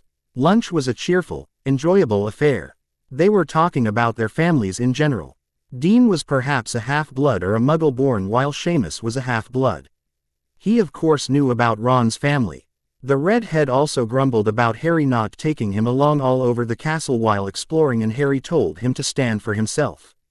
He sternly told him that one must carve their own path and not try to latch onto others. Harry was trying to be inclusive and get to know everyone, but Ron had a bad habit of putting his foot in his mouth, running other people down or complaining, and it was starting to wear on his nerves. When Harry was not actively engaged in conversation, he was observing the Slytherin table. Their firsties seemed to be divided into two groups. One was led by Draco Malfoy, and others who joined him were Crabbe, Goyle, Parkinson and Bulstrode. The second group was led by Daphne, and present in her group were Tracy, Zabini and Lilith Moon. The only oddball was Not, who was by himself and did not seem to be mingling with either of the two groups. Harry mentally smirked that Daphne had started laying groundwork for future domination in Slytherin. They only had to neutralize Malfoy's power and things would be easy for them. History of Magic classroom. The entire afternoon was taken up by double history of magic with the Hufflepuffs. Once the students were settled in their seats, the teacher came drifting in through the blackboard. This Professor Binns was almost as bad as Quirrell. He was a ghost. No, he as not a pleasant and engaging spirit like the Gryffindor ghost, nearly headless Nick. Harry guessed that this fellow had been an intolerable old bore before he left his body behind and kept right on teaching. From Harry's reading, it seemed that the shade had his facts straight at least, but the way he got all of his students' names wrong and just droned on and on in his raspy monotone was enough to put anyone to sleep. When a student wanted to ask a question, he seemed genuinely surprised and somewhat annoyed to find students in his classroom. This fellow was able to make thoroughly boring tripe out of epic battles and even the most amazing political intrigue. Harry thought, and he was not alone in this, that any other teacher would have had the students sitting on the edge of their seats with this material. As it was, even Hermione Granger had trouble keeping her head from drooping. Library. After History of Magic, they only had a half hour to meet in the library. Harry took Neville with him. They took a seat at the very back. Harry produced a little contraption which Lord Black had given him and placed it in the center of the table. When he tapped it with his wand, the device erected a "Notice Me Not" and a "Privacy" ward around them. They both had agreed that they would use the device when they wanted to meet with Daphne for a study session or for having discussions with her. She knew about the device and had been taught about how to find the Notice Me Not wards in the library so she would not have to pull her hair in frustration from not finding them. Daphne came out 10 minutes later with her arms laden with books and dumped those on the table while growling at him. "Where is your famed Gryffindor chivalry, Potter Black? Can't you help a lady with her burden?" Harry smirked. "Sorry, Miss Greengrass." But EACE, however, was being a proper gentleman to her, helping her with the books and to settle down at the table. After she made herself comfortable, she asked him, "Did you find anyone worth allying with, Harry?" Harry smiled. "Yes, I befriended Ernie Macmillan, who has promised to acquaint me with friends of House Potter and House Black. I have also met Shaw, RMING, Miss Bones and Miss Abbott, who are very pleasant ladies. I hope to get to know them better during astronomy tonight. I have yet to find a claw who is interested in making idle chat while we are having a class, though. Also, I am looking through the lions to find some who are really interesting." She replied sarcastically, "And what about the serpents, oh mighty one?" He gave her a lopsided grin. "As you know, we have yet to have a class together. So far, I have had 2 encounters with Malfoy and his crew. He seems the sort to be avoided, rather unpleasant. Of course, you and Tracy seem fine for a snake. But I'm reserving judgment until I get to know the others better. Of course, I am counting on your impeccable judgment in that direction. Our first class together is flying tomorrow, before dinner. Let's just wait and see what happens there." They spent the next 15 minutes making small talk and plotting to rule the wizarding world together before Harry removed his device from the table and went down to dinner with Ron. Daphne waited a discreet few minutes before rounding up Tracy, who was flirting with some third years, and heading down to the Great Hall herself. They SSED the evening in the Gryffindor common room, working on homework assignments and roundly abusing Professors Binns and Quirrell. They generally agreed that Flitwick and Sprout were all right. They were, however, reserving judgment on McGonagall. She seemed a bit too strict for most people's taste, but nobody fell asleep in her class and she did seem to know her stuff. The sun had long since set and it was a beautiful, clear night. Harry and Neville knew that no matter what route they took, the top of the astronomy tower was going to be a long walk. About 8:30, They packed up their work and started toward the distant tower top. The other first years, who had learned by now that Harry did not get lost and was typically first to arrive at the classrooms, noticed the movement and followed the two of them out through the portal. Top of the Astronomy Tower. The Gryffindor first years made a long trek through several secret passages and trudged up about 20 flights of stairs. Finally, they RGED at the top of the tallest tower of the school, into a crystal clear, cool night. From up here, Harry could see for miles in all directions, as far as the mountains on 3 sides and past the toe end of Hogsmeade toward the sea on the other side. It was plain why the founders had chosen this location. The entire area was defended by natural barriers. With relatively little effort, many square miles could be hidden from Muggle eyes and made impenetrable to even the most determined invasion force. Professor Sinistra was already there and she greeted the Gryffindors as they emerged onto the rooftop. They all had a few minutes to look around before the Hufflepuffs arrived. They did not have Harry to lead them up here and, coming from the area near the kitchens, they had even further to travel. But they did arrive, as a group. Still puffing from the long climb up the stairs. The professor asked the last to emerge to close the door behind him, shutting off the last bit of light from inside the castle. In the distance, Harry could see the light in Hagrid's window go out, leaving them with nothing but the light from the night sky. The stars seemed to be more intense and numerous than Harry could remember ever seeing them. The waning crescent moon did not give much light. The professor set them up in teams to take turns using the telescopes and recording their observations. With a quick word to Neville, Harry went to the 2 Hufflepuff girls who were working on their star charts. Presenting himself like he had been taught by Great Aunt Cassiopeia, he greeted them, "Hello, I am Hadrian Potter Black." One of the girls who had strawberry blonde hair, said, with a grin on her face, "Yes, we introduced ourselves to you at breakfast on Monday. I am Susan Bones and this is Hannah Abbott. May we call you Harry?" He smiled warmly. "By all means, Miss Bones. I expect I have leave to address you by your name then." Hannah answered this time, "Of course you may. May I ask you a question, if you do not mind?" Harry answered, with his lopsided grin, "You may always ask, however, I may not always answer." Hannah asked him, "Where were you all these years? We knew that you had been hidden away from the magical world but nobody knew where. We all grew up reading The Adventures of Harry Potter, but we do not believe that they are really about you. We think that they are just Ne's attempt to mint money using your name and teach values like bravery, compassion, friendship, empathy etc. to small children." Harry had been anticipating the question and knew that the same case would be asked again and again by everyone who became his friend. In a show of goodwill, he would have to say something to them. However, it did not mean that he had to tell them the absolute truth about his whereabouts for the last decade. Harry gave a genuine smile to them. "I have read those books too. They are a work of fiction, but I could think of worse ways to use my name. As for the rest, I will answer what I can. I was taken out of the cottage at Godric's Hollow and taken to a location which is under the Fidelius charm and I cannot speak about it. I grew up there with elves and a few relatives on my father's side." Hannah started to ask, "Do you remember anything about?" But Susan clamped her mouth shut and said, "Sometimes, her mouth can get the better of her. She does not avenue a filter on her mouth and just says whatever comes to mind." Harry nodded. He knew the other girl was going to ask if he remembered anything about that night and the truth was that Harry could not recall anything from that night. He had been so small that it would have been a marvelous feat if he had remembered anything at all. The earliest memories which were present were fuzzy and distorted. They were of a little house with a beefy man and a horse-faced woman. He gathered that they must have been his Muggle Aunt Petunia and Uncle Vernon but he had no idea where that place was.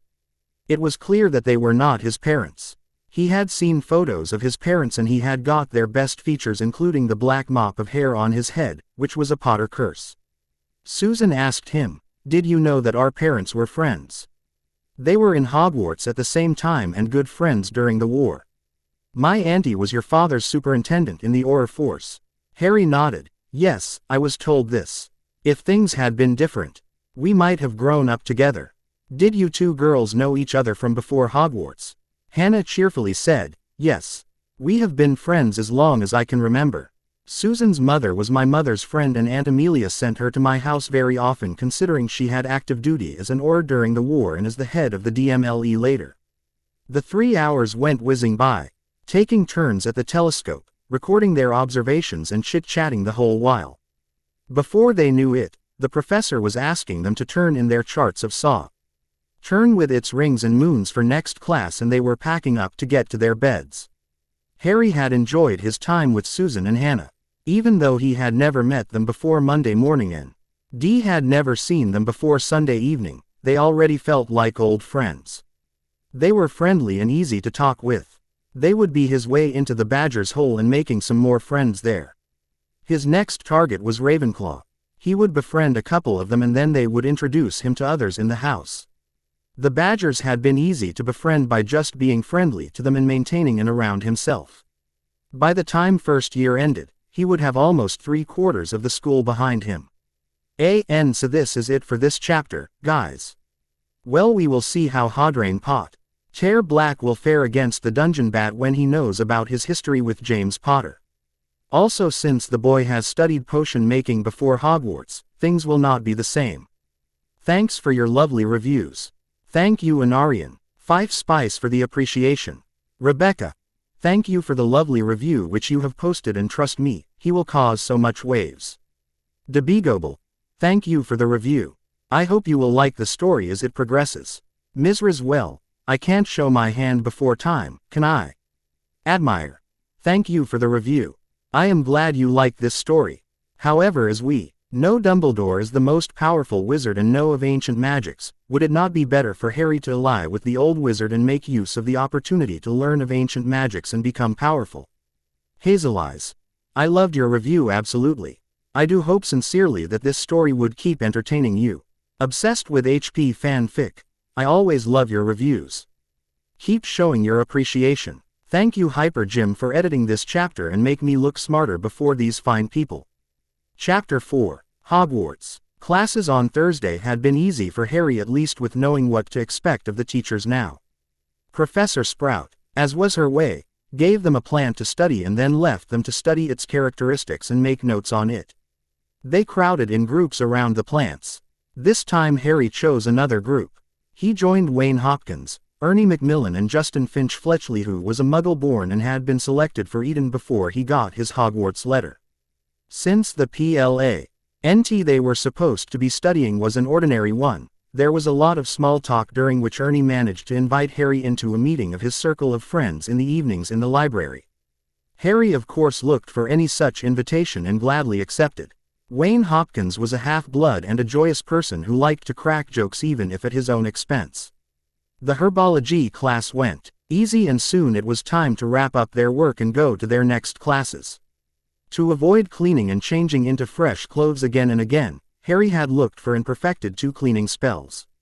Scourgify and Tergeo, and they swept all dirt off him in a trice. The next period was Transfiguration, which was with the claws, and Professor McGonagall was teaching them to change a matchstick into a needle. Today, you will learn how to transfigure a matchstick into a needle. Your task is to change the matchsticks in front of you into needles.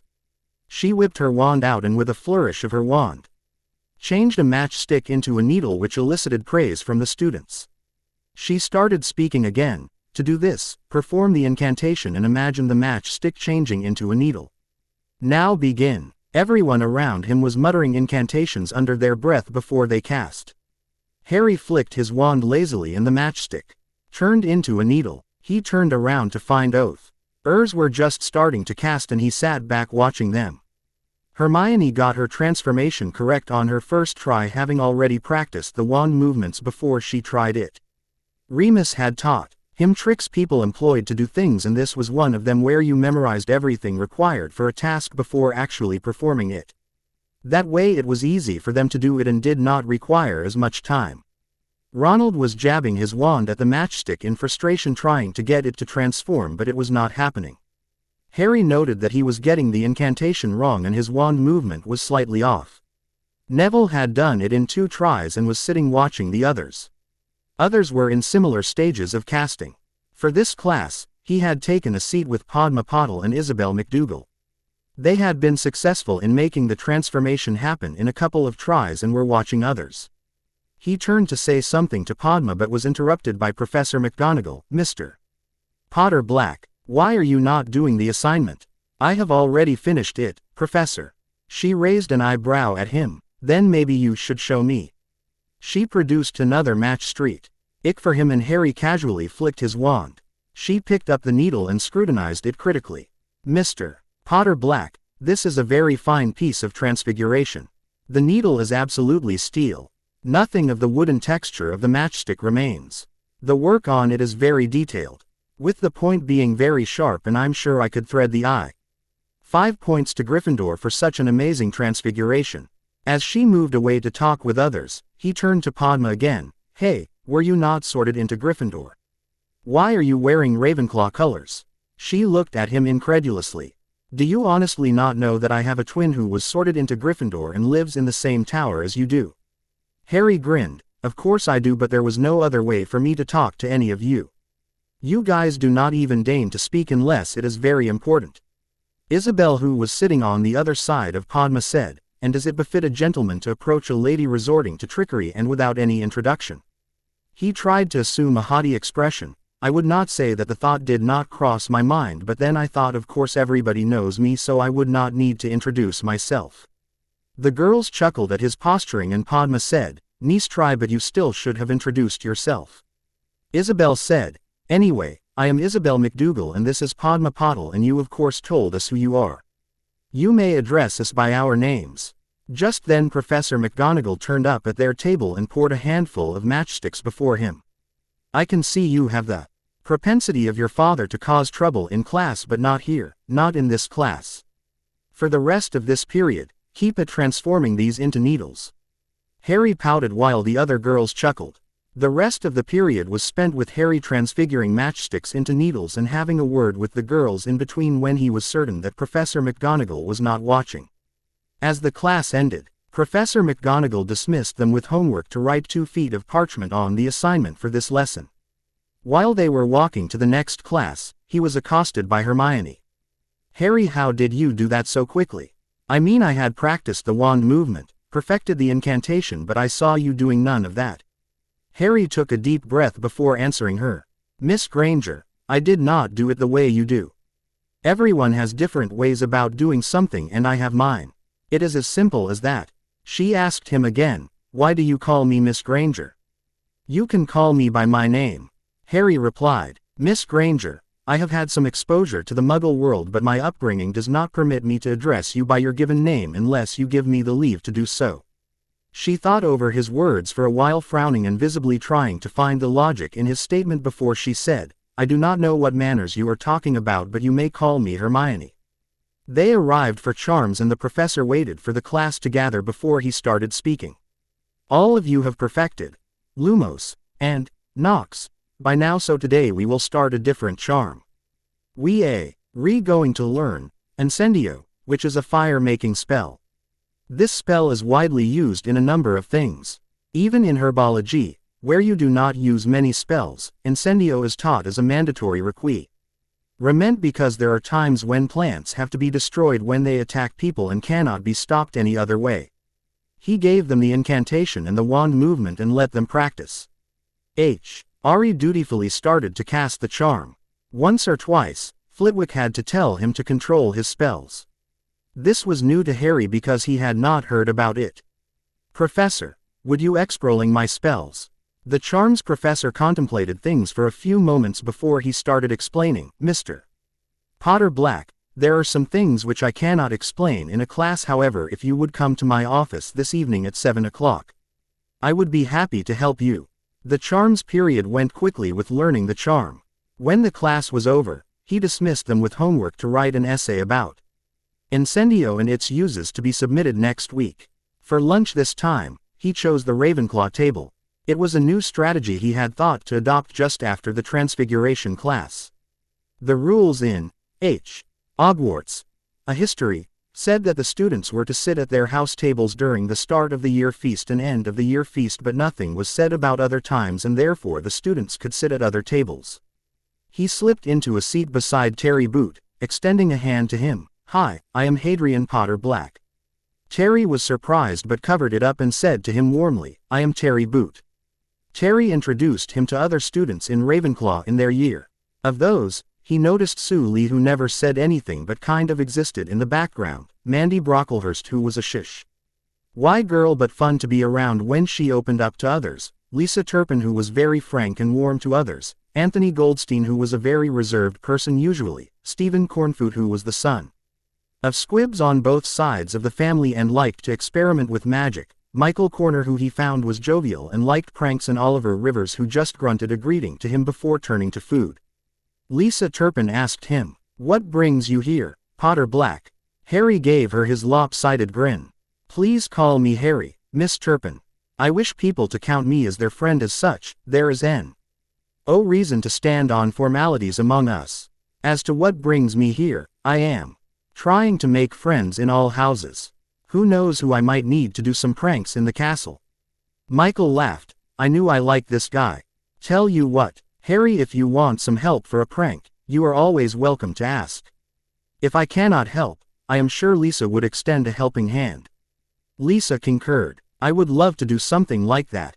As it is, things are very boring in the Eagle's Nest, and please call me Lisa." Harry smiled. "I believe we can look forward to many adventures together, Lisa." After lunch, the most anticipated moment of the day had arrived: the flying lessons.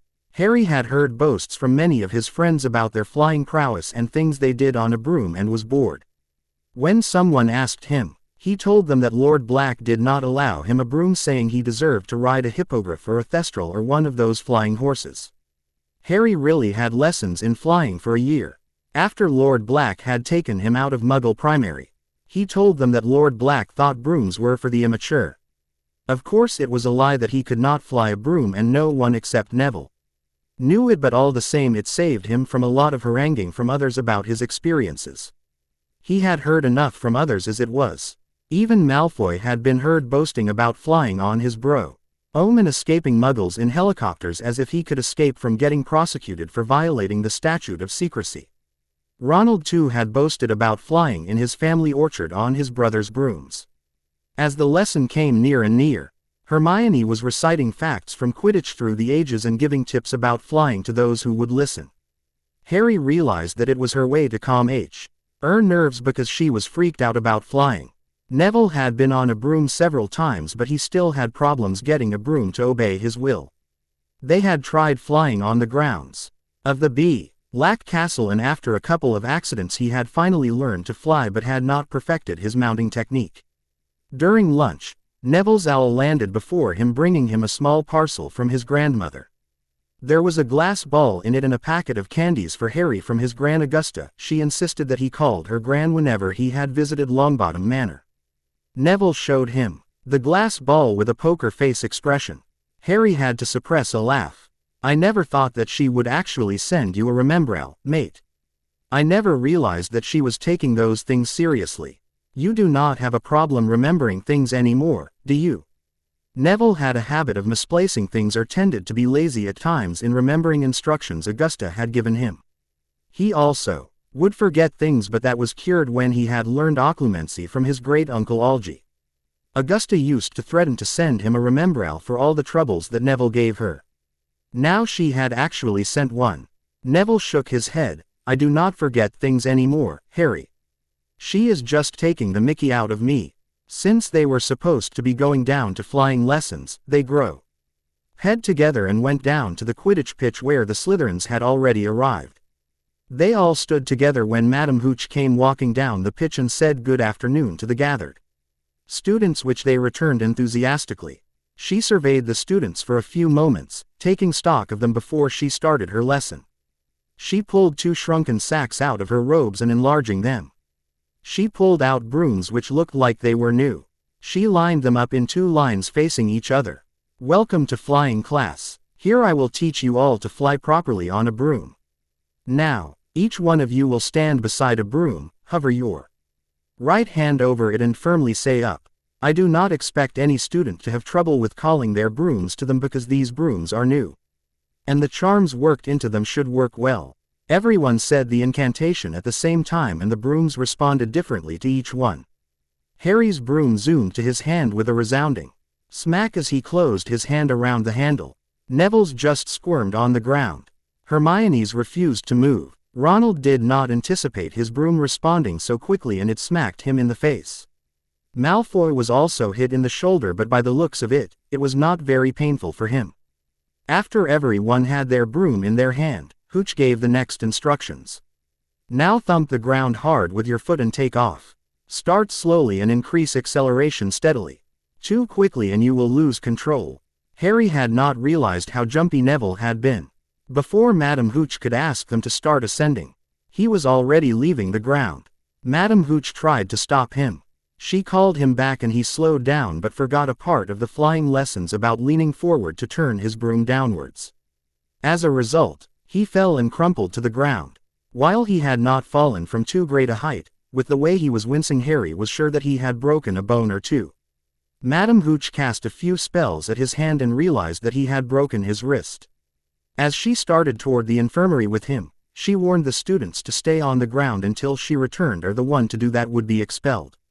Harry was concerned for his friend but heard some snickering and turned to find Malfoy picking up a glass ball from the ground and showing it to his friends. He realized it was Neville's remembrall, which must have fallen from his pocket. Malfoy was saying to his friends, "Did you see his face? If he had this in his pocket he would have remembered to lean forward to come down." Harry shouted at him, "You will return that, Malfoy, if you know what is good for you." Draco sneered, "No, I think I will put it somewhere he can't find it." Malfoy took to the skies taunting him, "What's wrong, Potter? Too high for you." Harry knew he should not fly after him, but the blood was pounding in his ears and he wanted to teach Malfoy a lesson. He kicked off hard and flew after Malfoy, determined to show up the blonde pawns. Malfoy's facial expressions were worth watching. It looked like he had not expected Harry to come after HC Keys to back him up. He was looking for a way to escape. Harry could tell that he was not comfortable facing him alone. He gave an evil smirk to him. "What's wrong, Malfoy? Not so brave without your lackeys here to back you up. Give me the remembrall back and I might spare you."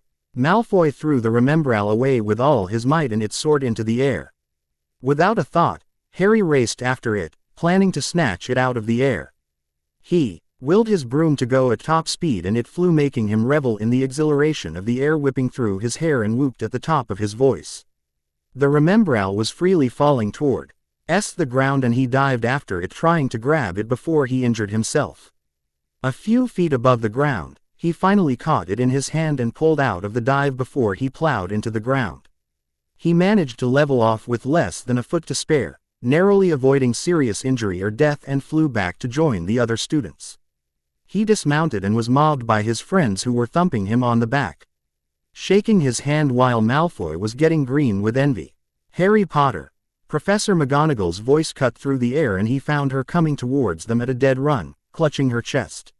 She said between gasps, "Never, in all my years, no first year." After she was able to control her breathing, she pursed her lips in a thin line and said, "Follow me." Ron said, "But Professor," Malfoy provoked him. "Be quiet, Mr. Weasley. I am sure that he can speak for himself if he wished to." Parvati put her two nuts in. "Professor, he was just retrieving Neville's remembrall." McGonagall glared at her, making her stop. She pointed at Harry to follow her through the castle, up and down through the corridors. Harry knew that the rules were pretty tough and if the authorities were bent on it, they could expel him. But having heard of the mischief students had been up to in the previous years, he knew he would get off very easily. She led him to the charms classroom. She peeped in and said to the tiny charms master, "Professor Flitwick, can I borrow Wood for a minute?" Wood? Was she going to punish him? Harry thought of all the scenarios that could have happened. And none of them were to his liking. However, Wood turned out to be a burly fifth-year boy who looked as surprised as Harry felt. She pointed at Wood to follow her and led them to a deserted classroom. Peeves was in the classroom writing rude words on the blackboard and she barked at him, "Out, Peeves." He blew a raspberry at her before tossing the chalk to the desk and floated through the wall. After making sure that they were alone, Professor McGonagall turned to Wood. "Wood, here is your new seeker." Harry arched an eyebrow at her as Wood asked, "Are you serious, Professor?" She turned to Harry. "Potter Black, meet Oliver Wood." Wood is captain of the Gryffindor Quidditch team. She turned to Wood. He caught that thing in his hand after a 50-foot dive and did not even sustain a scratch over it. Not even legendary Charlie Weasley could have done that.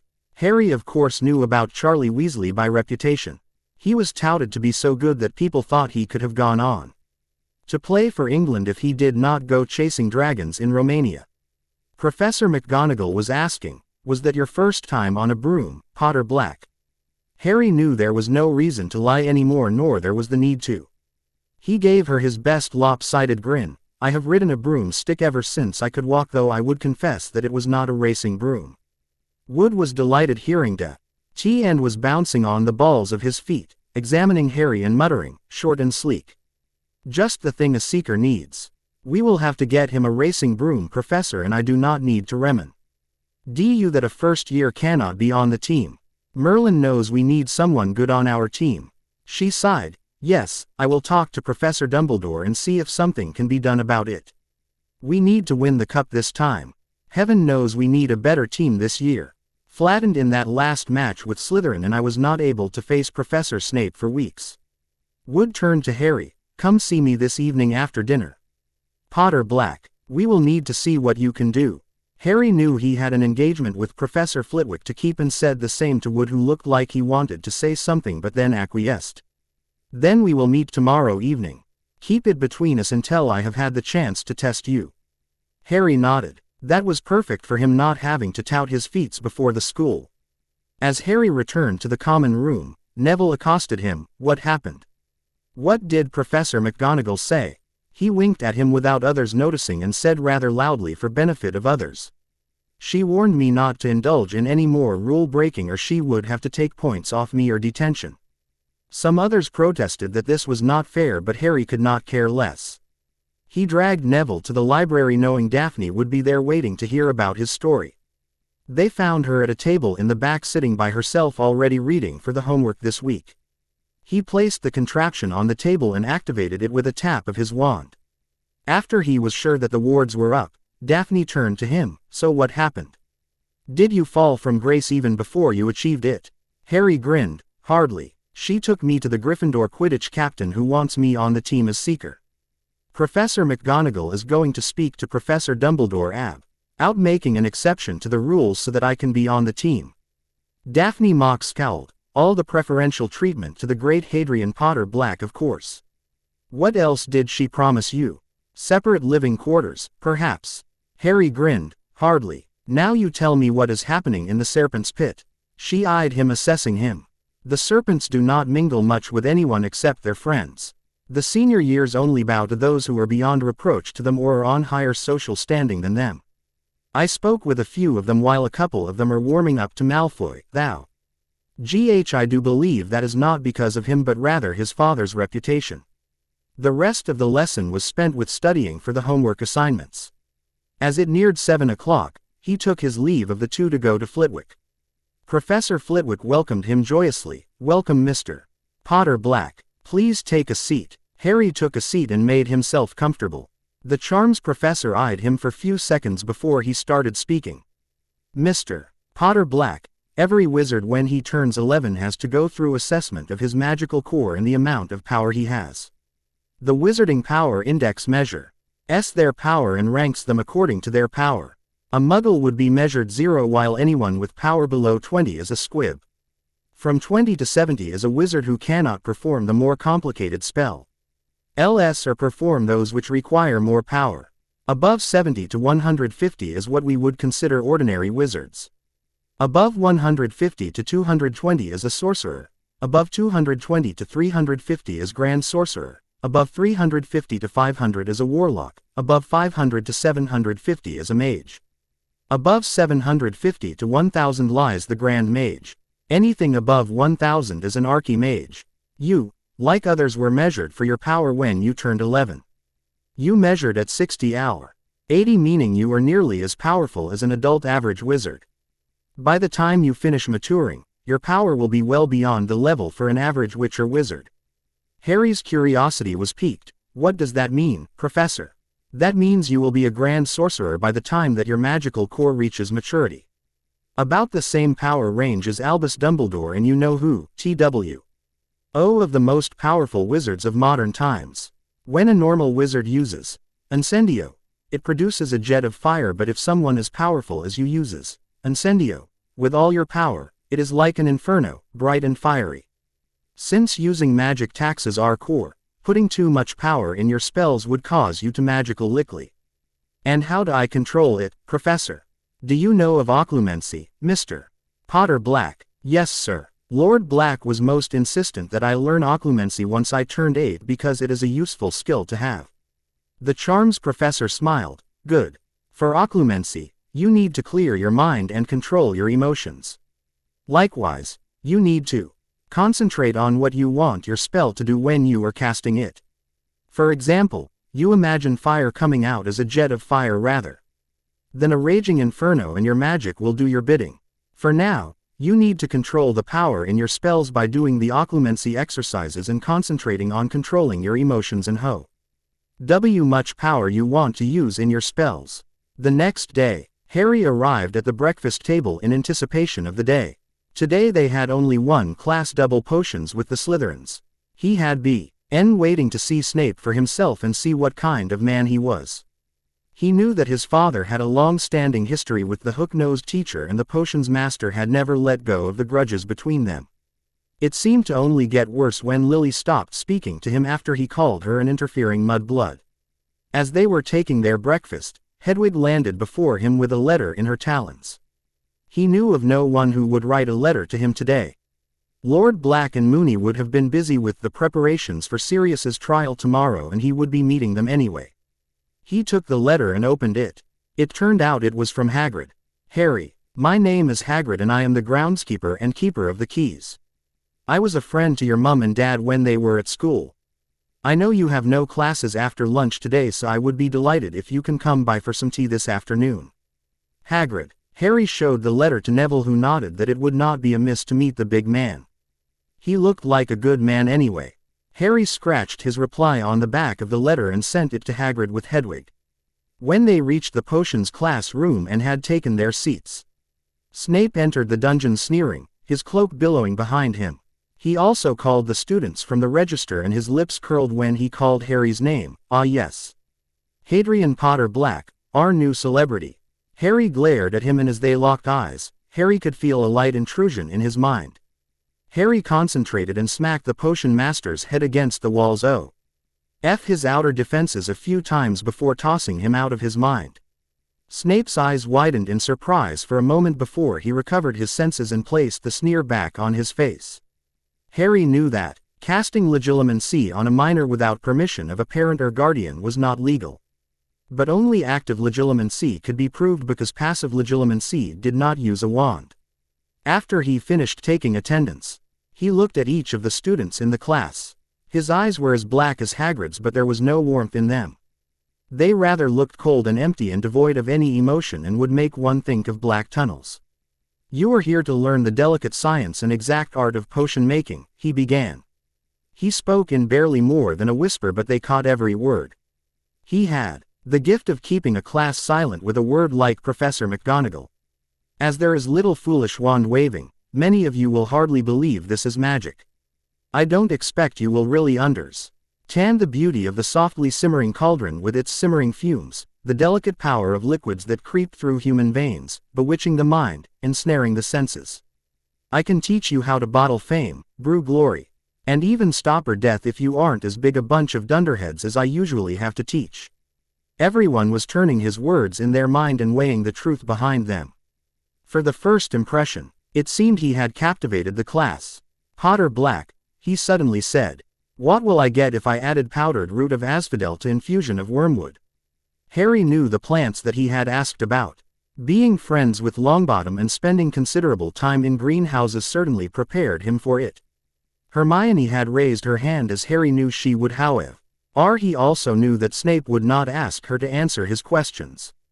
Harry calmly replied, Sir, this is not covered in our first-year text. However, it would make a sleeping potion so powerful it is called the Draught of Living Death. A drop of well-brewed Draught of Living Death can put a person into an enchanted sleep for months. Snape's facial expressions were comical. It looked like he was trying to swallow something which was stuck in his throat. He asked another question. What is the difference between monkshood and wolfsbane? Hermione was positively jumping on the balls of her feet, now raising her hand in the air, but Snape was resolutely ignoring her. Harry answered again. They are the same thing, Professor, and are also known as aconite, an important ingredient in the wolfsbane potion. Snape looked positively infuriated now. It was clear that he did not expect Harry to know these answers to his questions. Instead of humiliating the boy in front of the entire class, Harry was making him look like the bully he was. He tried one more time. Where would you find a bazaar? Hermione was standing now, raising her hand and trying not to speak. He replied cheekily, in this room. I would expect that one can find a bazaar in the store cupboard, Professor, but otherwise a bazaar is a stone found in the stomach of a goat. It is a primary ingredient in the antidotes to most poisons and can, by itself, neutralize most of them. Also, if you would not mind, Professor, Hermione would be willing to answer any more questions you have. I'm sure that other students would be feeling left out if you pay too much personal attention to me. The other students were shocked at his behavior while a few were trying to suppress laughter from erupting. Snape sneered at him. 1 point from Gryffindor for your cheek. Potter Black. Harry shrugged but said nothing. He had expected something like this to happen. Snape turned to the other students. Why are you all not writing it down? Everyone rushed to write what they were just told while he flicked his wand at the board and instructions appeared on it. He said to them, you will be brewing the cure for boils, which is a rather simple potion.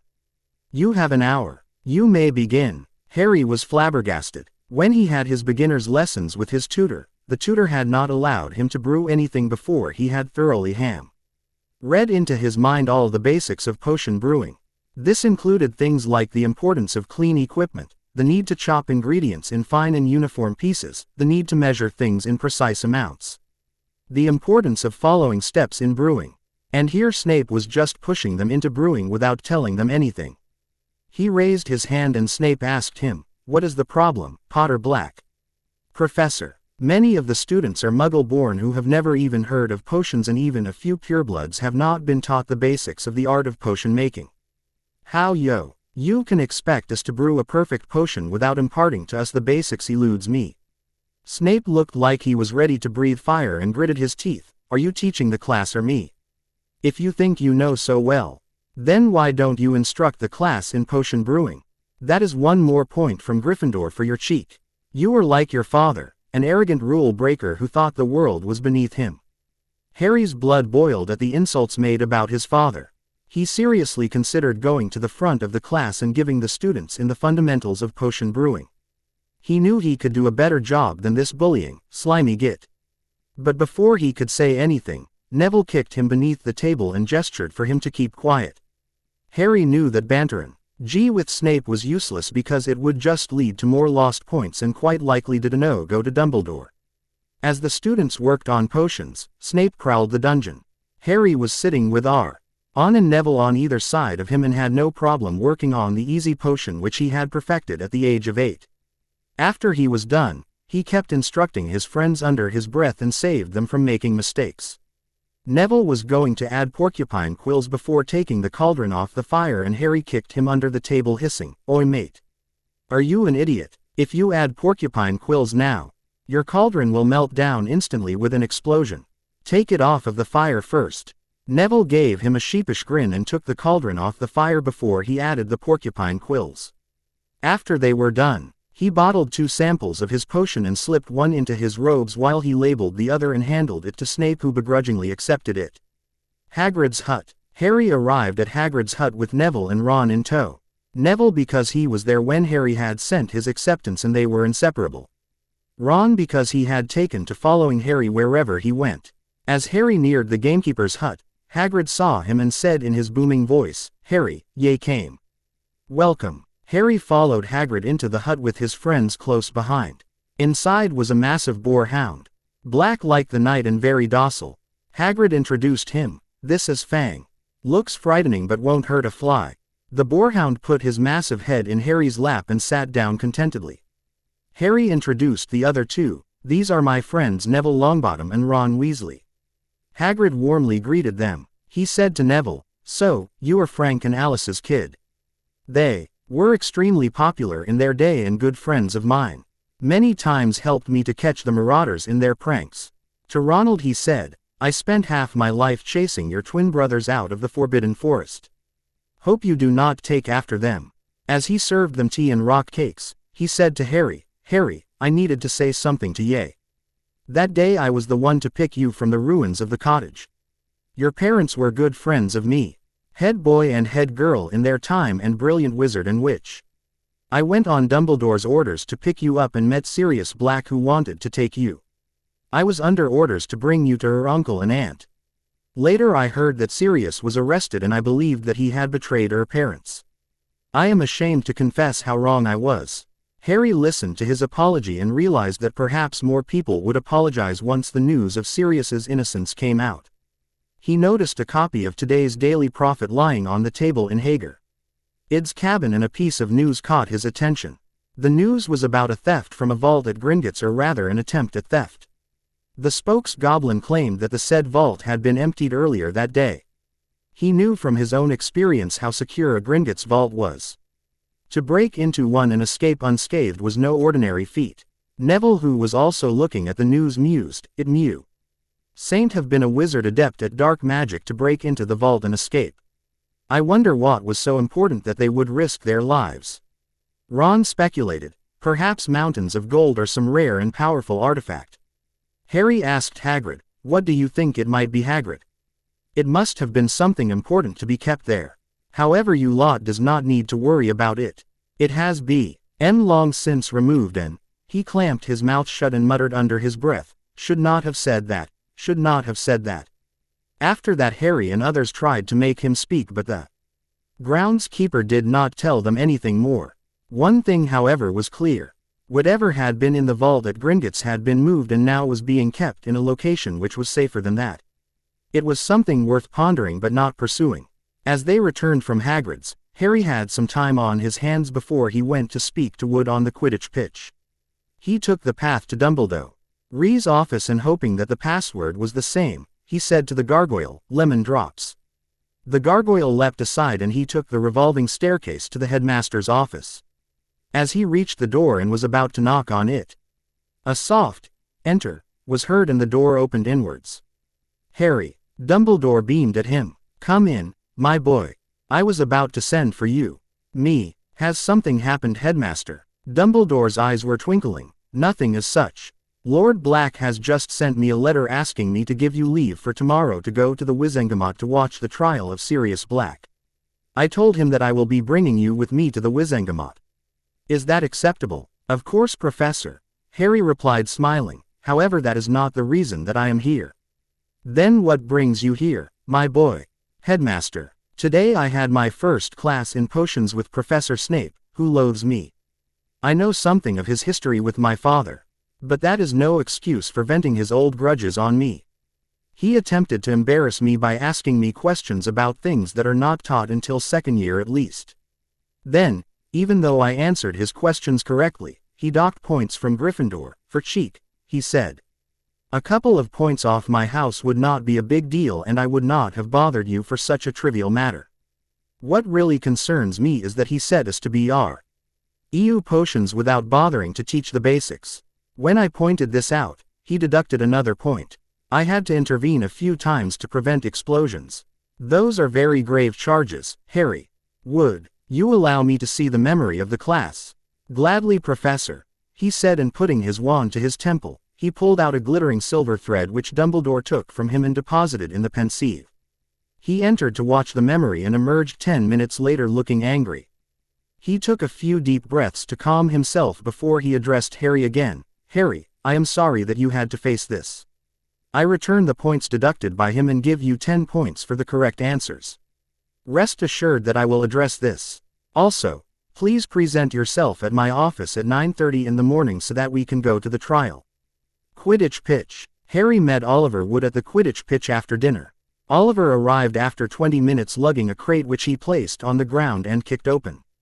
Inside were the 4 balls used in Quidditch. First, he held up a red ball, about the size of a Muggle football, saying, "This is the quaffle. There are 3 chasers on each team. It is their job to put this ball through the other team's goal hoops," he finished, gesturing at the 3 golden hoops which resembled Muggle bubble-blowing wands, about 50 feet high at one end of the pitch. Each time they manage it, they earn 10 points for their team. The keeper's job is to stop them from doing that. Wood placed the red ball back in the crate.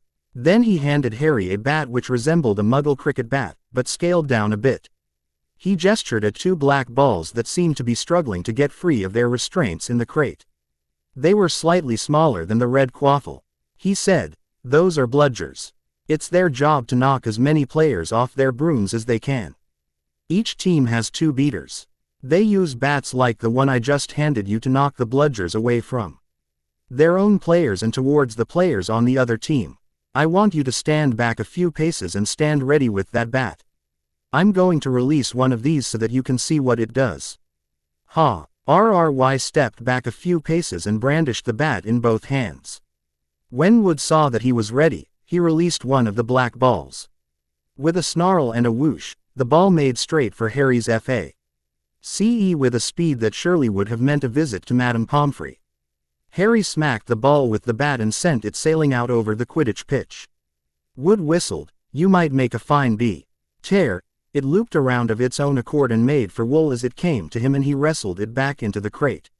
"Nasty they are," said Wood between gritted teeth as he fastened the black ball beside its twin in the crate. "Have you got it so far, Harry?" Harry asked. "Has anyone ever been killed by one of those things?" Wood said, "There have been injuries. I think a broken jaw was the worst of it. But nobody at Hogwarts has been killed by a bludger yet." Harry said, "Okay, the red one is the quaffle. Chasers try to get it in the goal. Keepers try to stop that from happening. The black ones are bludgers. They move by themselves and try to knock people off their brooms. The beaters try to bat them away from their team and towards the other team." "Perfect," said Wood. Then he pulled on a pair of gloves and took the 4th ball out of the crate, holding the golden ball, slightly larger than a walnut, tightly as its silver wings struggled to take flight. "And for you, my friend, this is the golden snitch. It will be your job as Seeker to find and capture this ball. When the snitch is captured, the game is over and the Seeker who catches it wins 150 points for their team, which means that the Seeker who catches it almost always wins the game for their team. This is also why the Seeker is the most often fouled player. If they can take the Seeker out and the team has no backup, they can be pretty sure of winning the game." Wood asked him, "Have you ever seen a Quidditch match, Harry?" Harry responded enthusiastically, "I've been to a few championship games. I even got to watch Canada versus Scotland at the World Cup last summer. I was rooting for Scotland and they did really well, but the Scottish Seeker missed his catch by millimeters and the Canadian Seeker got the snitch and it was all over for Scotland." Oliver Wood was visibly impressed with Harry's knowledge. He loaned his broom, a Comet 10, to Harry to fly around and show his prowess at flying. Harry was a prodigious flyer and impressed him with his speed and skill. Oliver dismissed him with instructions to meet up next week for team practice and to get his own broom to the school headmaster's office. It was early Saturday morning. Dumbledore was in his office working on some reports before he was scheduled to go to the Wizengamot. When he heard the flow roaring and spotted Remus's head in the fire. "Headmaster, may I come aboard?" Dumbledore nodded. "Of course, my boy." As Remus came into the office, he dusted the soot off his clothes and took a seat on the other side of the table. The old wizard was watching him expectantly with his eyes twinkling softly. "What brings you here, Remus?" "Headmaster, I am here to escort Harry to the trial today." Dumbledore arched an eyebrow. "I do not get it. What is your connection to Lord?" His words trailed off as he made the connection which had been missing. The way Harry had hugged the werewolf, the way he had come with Lord Black to his office, the way he had got hold of the picture so easily, all made sense to him now. Remus Lupin was the one who had removed Harry from the Muggle home all those years ago. This also explained why he was not able to locate the werewolf since then. Not that he had tried too hard to find him, because he did not even suspect that Remus might have been linked with Harry's disappearance. Remus was smirking. "I see you have made the connection finally, Headmaster. After that fateful night, I stopped venturing out. I fell off the deep end, finding solace in fire whiskey and doing hand-to-mouth jobs. One day, an elf found me, captured me and took me to Lord Black. He talked with me, made me feel ashamed of myself for neglecting the one who was really my responsibility. He offered me a job, an unlimited supply of Wolfsbane and a chance to raise Harry as heir of House Black.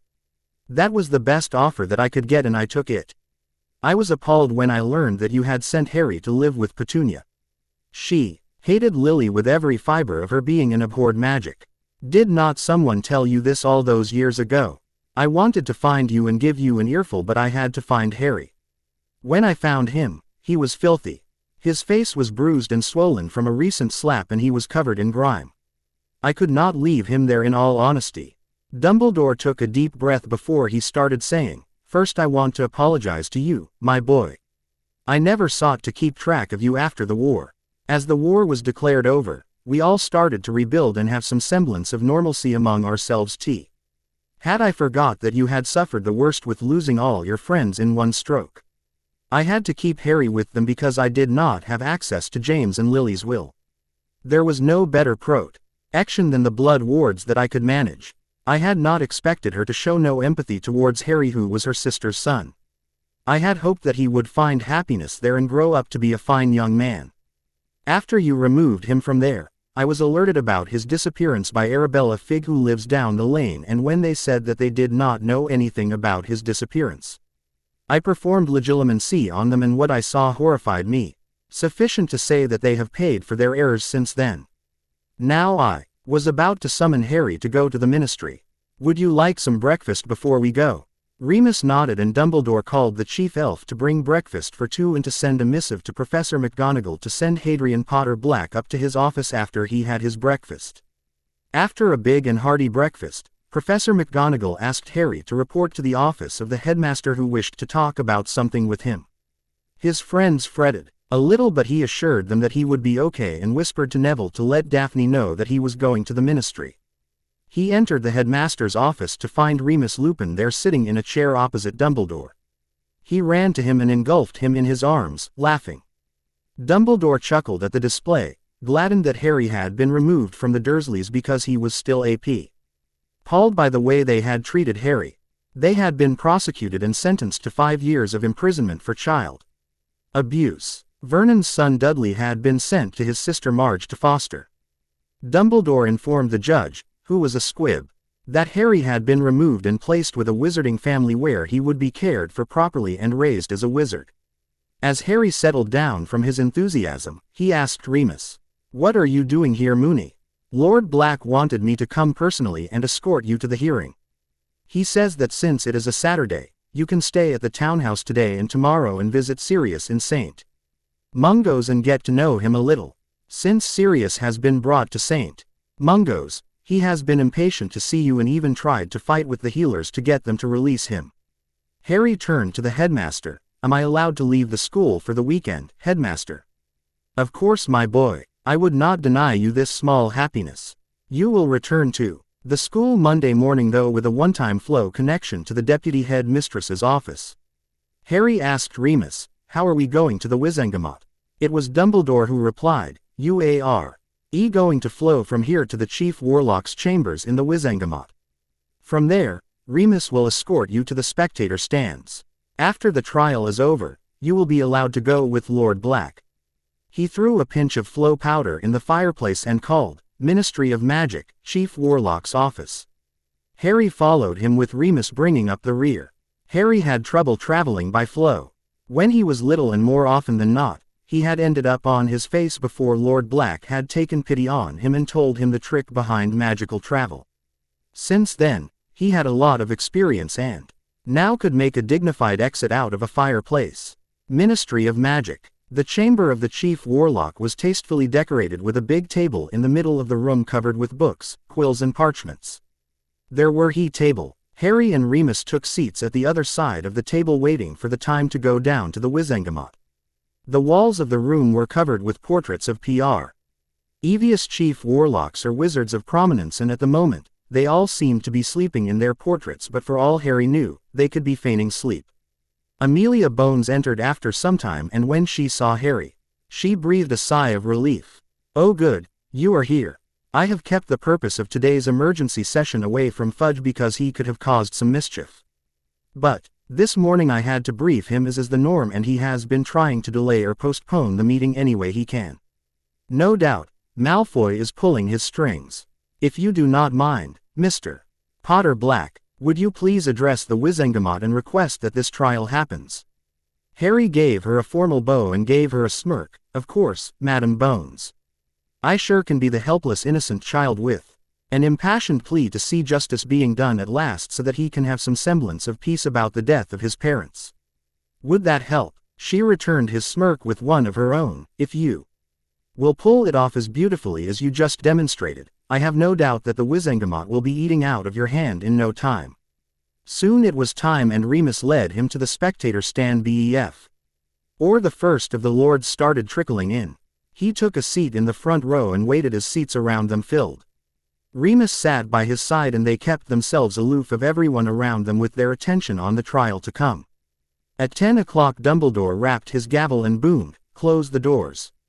The massive doors to the Wizengamot swung shut, and he started again, "Welcome to the NC session of the Wizengamot for the month of September in the year 1991. Madam Bones has called this meeting to discuss a subject of importance which merits to be decided lest we allow injustice to prevail. Madam Bones, the floor is yours." Amelia Bones rose from her seat and started addressing the Wizengamot. "Lords and ladies, 10 years ago, after the war ended, the War Tribunal was constituted to deal with war criminals. One law-abiding wizard had been arrested and sent to Azkaban directly without any trial in gross violation of the principles of justice. Before his incarceration, the vest charge against him was brawling in the Three Broomsticks Inn after getting drunk. I am talking about Sirius Orion Black, who was the heir of Black at that time." She produced a stack of parchments which she banished towards Dumbledore. "Chief Warlock, these are copies of the record of incarceration of Sirius Black, who was directly sent to prison in violation of the principles of justice. He as not given a trial but sent to Azkaban directly on the orders of the War Tribunal." Dumbledore distributed the copies to the gathered lords and ladies and the department heads. One of these was Bart Y. Crouch Sr., who was head of the Department of International Magical County Operation and had headed the DMLE during the last war. He, along with the minister and the head of ORS, had signed the orders to take Sirius to Azkaban. As the members of the Wizengamot were reading the parchments distributed to them, Fudge stood. "I object to this. Sirius Black was the secret keeper of the Potters and killed Peter Pettigrew with those muggles. This trial is a farce of justice and a waste of our time."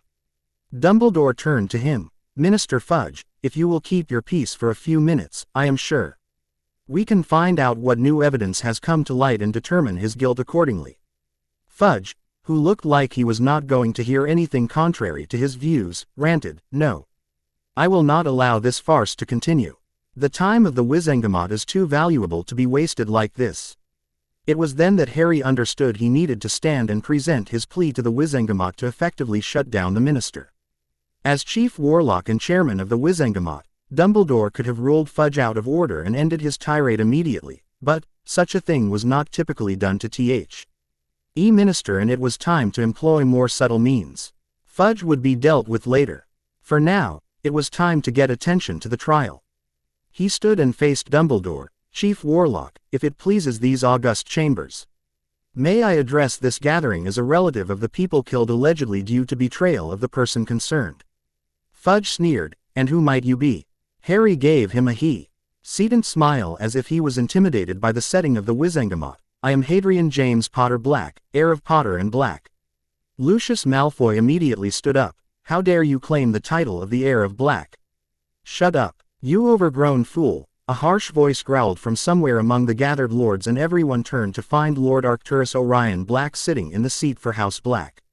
He growled at Lucius. "Hadrian Potter Black is the heir of the House of Black as recognized by the Lord and the family magic."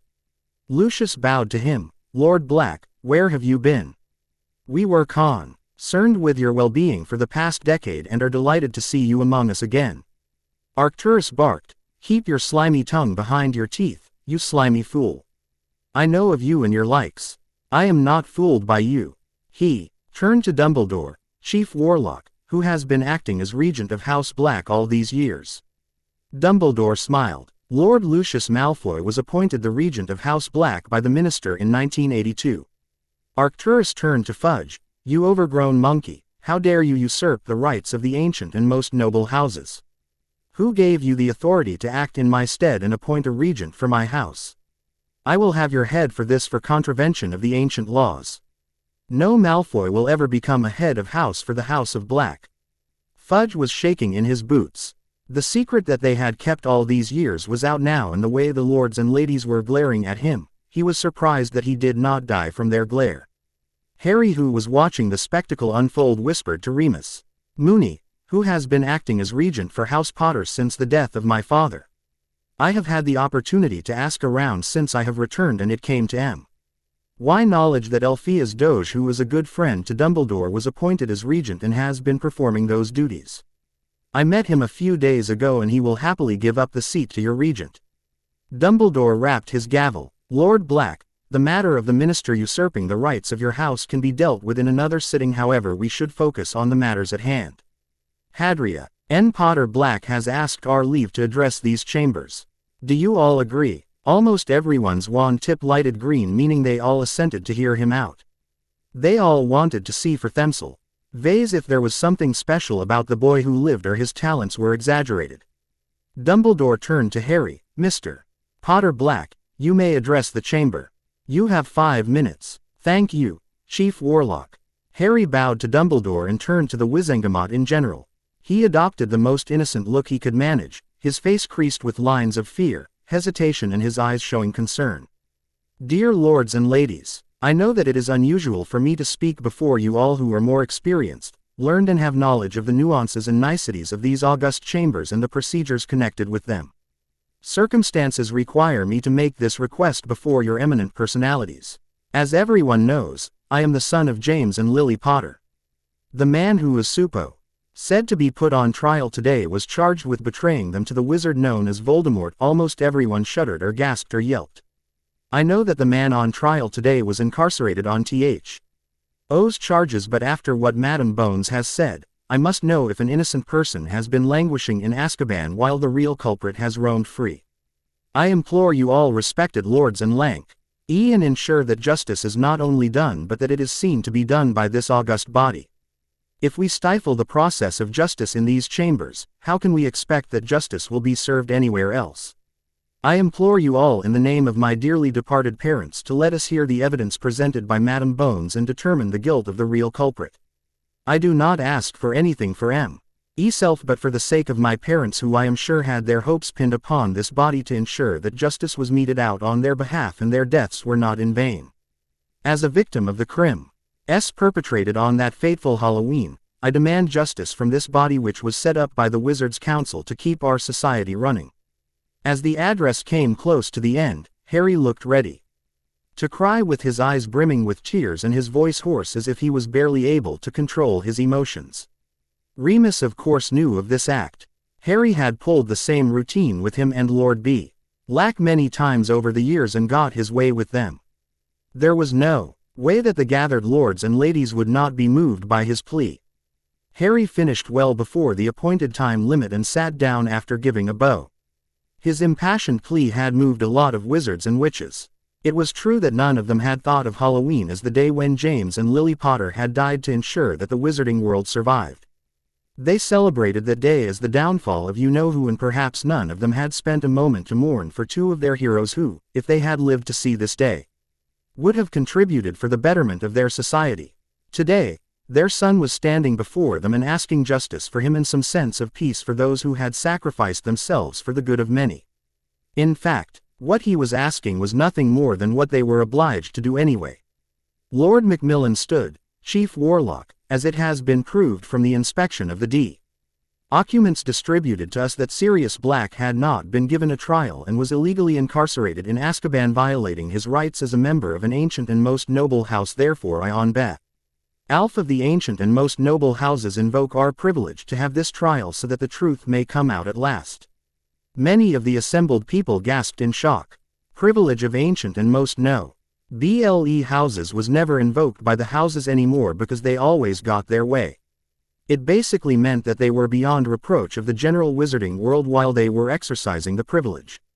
While many of the heads of house of the new families or the minor houses were miffed at Lord Macmillan's proclamation, they also felt that after the impassioned plea for justice by Hadrian Poe, Sirius Black, it was the most effective way to cast aside the minister and have the trial anyhow. Dumbledore rapped his gavel. Lord Macmillan has invoked the privilege of the houses which does not need to be put to a vote as has been decreed by the Wizards' Council, therefore the rest of this session shall be conducted under the said privilege. He turned to Lord Macmillan. What do you propose as the objective of this session? Lord Macmillan, please keep in mind that you cannot sit in judgment upon someone's innocence or culpability under the privilege. Chief Warlock, as the minister has Adam Pettigrew to prevent this trial from happening, this privilege has been invoked to investigate the matter of the innocence or guilt of one Sirius Black. Once we have heard the evidence or witnesses that Madam Bones has brought before us, we will defer the matter of deciding his fate to the entire Wizengamot. Dumbledore nodded. Very well. Madam Bones will present her evidence and witnesses if any to prove Sirius Black's innocence or guilt. Madam Bones, the floor is yours. Amelia stood and faced the entire Wizengamot. Lords and ladies, 3 days ago, Mr. Remus Lupin arrived at my manor claiming Sirius Black was innocent and Peter Pettigrew, whom we all believed to be a hero, had betrayed the Potters to you-know-who. Mr. Lupin had a photograph with him. It showed 3 boys and a rat with a toe missing from its right forepaw.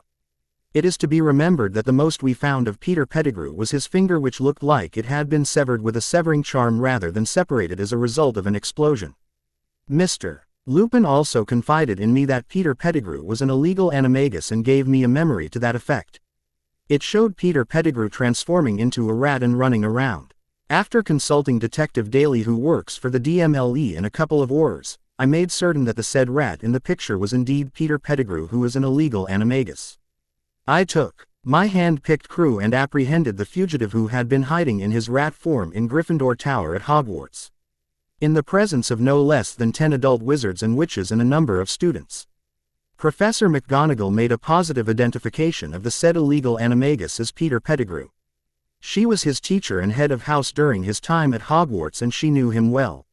Shish. E motioned for an Auror who brought the solicitor's pensieve into the Wizengamot chamber, and with a tap of her wand the scene from the pensieve was being projected onto the wall in front of them. The first memory showed Peter Pettigrew transforming and running around on all fours. She had made a copy of Remus's memory with his permission. She sent copies of the photo in which Remus had spotted with the faces of the students blacked out, of course.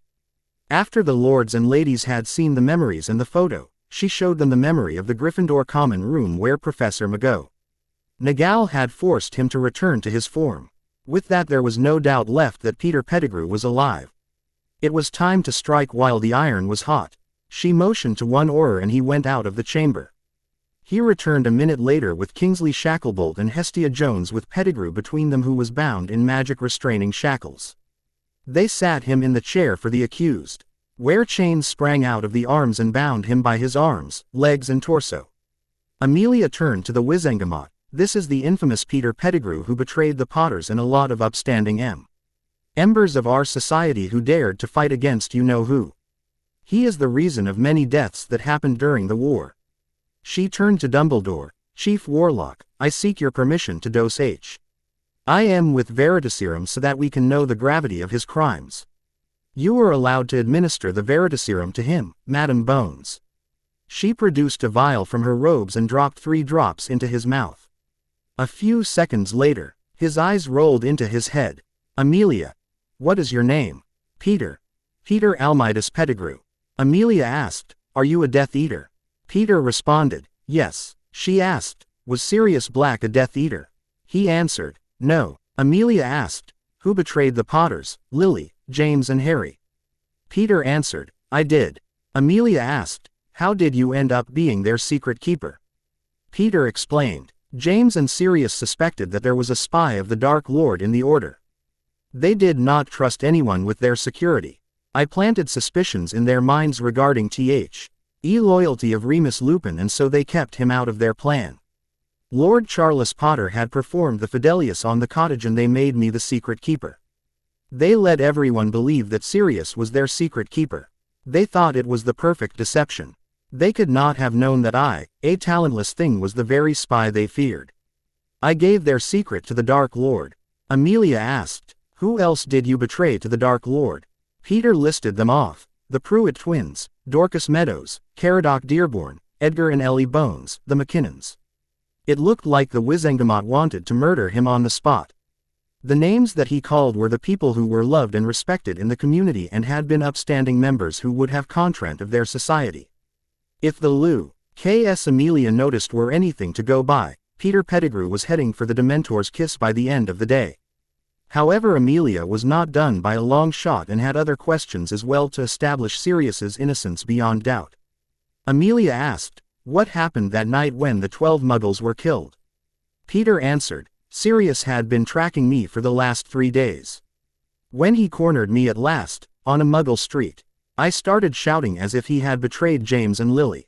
Then I cast the bombarda behind my back and escaped as a rat into the sewers through the hole I created. I did not mean for the Muggles to die. They were just standing too close when I fired off the spell.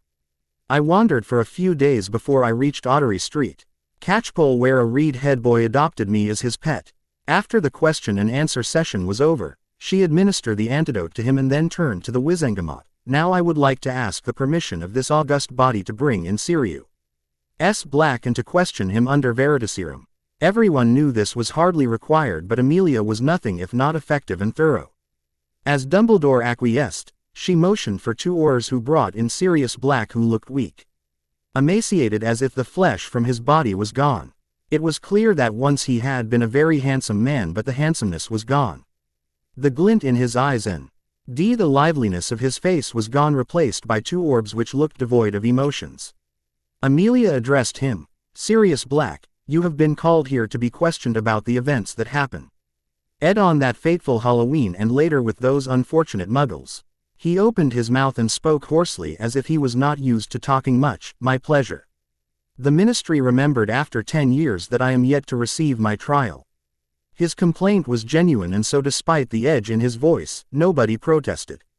Amelia administered the veritaserum to him, and as he showed the telltale signs of being under the influence, she started asking questions. "What is your name?" He answered, "Sirius Orion Black." She asked, "Are you now or were you ever a Death Eater?" He answered, "No." She asked, "Did you betray the Potters? Do you know who?" Sirius said, "I would have died before I betrayed them and joined that pretender who was nothing more than a murderer and a terrorist."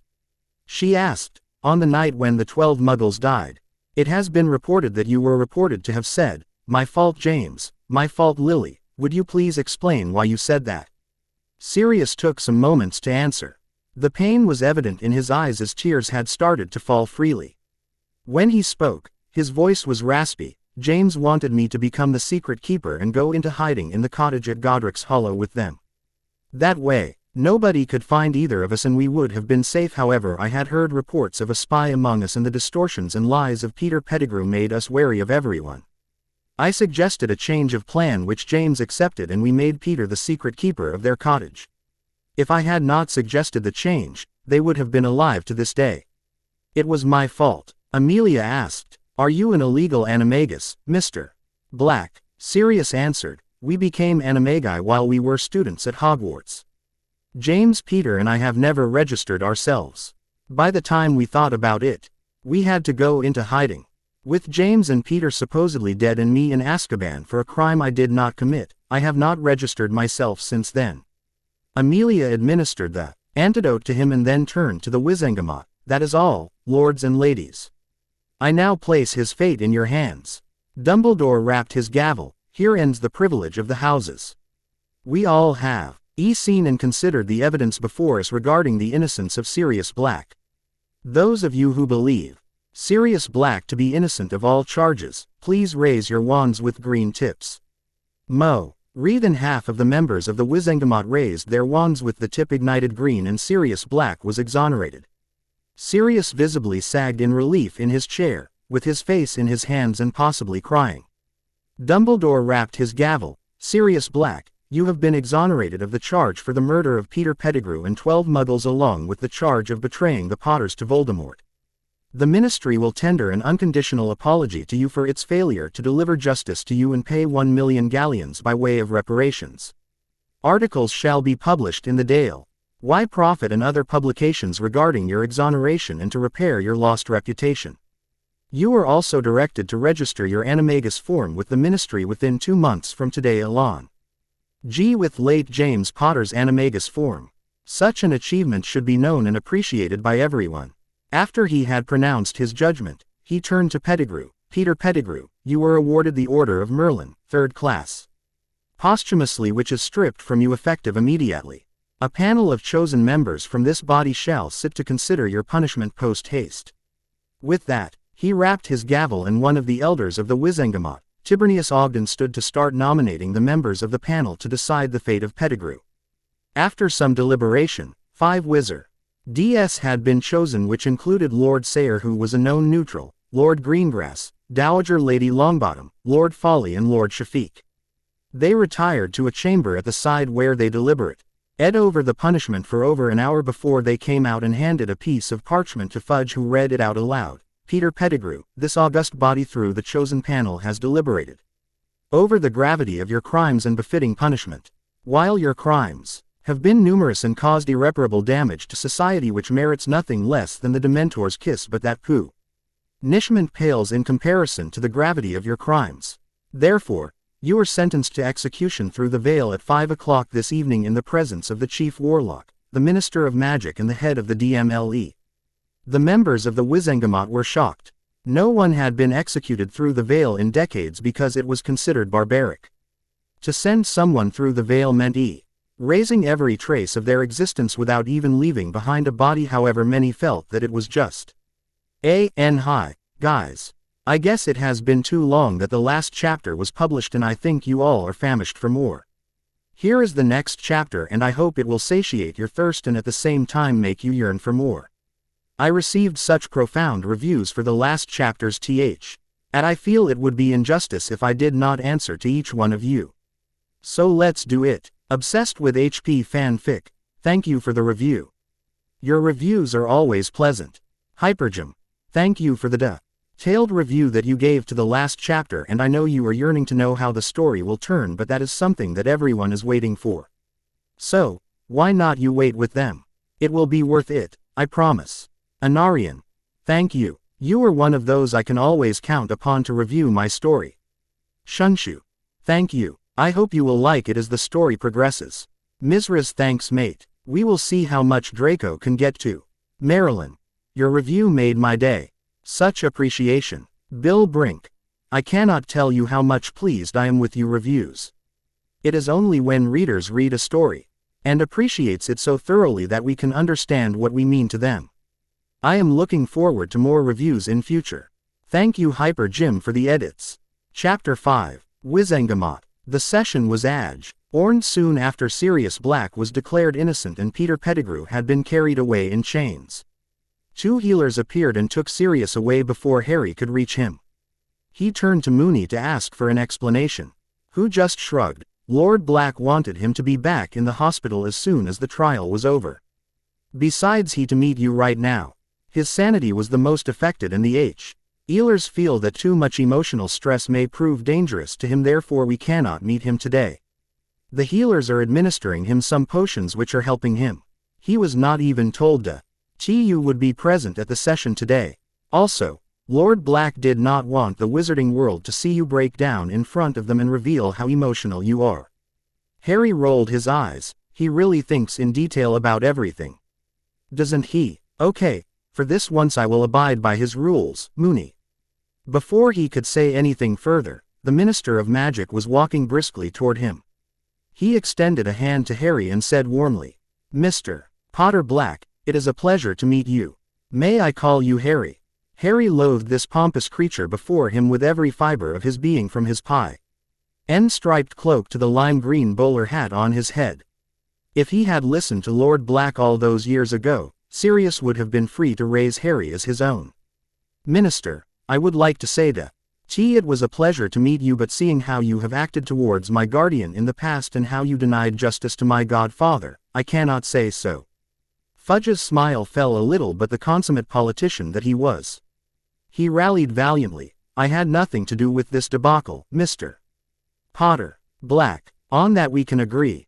An overgrown monkey like you lack the brains to orchestrate something like this, growled Arcturus, who had just come up behind him.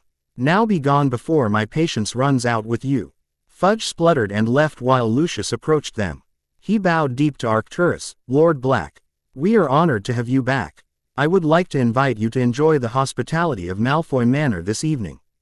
Arcturus growled. Be gone with you too, fool, and if you have made an why sort of alliance in the name of House Black or touched so much as a single canute from the Black fortune, you will rue it to the last day of your life. As to your invitation to break bread under your roof, I would rather die than step in a Malfoy household. The only concession I give you is not banishing Narcissa from the family tree. As Lucius was gone, Arcturus turned to Harry. You will meet Sirius tomorrow, lad. Today, Remus has something planned for you. I will expect you both to return by dinner today. With that he was gone. Remus and Harry traveled to the atrium after Remus disguised him with some glamour charms so no one would recognize him. They flowed to the leaky cauldron from the atrium. The inn was bursting with people as it was the peak hour of the day. Remus hailed the barman. Tom, an old man with just a couple of teeth left in his head, bald and stooping, replied with equal enthusiasm. When Harry arched an eyebrow in a questioning look, Remus told him that the Marauders had spent many a time in the inn getting drunk, chasing witches and causing mayhem. Remus asked for a private parlor from Tom, who directed them to one on the first floor. When they were in the safety of the room with lunch spread before them, Harry asked him, "Where are we going, Moony?" Remus said simply and somberly, "I don't know if you will like this, Harry, but I feel that it is long past time that you go. We could not take you there before because of security concerns, and we still have to be careful. I had a whole discussion with Lord Black about it and he grumbled a lot, but finally agreed. Today, Harry, we are going to Godric's Hollow." Harry did not know how to react to the news.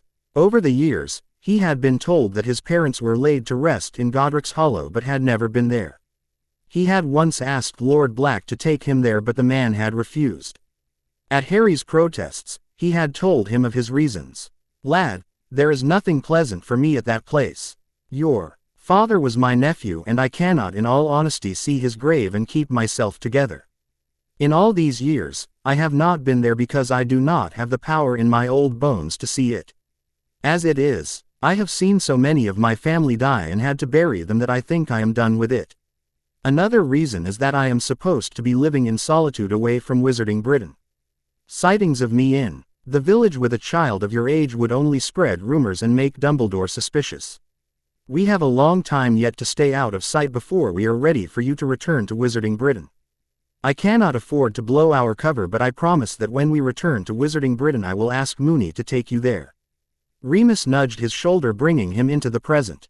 "Harry, if you do not want, we can cancel and go directly to the townhouse."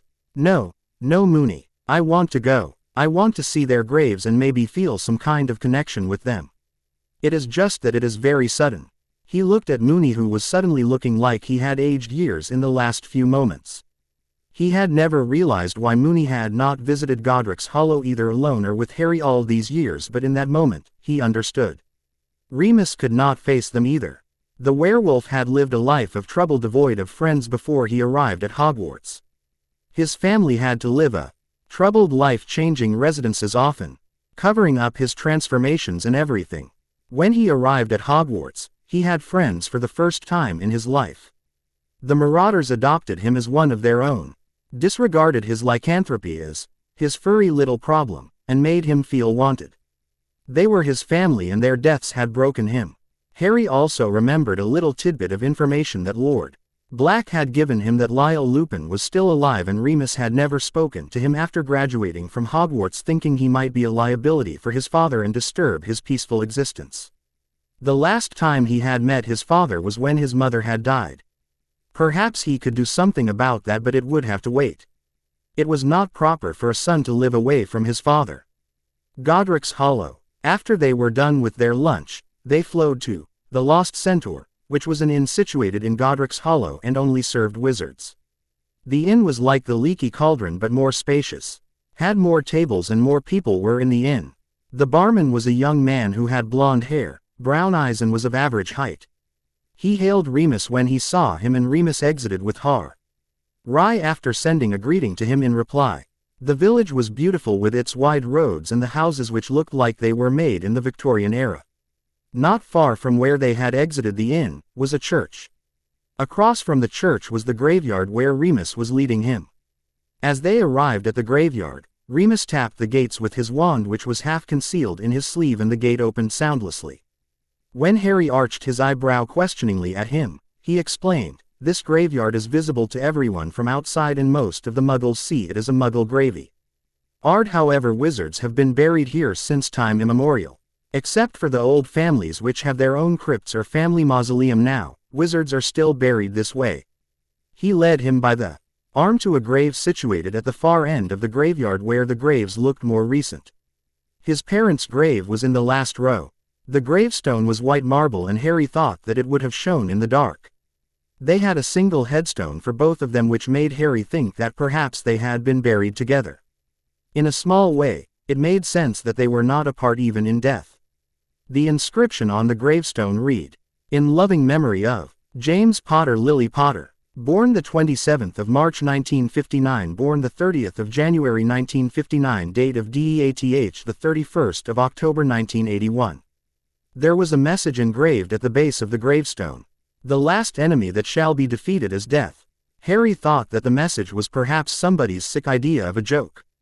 Who had ruined their graves? When he asked Remus, he told Harry, "No, Harry. This is the Potter family motto.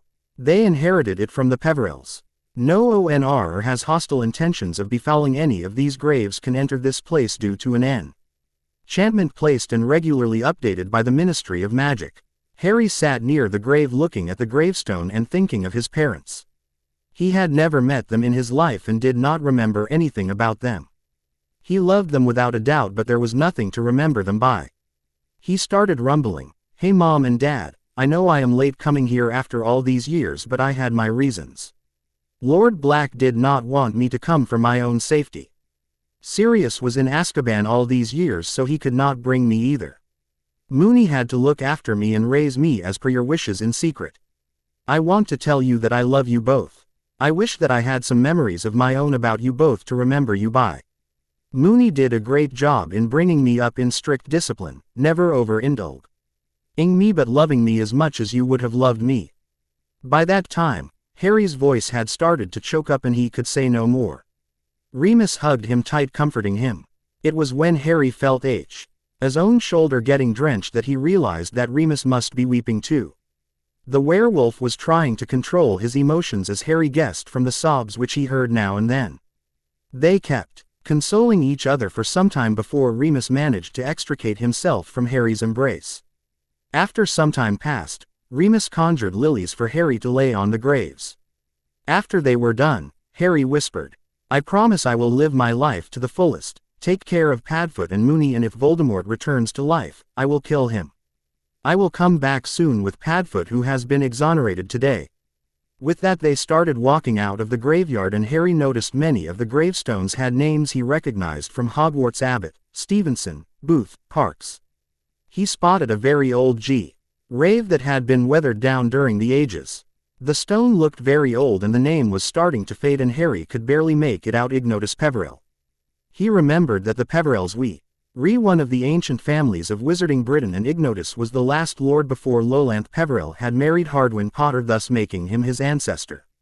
There was also a symbol drawn on the gravestone which shocked him.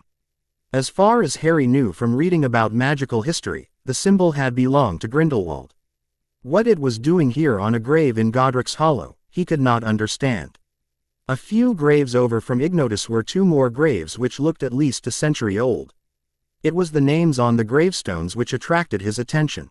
The gravestones read Kendra Dumbledore and Ariana Dumbledore. He did not know that Dumbledore's family had lived in Godric's Hollow. He asked Moony about it. "Yes, we found out about it when James and Lily came here to hide all those years ago. I believe he still has a small cottage in the village where he comes to stay when he is not at Hogwarts. After they exited the graveyard, Remus asked him, Harry, do you want to go see the cottage? I confess that I don't really want to return there, but I will come if you want me to. Harry was conflicted. On one hand, he did not want another pang of pain, but on the other hand, he wanted to see the place. At last, he decided that they might as well get it over with. Sometime, he would have come here anyway. They started their walk to the cottage, which was on the other side of the village. They had to cross the village square. In the middle of the square was an obelisk engraved with names. When Remus saw it, he frowned. That was not here when James and Lily were living here. Remus asked around and he was told that the monument was a war memorial commemorating those who had died for Britain in the First World War. As they were passing the square, the memorial changed and the obelisk morphed into statues of a man in round glasses, with a mop of hair on his head. There was a woman beside him with kind eyes, a smile on her face and flowing hair. In her lap was a baby without a scar on his forehead. There was a description attached which read, "This memorial has been erected here in the memory of the Potters James and Lily and is a tribute to Harry Potter, the only wizard to have survived the killing curse and vanquished the dark wizard known as Voldemort." Harry looked at the statue with longing, his eyes instantly watering again, thinking of how happy he looked engraved in stone. Remus softly pulled him away by his shoulders and guided him to a house at the end of the lane. The roof of the house was gone as if blown away, and Harry understood that it was where the killing curse had struck the roof and blasted it apart. There was a hedge lining the property with a small gate in the middle. Harry noticed that the muggles who were passing did not spare a glance at the ruins, and he thought that it was invisible to muggles. The hedge had grown in the past decade, with the grass being waist high. Ivy had started to creep up the walls and the doors of the cottage. Harry stood on the threshold for some time before he touched the gate, and a golden sign sprung upwards which read, "On this spot on the 31st October 1981, Lily and James Potter lost their lives. Their son, Harry, remains the only wizard ever to have survived the killing curse. This house, invisible to muggles, has been left in its ruined state as a monument to the Potters and as a reminder of the violence that tore apart their family."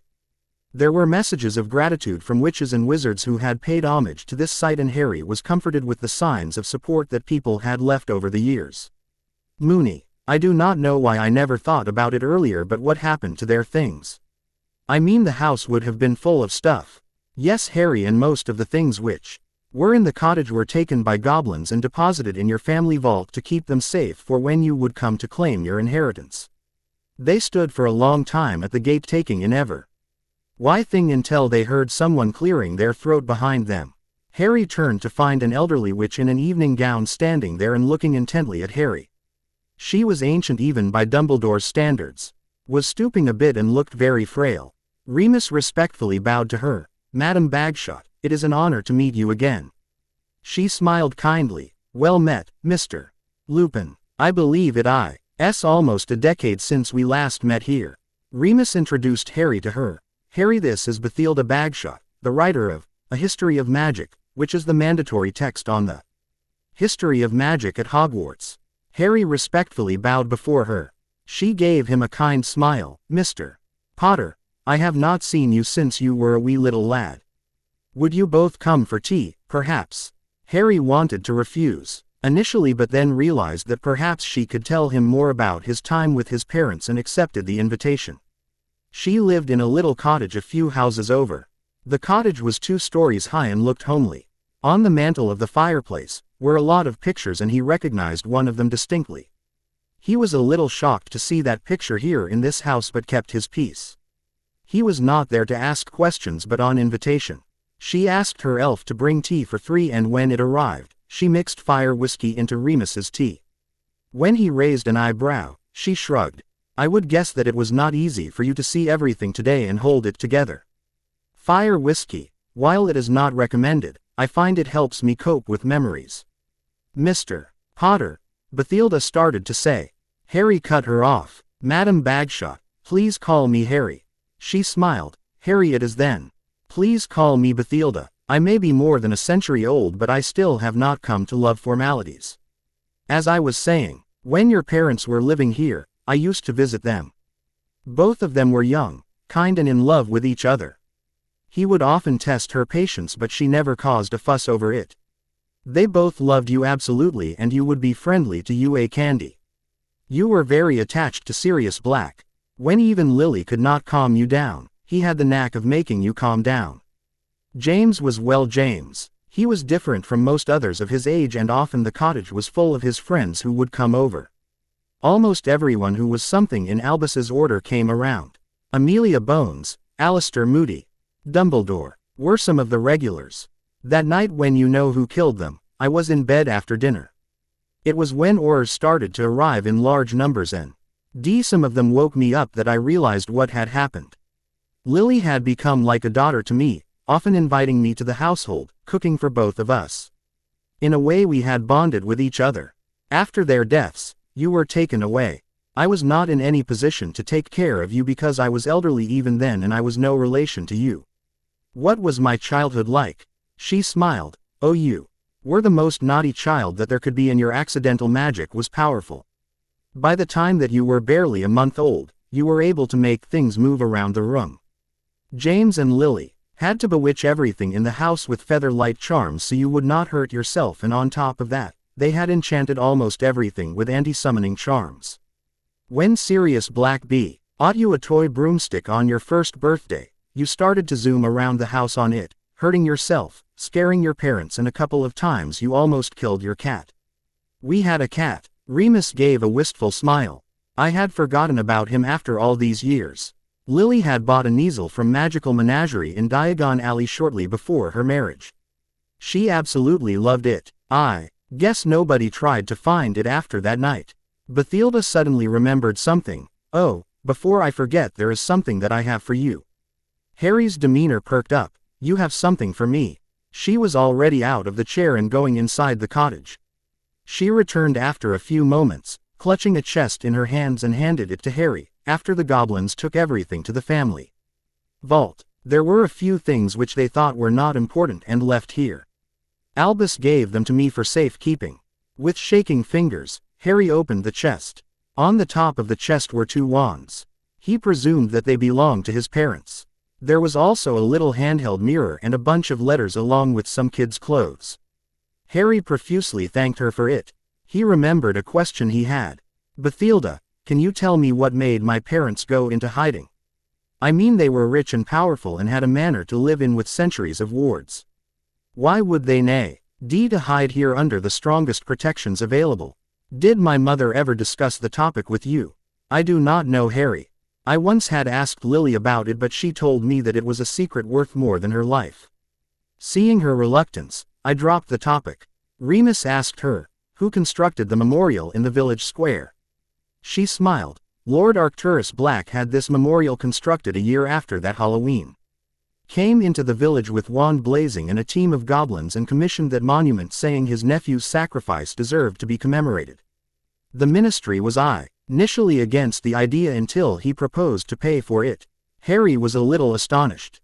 He thought that he had figured Lord Black out in the decade that he spent with him, but the old wizard certain.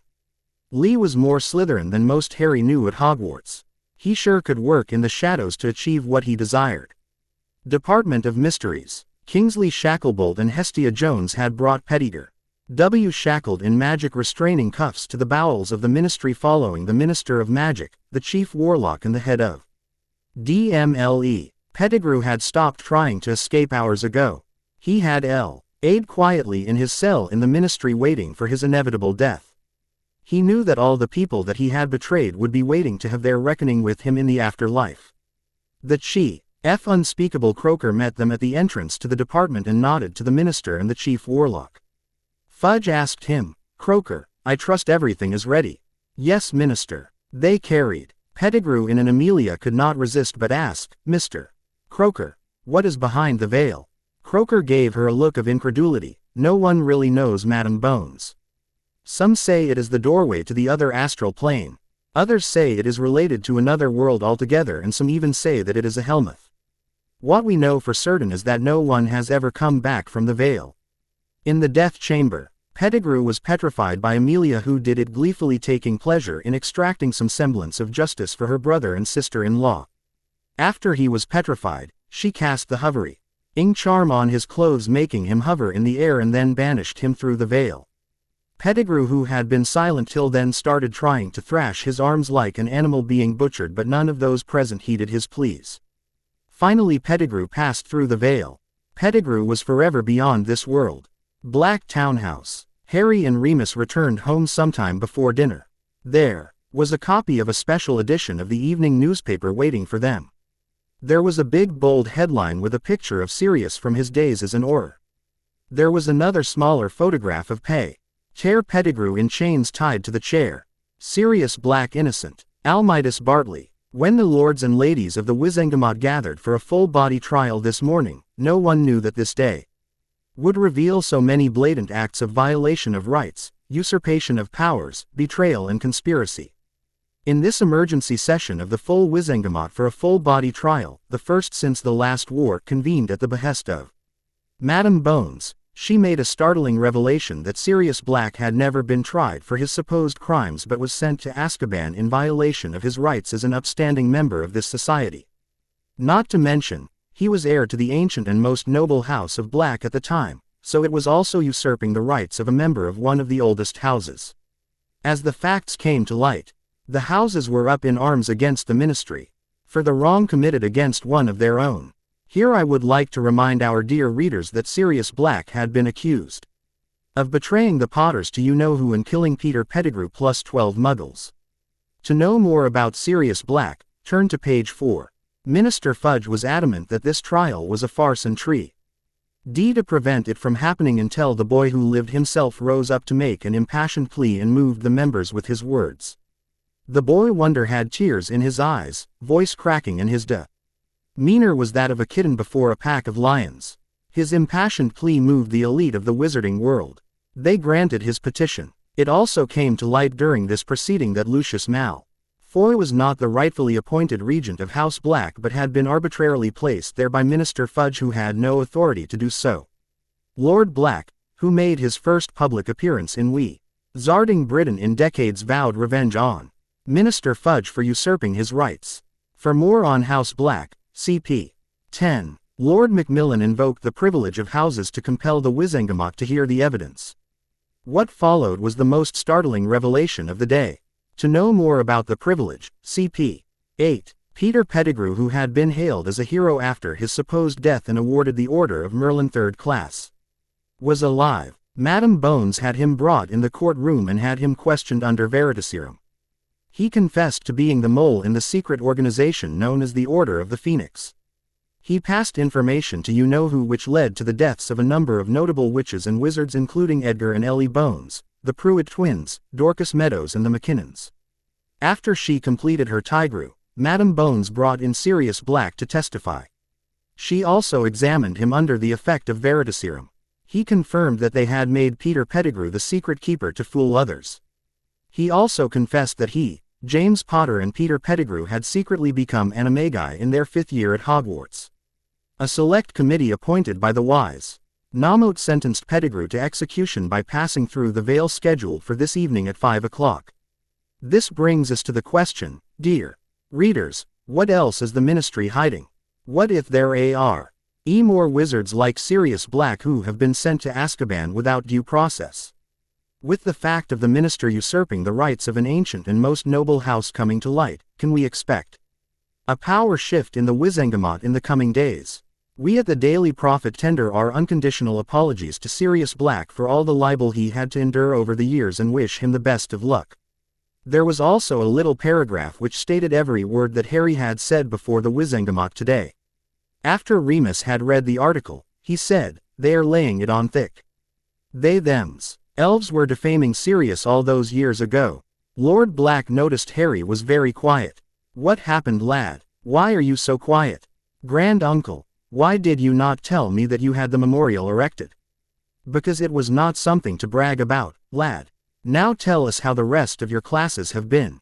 Harry told them everything that had happened in the classes since Pettigrew's capture, including being selected for the Gryffindor Quidditch team. When he told about Snape's behavior in class, Arcturus was furious but quietened when Harry assured him that Dumbledore had promised to take action about it. By the time he was done, Arcturus was beaming with pride. "I feel like I did the right thing by you all those years ago. You have made me so proud today." Remus was equally jubilant. Wrongs will be turning in his grave with jealousy that his son outclassed him. And he was considered one of the finest players. Harry remembered something. "Oh, that reminds me, Remus. Have you brought my broom from the Black Castle?" "No, but that can be arranged and I will have it sent to you in a couple of days." He of course was not going to tell Harry yet, but he was planning to buy a Nimbus 2000 and send it to Harry. He also was not going to share his plans with Arcturus because then the older wizard would beat him to it and send one to Harry. By the looks that he was sending their way, Remus knew the older wizard was perhaps planning something like that. He would have to ask him to let him have this little pleasure. After dinner, Lord Black sent him to bed saying they had to go early to St. Mungo's to meet Sirius. Hogwarts. Minerva McGonagall was reading the paper and dabbing at the corner of her eyes with her tartan handkerchief. James Potter was her godson and she loved him like a son, and Lily had been one of her favorite students. She had not been able to have peaceful sleep for days after they had been killed. She had hated Sirius for betraying his friends for a decade, but that day when Peter Pettigrew turned out to be alive, a lot of her perceptions had been shattered. She was still not able to forgive herself for even harboring the thought in the first place that Sirius could have betrayed James and Lily. He would have died in their place to save their lives. It also surprised her that 3 students had become animagi right under her nose and she never suspected a thing. James and Sirius were exceptionally bright, but to think that their capabilities had extended far beyond what she could hope for was intriguing. Also intriguing was Hadrian Potter Black, who had showed till now that he was a mixed bag of the best qualities of his father and mother. True, he had not yet indulged in mischief-making, but it was just the first week. It was too early to tell if he was an innocent or the next generation prankster. He also had prodigious abilities as a flyer like his father. Wood had briefed her that he was like a bird on a broom, and with a nimbus under him, he definitely would outfly anyone. She was going to do just that, by a nimbus for him. That reminded her that she was yet to inform Remus about his selection as a seeker for the Quidditch team. Remus had sent her a letter that he was in the employ of Lord Black and Regent for House Potter, therefore she could contact him about anything related to Harry. Remus had also given a flow address to Conta Court if there was any emergency, and anything related to Quidditch was an emergency to her. She threw a pinch of flow powder in the fireplace and said, "Prongslet Den." Inwardly she thought it was a silly address. A few moments later, when the flow stopped moving, Remus Lupin was sitting in a chair in front of the fire with Arcturus Orion Black. Remus saw her head sitting in the flames and bent at the grate, grinning. "Good evening, Minnie," she scowled. "I am not Minnie." Remus just smirked. "Of course you are. Or did you forget that?" When she glared at him, he raised his hands in surrender. "I apologize." "What brings you here? Is everything all right? Do you know that your nephew has become the youngest seeker in a century after being selected as seeker for the Gryffindor Quidditch team? And that he achieved this feat when he caught a Remembral after a 50-foot dive? I swear I have never seen anyone do that and not plow into the ground." Remus smiled. "Yes, he does remind me of James on a broom. Only he is more dangerous. He performed a Wronski feint at the age of 8. Minerva's eyes widened in surprise. "That is unbelievable. However, I have flowed you to inform you that he will need a racing broom." "I know, and I am planning to buy a Nimbus." His words were cut short by McGonagall. "No, absolutely not. I have decided that I am buying this for him." He eyed her suspiciously. "And why would you do that? Is that not favoritism?" "Because he is James's son, and as his great godmother, I can buy him gifts if I want to. And it is not favoritism because I am not doing this as head of Gryffindor but as Minerva McGonagall." Remus knew any protests of his would fall on deaf ears. Minerva McGonagall was a hard-to-convince witch. "Okay, you win, Minnie," he said cheekily, and ended their connection before she could retort. Street Mungo's. Harry woke up early in the morning and went to find Moony grumbling that the townhouse had nowhere for him to run or do his exercises. Remus mollified him, telling him that it was just a matter of a day before he would be back at Hogwarts. Also, he cautioned Harry that he might want to save his energy for the tiring day ahead. After being fussed over by Moony, Harry hastened to the bathroom. He came down 30 minutes later to find Lord Black and Moony eating breakfast. The Morning Prophet was on the table, open to the story at the front page. Peter Pettigrew executed. As it was reported yesterday, Peter Pettigrew was found alive. He was convicted of betraying the Potters as well as many prominent members of the Order of the Phoenix in the murder of 12 Muggles. The manner of his escape framed Sirius Black in the process. For his crimes, he was sentenced to death by passing through the veil at 5 p.m. last evening. According to a press note released by the Ministry, at 5 p.m., Peter Pettigrew was carried down to the bowels of the Ministry to the Veil Chamber situated in the Department of Mysteries. Under the watchful eyes of the Minister of Magic, the Chief Warlock and the head of DMLE. At 5 p.m., he was banished through the veil at the hands of the head of the DMLE. The Ministry assures its citizens that it will look into the convictions of the prisoners at Azkaban to see that there wasn't any other miscarriage of justice. Harry put the paper down and eyed the two men who were looking nonchalant as if they had not a care in the world. Creature served him eggs and toast for breakfast with pumpkin juice, which he finished quickly. After breakfast, Lord Black started addressing him. "Harry, I know that you are eager to meet Sirius. A word of caution before we go to St.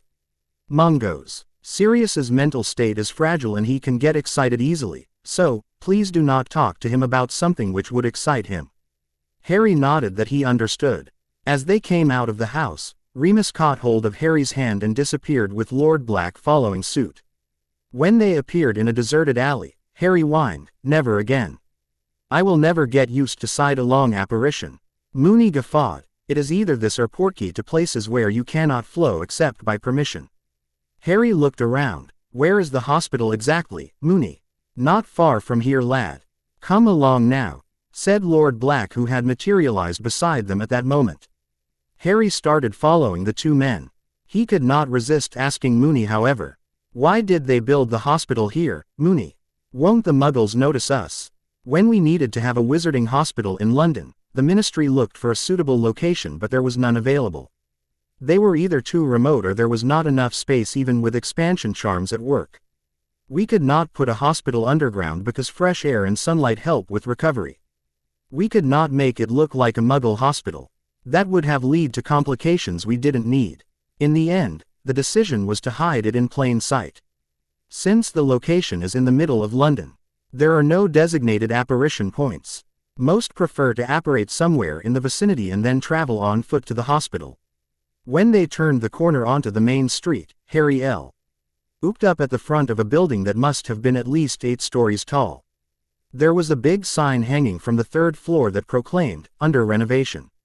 Opening soon." By the looks of the accumulation of city grime and the fashions on the mannequins in the one window that was not boarded up, soon, had been over 20 years ago. Lord Black leaned toward the mannequin at the center of the window and said, "We are here to see Sirius Black." Harry thought that he had lost his marbles until the dummy blinked and he disappeared. Remus shut his open mouth and pushed him forward until he found himself in what he thought was the lobby of a hospital. The lobby was bustling with activity, with wizards and witches present and waiting for their turn. A few of them were in line at the reception desk. There were posters on the walls around them with slogans like, "A clean cauldron can keep you safe from being poisoned." Remus steered him past the reception desk to a private room on the 2nd floor. The room was as big as his room in the Black townhouse, and in the middle of the room was a bed on which laid Sirius Black, being tended to by his healer. Harry had the time to look at him properly for the first time. He had heard from Remus how Sirius was considered one of the most handsome men, and he had seen the photos too, but he wanted to see for himself.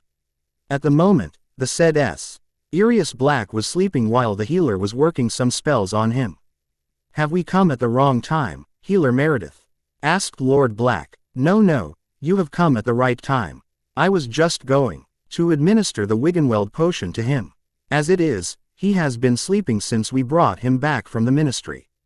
Now that you are here, I want to see how it goes so that we can decide about further treatment for him." The healer gave seats to them and then administered the potion to Sirius. It took a few minutes before Sirius was fully awake. He whimpered when he saw Lord Black. "Grandfather, are you still alive?" Arcturus growled. "What, were you hoping I was dead?" Sirius hastily said, "No, I was surprised, that is all." You did not interfere when I had to run away. No, I did not. We can talk about that when you are stronger, Arcturus said in a decisive tone, meaning the topic was closed for now. Sirius's eye then wandered to Moony, who sat in front of Harry, hiding him. He jumped down from his bed and bear hugged him. Moony, you are looking so young. I am so glad to see you here. I never thought that I would see you again. Moony's voice was cracking. I am delighted to see you again, Padfoot. It was then Sirius noticed the little boy sitting in the chair behind Remus and his breath hitched in his throat. He did not need to look into his emerald green eyes to know that. It was his godson, the toddler, whose first word was, "Ha, foo," rather than mother or father. The toddler he had loved like his own son. The son of his brother Harry Potter. He sat on his knees to come at eye level with Harry. "Hello, Harry. Do you know who I am?" Harry gave him a grin. "You are Pa, Foo." The word had barely tumbled out of his mouth before Sirius was hugging him and crying in his shoulder. Harry tried to comfort him, but the older wizard refused to calm down. Several minutes passed before Sirius let him go. In that moment, it was like everything else had ceased to exist. Sirius was only looking at Harry, trying to take in everything about his appearance and affix it in his mind, tears streaking down his face. Many minutes passed and everyone sat in comfortable silence until Sirius broke it. "Harry, I am sorry that I was the reason for James and Lily's death. They wanted me to be the secret keeper, but I had suggested Peter to be the one. He was a talentless thing, so obviously no one else would have thought that he would be given such a responsibility. He sold us all out. If only I had become their secret keeper, your parents would have been alive to this day, or have convinced James to let Dumbledore become the secret keeper, but the rat filled us with doubts about each other."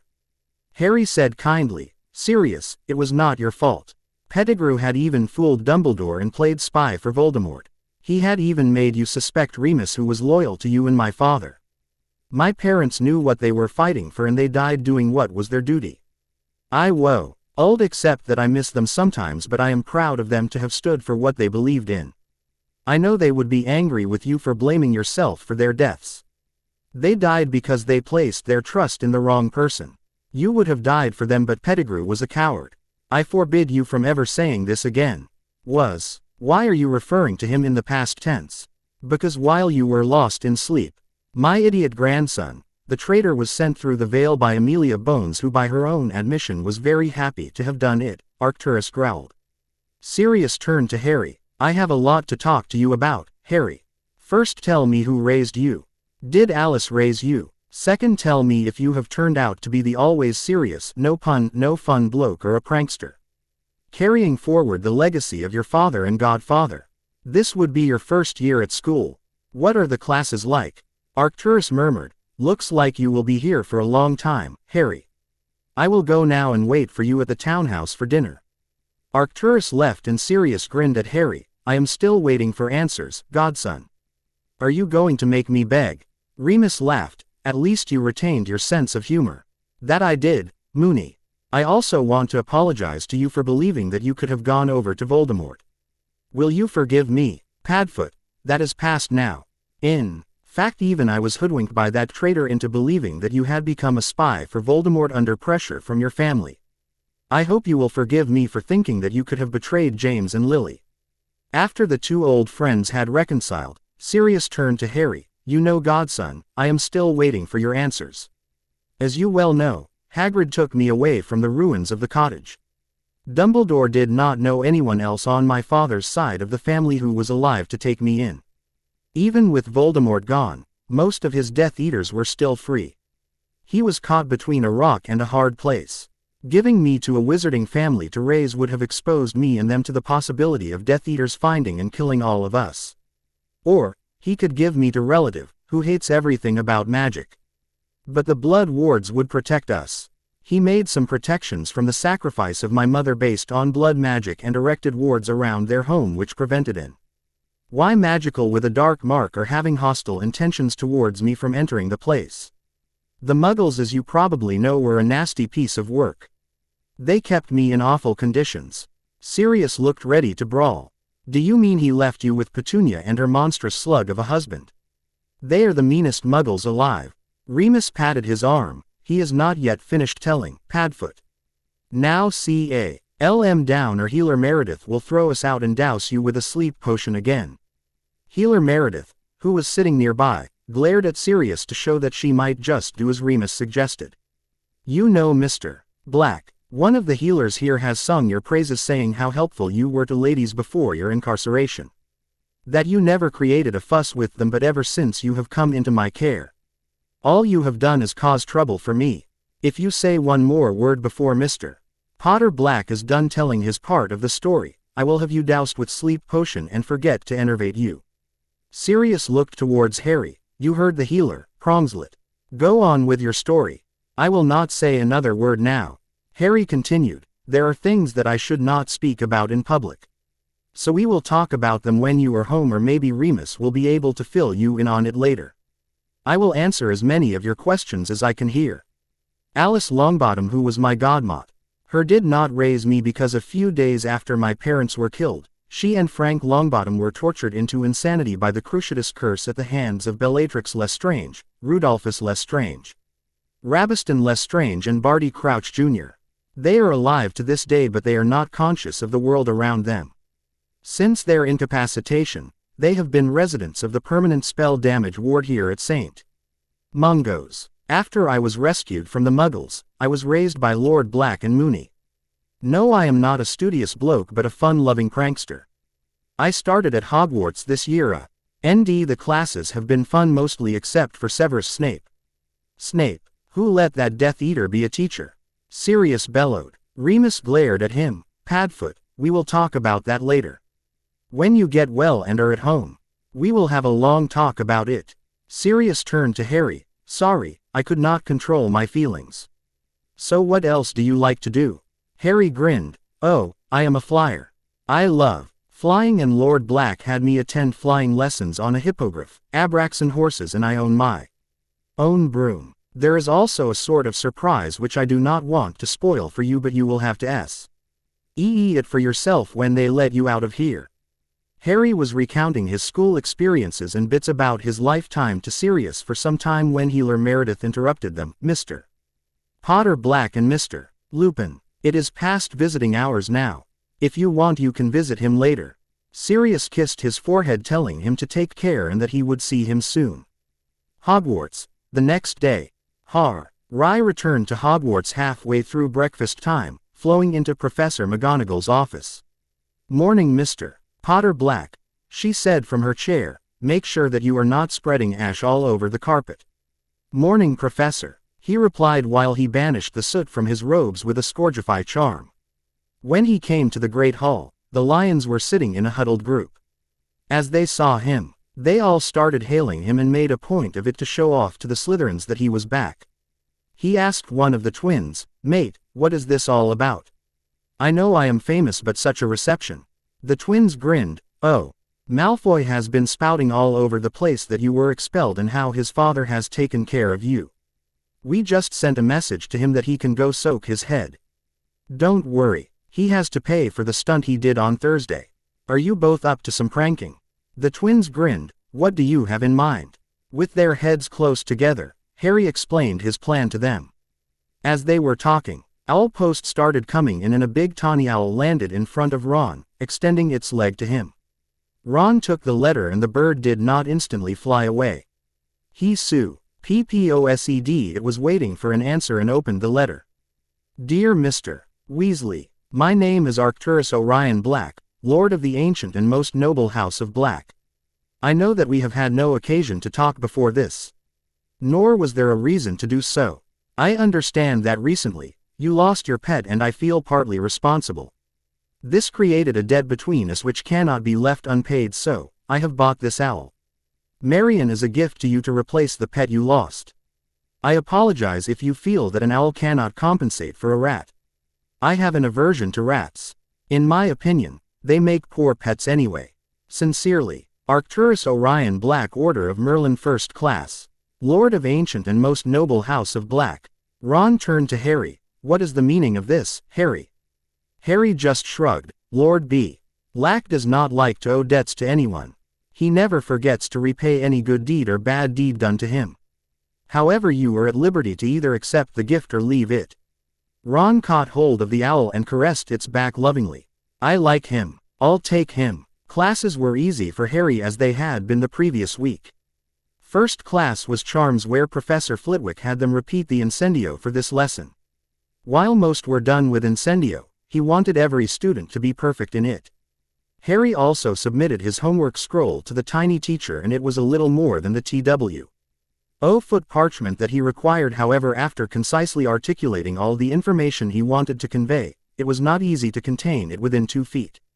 He had not put any special effort into the essay but had made sure to write everything in it that was asked of him. Ron had submitted a scroll which was barely 2 feet, and his handwriting was such that if Harry were to write only that much in his parchment, it would be 6 inches short of the required length. Neville's was an even 2 feet, but his words were small and cursive. Hermione had submitted 3 feet of parchment, and Harry wondered what she had included in it to exceed the required length by a full foot. This class he sat with Susan Bones and Hannah Abbott. Susan, he found, was fun to be around and liked pranks, while Hannah was equally funny. However, always looked towards Susan to lead her. As they were talking, Harry asked her in an undertone, Susan, how do you feel about a prank? It sounds like fun to me. Good, because I will need your help for one. I am planning to announce my pranking debut at school. She asked him, confused, what are you talking about? Oh, Madam Bones has not told you yet that my father and his friends were the best pranksters in this school. She gave him a smirk. Yeah, she mentioned it once, but I thought you would take a different route and be the studious type. He scrunched up his forehead. Where is the fun in that? I plan to make our 7 years full of joy and laughter. So, are you in? Of course I am. I hope it will be worth it.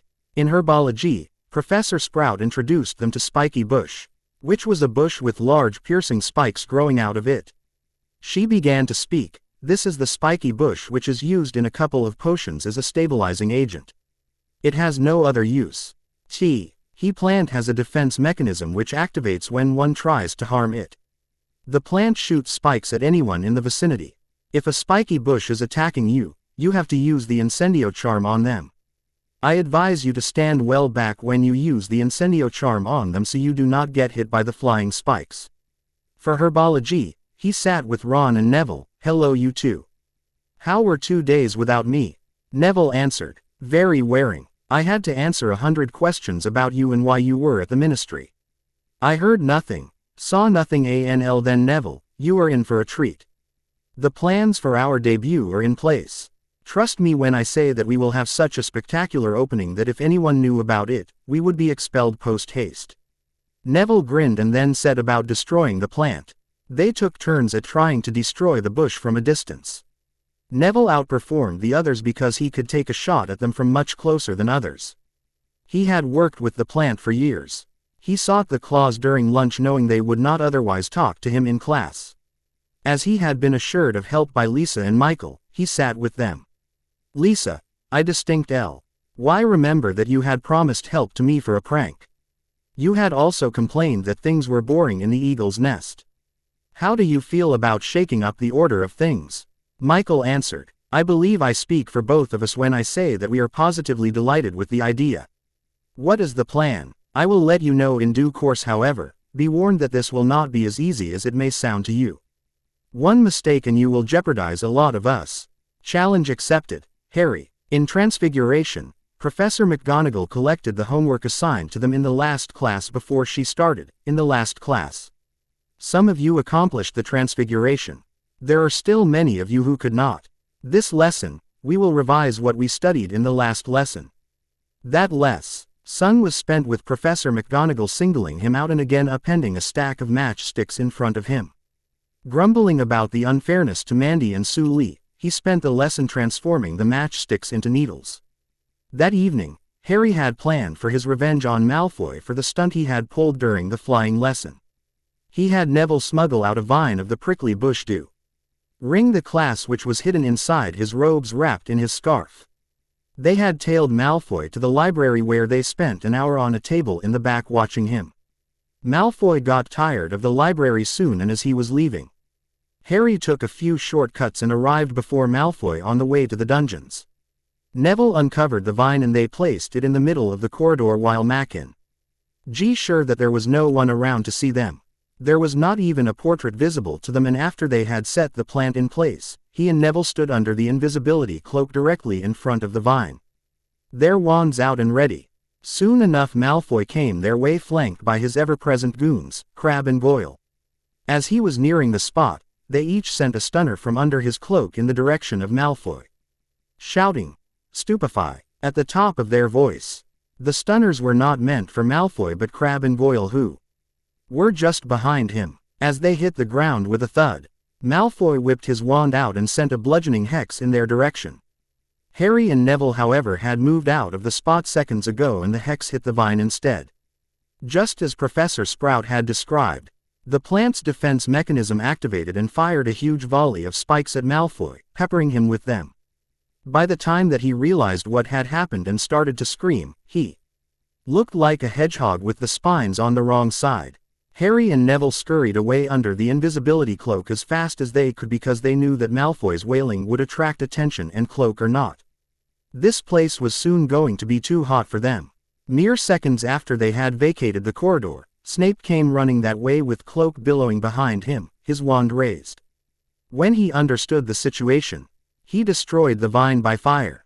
He enervated, then interrogated Crabbe and Goyle. When they failed to provide any coherent answer, Snape sent them to their dorm. After they were on their way, he conjured a stretcher and levitated his godson into it, carrying him to the hospital wing. He vowed revenge on whoever had done this to Draco, but he had no idea that things were just getting started. Hospital wing. Madame Pomfrey was about to go to bed when Severus entered the hospital wing levitating a stretcher, and a student was in it, covered with what looked like spikes from a spike bush. As far as she knew, herbology classes did not take place in the evenings, nor did Severus Snape teach them. She had to wonder how this came to be. "Severus, what happened?" she asked worriedly. "I was in the potions dungeon inventorying the ingredients when I heard cries and found him in the corridor covered with spikes and a vine of spiky bush attacking him. There were 2 meters, or students there who were stunned and unconscious but otherwise unharmed. I sent them to their dormitory.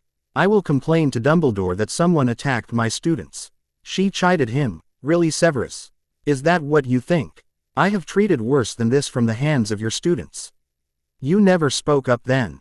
These are just spikes which I will get out of him in a trice and give him a Drea less sleep potion with something for pain. He should be fine by morning. I do not think you need to trouble Dumbledore about it, but by all means, do as you see fit." Headmaster's office. Severus had disregarded Poppy's advice and went to complain to Dumbledore anyway. The headmaster was sitting behind his desk lost in contemplation when Severus entered, bellowing, "Headmaster, someone attacked my students. I want the perpetrators to be punished." "Calm down, Severus. Tell me what has happened." Severus recounted everything that had happened. Dumbledore sat thinking over things for a few moments before he started to speak. "Do you know the identity of the one who attacked Mr. Malfoy? Was there any portrait or ghost in that corridor who can help you in any way?" "No, Headmaster, but I know the attacker used a stunner to render my students unconscious." Dumbledore eyed him skeptically. "And you want the teachers to check everyone's wand to find out if they used a stunner recently?" "Really?" Now that Dumbledore asked him, Snape realized that this was a silly thing to do. Hogwarts had hundreds of students and a stunner was a really common and easy spell. The chances of finding a wand that had fired a stunner recently was near absolute certainty, and that would be a lot of work to prove nothing.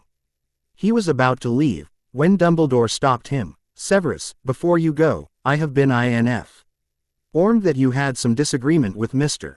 Potter Black. You deducted points from his house, despite him giving you all the correct answers. Also that you ordered the students to start brewing without first teaching them any of the basics. Severus, do I have to tell you every year that I cannot save you all the time? You have every year provoked the students who complained against your conduct, and I saved you, but not this time. If it were any other student, I may have been able to do something, but Harry has Lord Black behind him who hates you and will stop at nothing to get back at you. No. Sirius is also free, and how do you think he will react if he finds that you are mistreating his godson? Besides, it is essential to the standards of this school that students receive proper instruction. Even for many new students from wizarding families, your class is the first time they have ever tried to brew a potion. You must teach them the basics if you expect any of them to learn something from your class. If you cannot mend your ways, I will have to restrict you to Newt students and hire another teacher to teach students from first year to fifth years. Another thing I do not understand is what is your problem with Mr. Potter Black. I have seen the memory of your interaction with him and I am disappointed. Why do you refuse to understand that he is not his father or his mother? He is much more than either of them. If I have to predict, then within a year, he will have the students following him just because he is an interesting person. I am letting you go with a warning this time, but I do not want another complaint. Do I make myself clear? Snape sneered. Yes, headmaster. Also, if you will remember that but you asked me to do it. If I had my way, I would have been gone all those years ago. Dumbledore said sternly, you know as well as I do that there is no place on earth that Voldemort will not find you when he returns. You are here as much for your protection as for teaching any students. Also remember you had made a promise to me and to yourself. If you have forgot it, then pull a memory and watch it again. As talented a potioneer as you are, you will change your attitude towards the students. No one deserves your hate because they have done you no harm. Hello guys. First of all, let me apologize. When I updated Chapter 4, I deleted the 100 words long introduction which had nothing to do with the story. Due to that, most of my regular readers could not read that one or they did not realize that another chapter had been uploaded. If you have not yet read that chapter, I would encourage you to go back and read it, and if you have read that but could not post your review, I would love a combined review of the previous chapter and the present one. Thank you everyone who reviewed the last chapter and gave such awesome comments. I am gratified. Chapter 6. Gryffindor Common Room. Harry and Neville returned to the Gryffindor Common Room sometime before curfew. The common room was almost deserted except for a few older students including Fred and George. The twins noticed them coming in and asked, "Where were you blokes?" Harry and Neville sat down in a couple of chairs near the fire.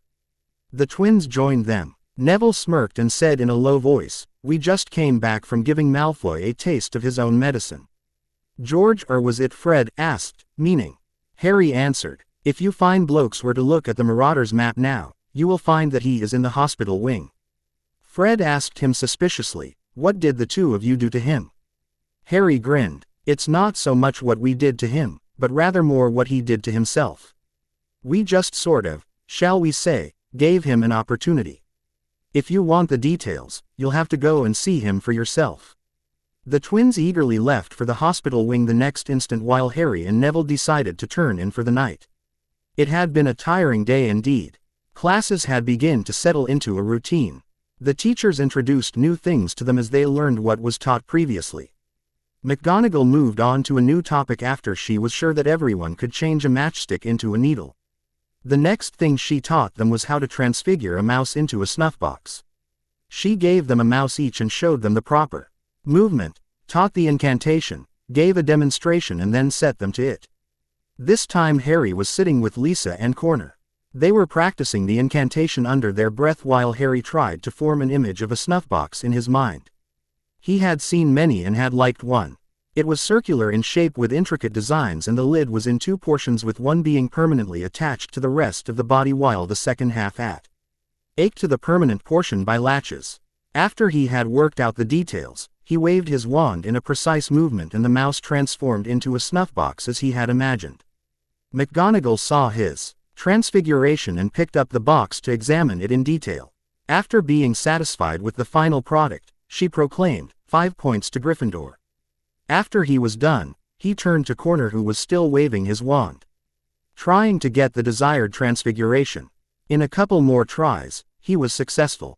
Lisa was close and when she had finished Harry started addressing them, for the prank, I need to get into your tower or you will have to do it by yourselves.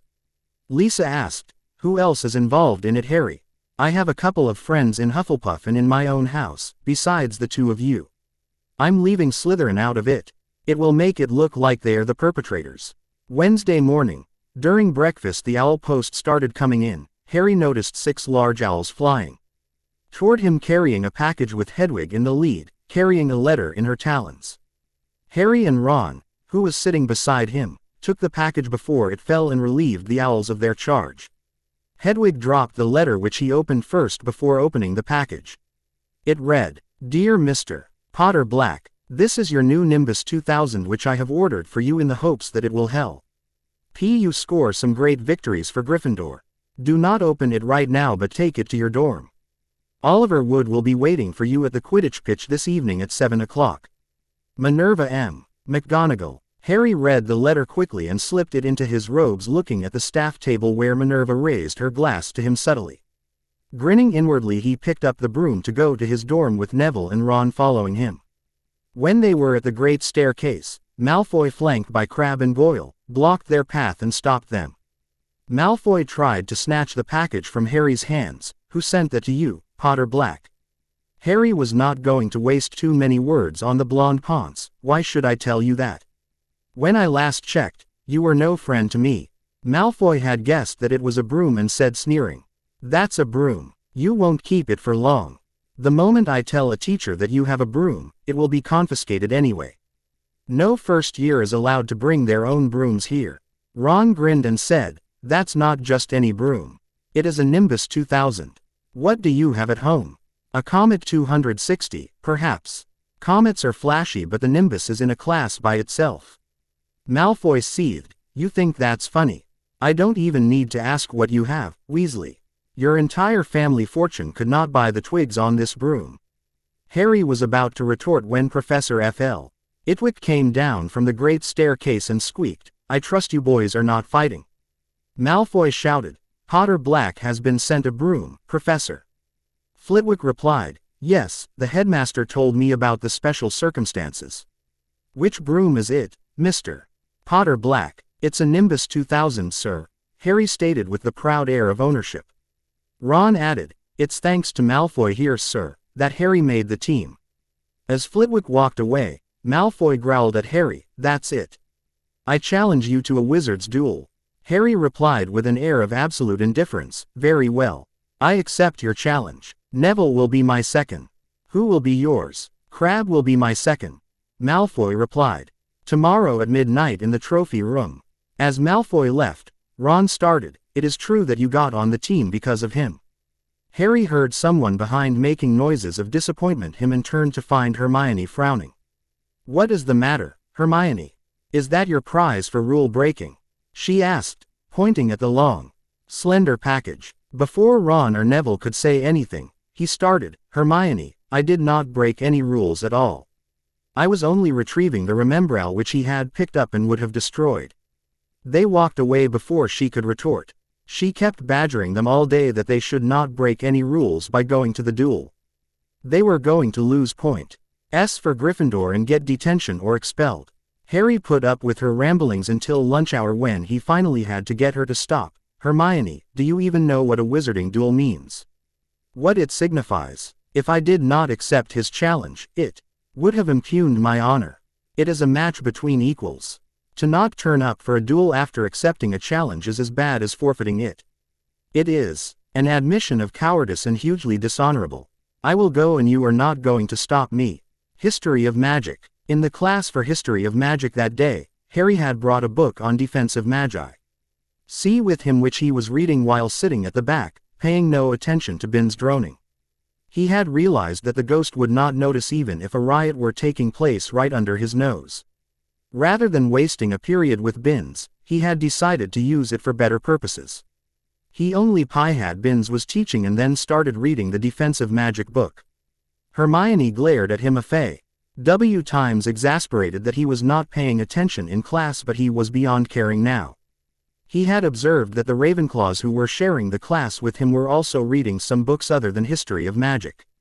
After the class was over, Hermione cornered him. "Harry, how could you not pay attention in class? This is not the class in defensive magic." Harry smirked. He was teaching about the Wizards' Council, right? Do you know that the houses teach these things to their heirs as part of their history? Most of the houses date back to the time of Merlin and the fall of Camelot when the Wizarding Council was established. However, for your own curiosity, Professor Binns does not tell us anything which is not already contained in the book, A History of Magic, written by Bathilda Baggs. Hot, who had taken notes earnestly for 7 years when she was a student and wrote that book. We do not even need to hear him to pass this subject. Hermione riffled through the pages of the book and realized that he was right.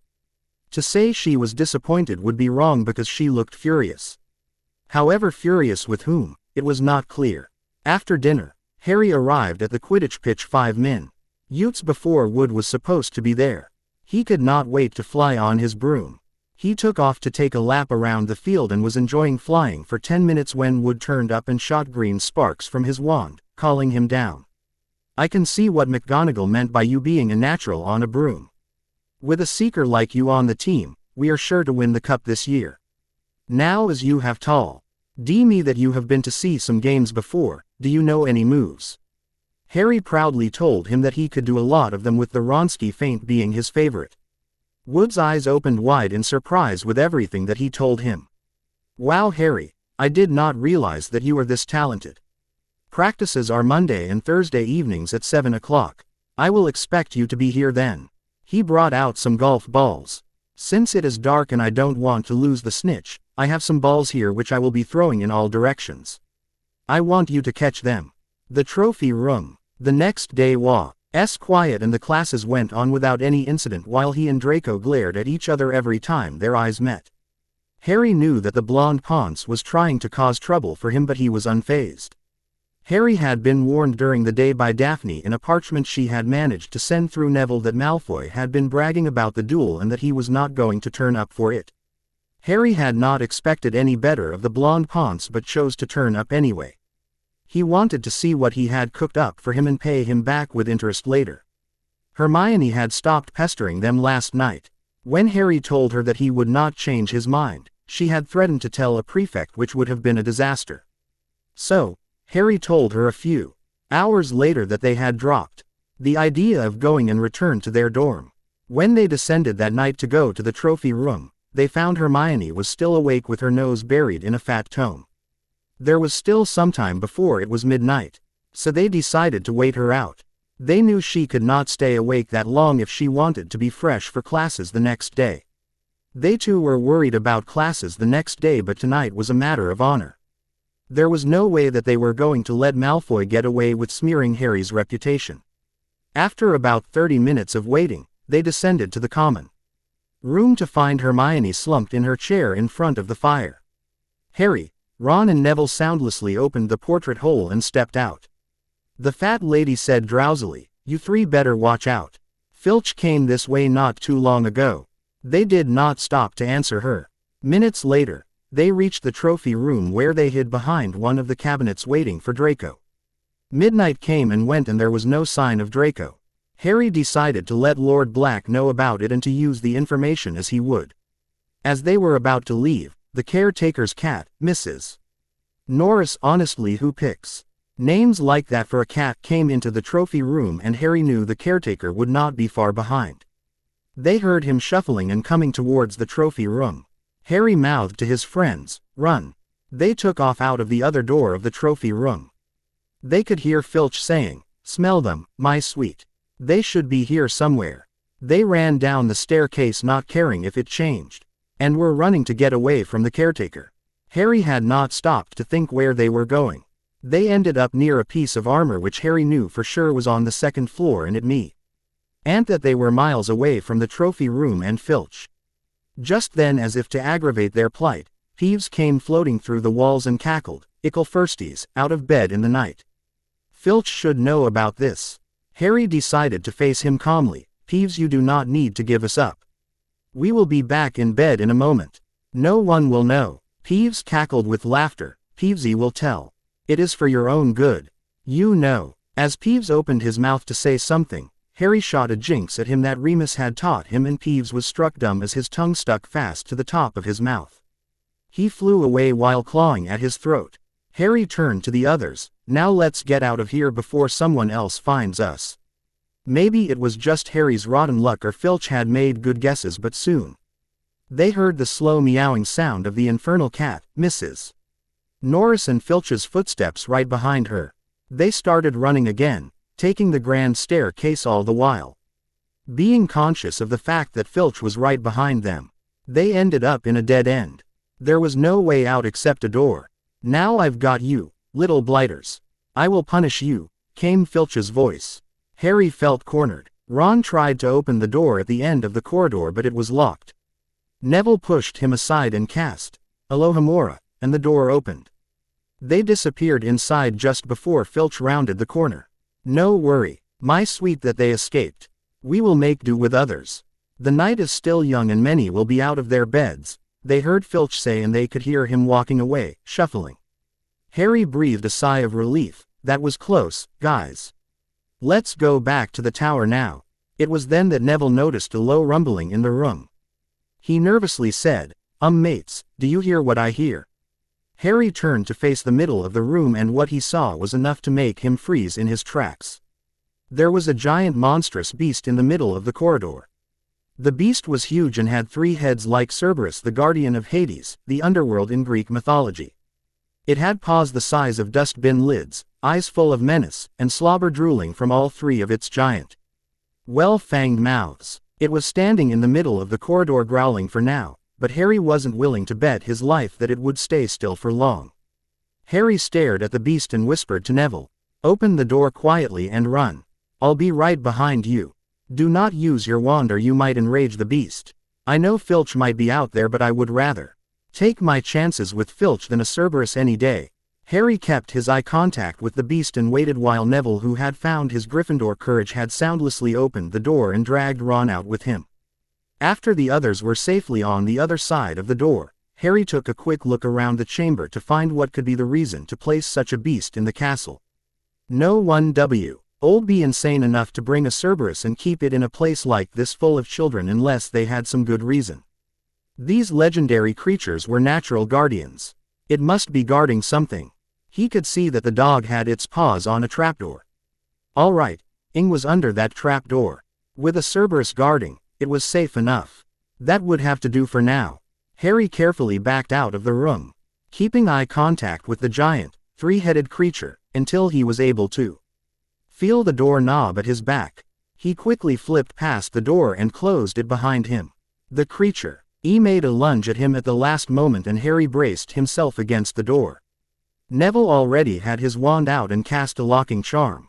It was a solid door and the beast was unable to make it budge once it was locked again. After the room was secured, Harry got his bearings and realized that they were on the forbidden floor. "Mates, we must have taken a wrong turn somewhere. We are on the 3rd floor. Right corridor, exactly where we were not supposed to come." Neville smiled weakly. "At least we know now what Dumbledore had meant at the opening feast." Ron asked, "Which bit are you talking about?" Remember, he had declared 3rd floor, right side, to be out of bounds unless one wanted to die a painful death. "I think this was it," said Neville. "Maybe we should return to the common room and then we can continue our talk. I would hate for us to be caught after such an adventure." Taking some of the shortcuts that he knew, they all walked up to the common room to find Hermione still slumped in her chair. Harry told them to go on and nudged Hermione on the shoulder. "Hermione." She sleepily said, "Just 5 more minutes, Mom." Harry chuckled and putting his mouth near her ear, he said loudly, "Hermione, you missed a week's worth of classes." Hermione sat bolt upright. "I missed a week's worth of classes? How can I miss classes? Oh God, I am going to fail the exams.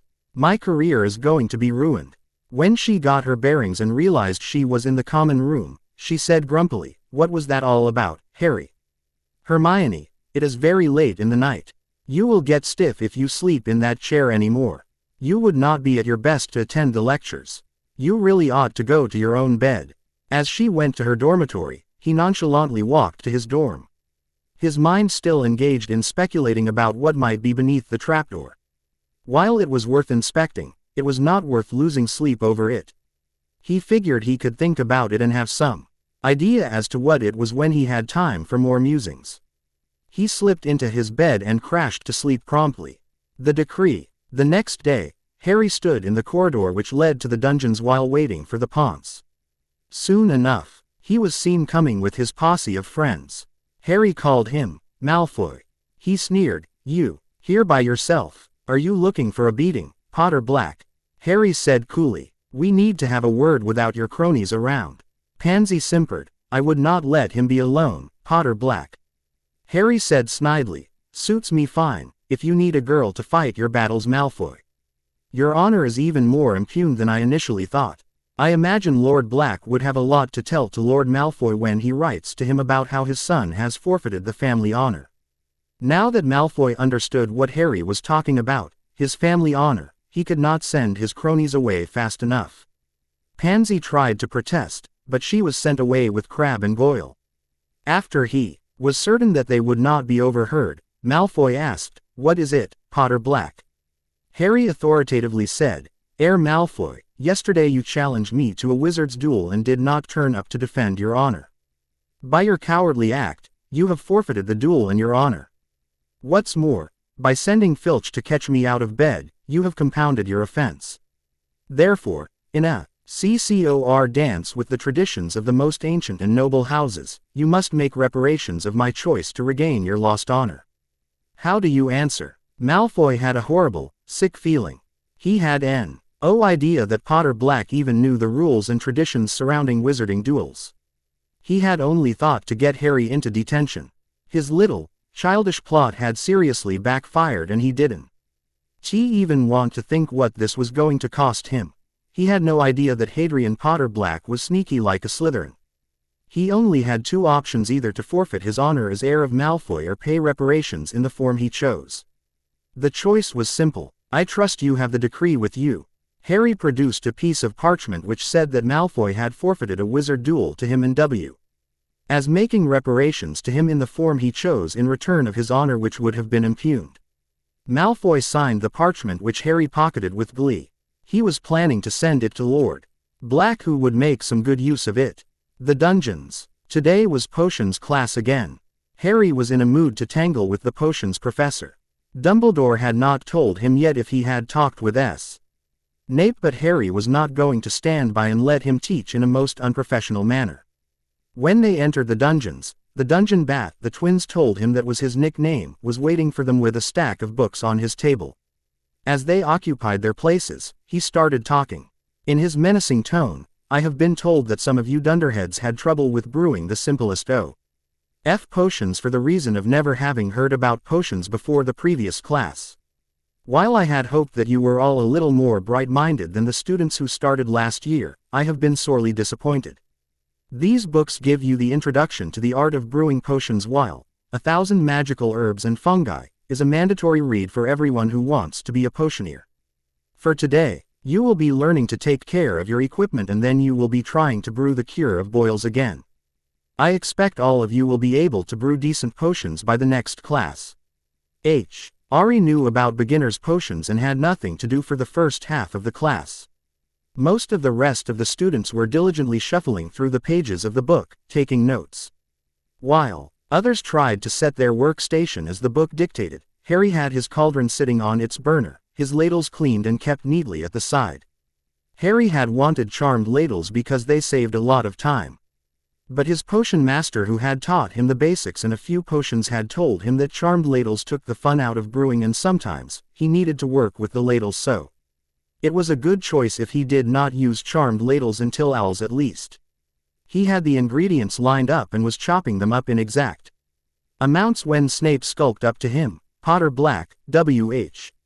What would happen if I were to overboil a potion which was supposed to be cooked on a low fire? It would ruin the potion with no hope of salvaging it. It may also result in an explosion depending on the ingredients and other conditions." He answered respectfully. He had decided that if the dungeon bat did not engage him in banter, then he would not start it. As long as Snape was only asking questions which he was expected to know, he was okay. "What would happen if I were to add porcupine quills to my cauldron before I took it off the fire?" Harry sighed inwardly, knowing Snape would not let him have a moment of peace regardless of what he may do. There was no way he could remain respectful with that attitude. You would get a face full of scalding hot steam from the potion and a trip to the infirmary with a melted cauldron as a bonus, Harry answered. 5 points off Gryffindor, Potter Black, he roared. Harry said innocently, "Did I say something wrong, Professor? Only a fool would add porcupine quills to a potion while it is still on the fire." For being a fool, they would deserve to have scalding hot potion in their face. The rest of the lesson went without any further harassment at the hands of the dungeon bat.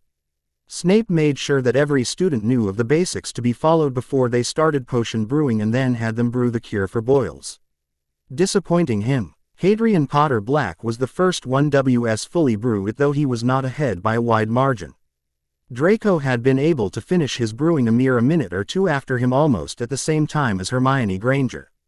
After the students had handed over their samples, Harry passed a piece of parchment to Daphne when no one was looking.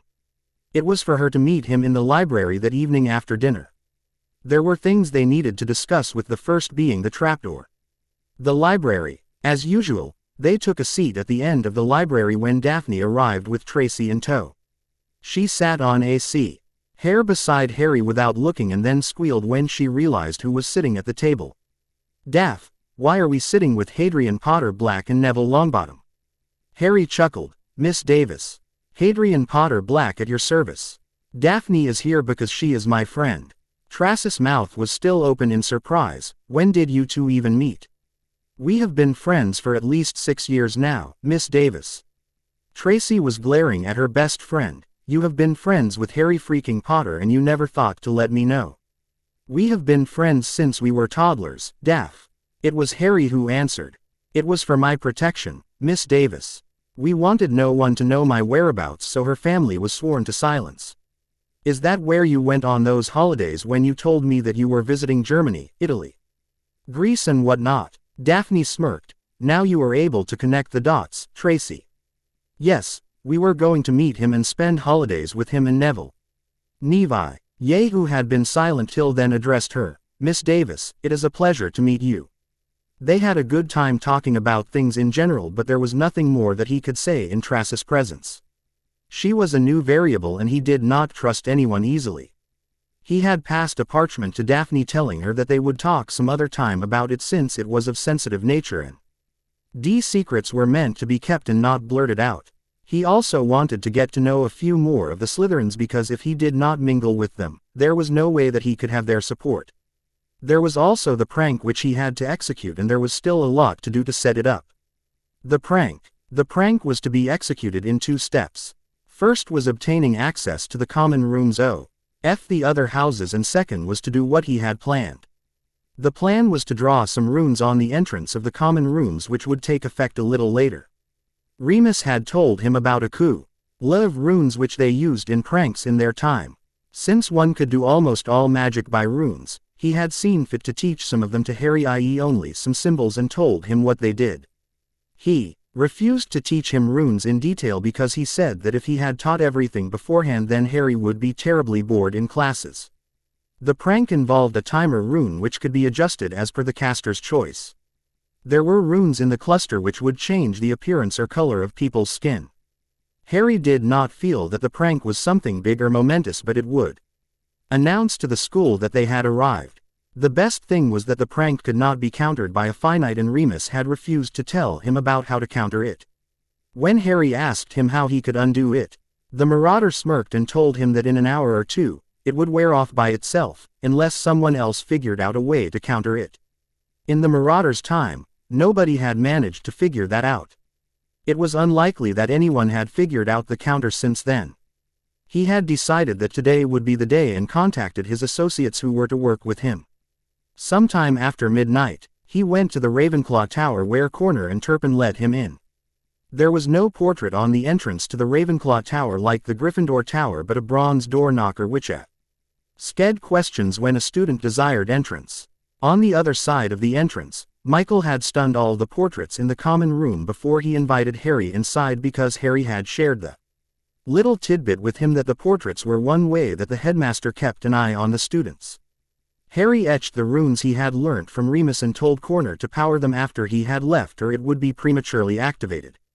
There was also an invisibility rune in the collection of runes, and on being activated, the entire collection would become invisible, meaning no one would be able to find it unless they knew some very advanced detection spells.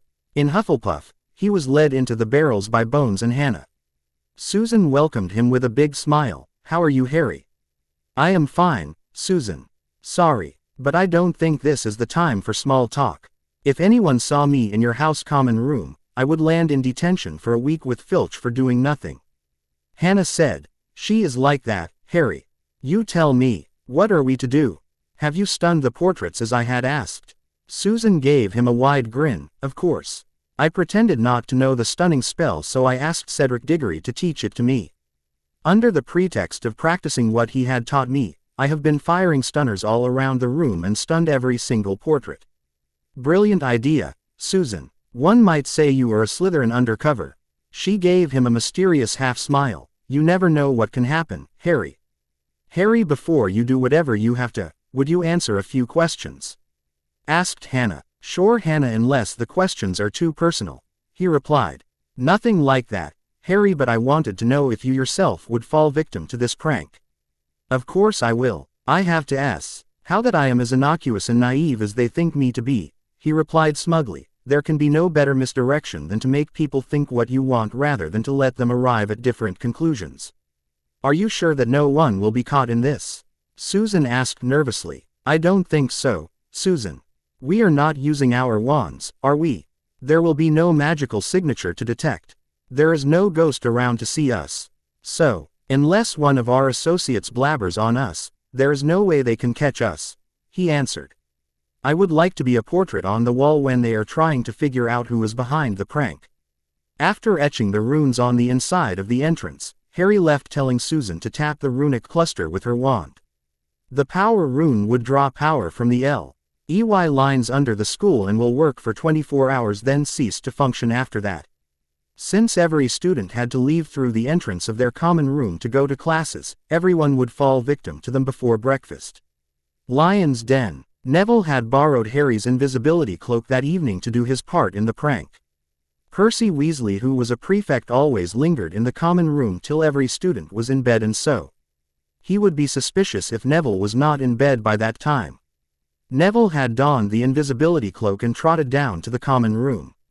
Without showing so much as the tip of his cherry wand, he stunned all the portraits one by one.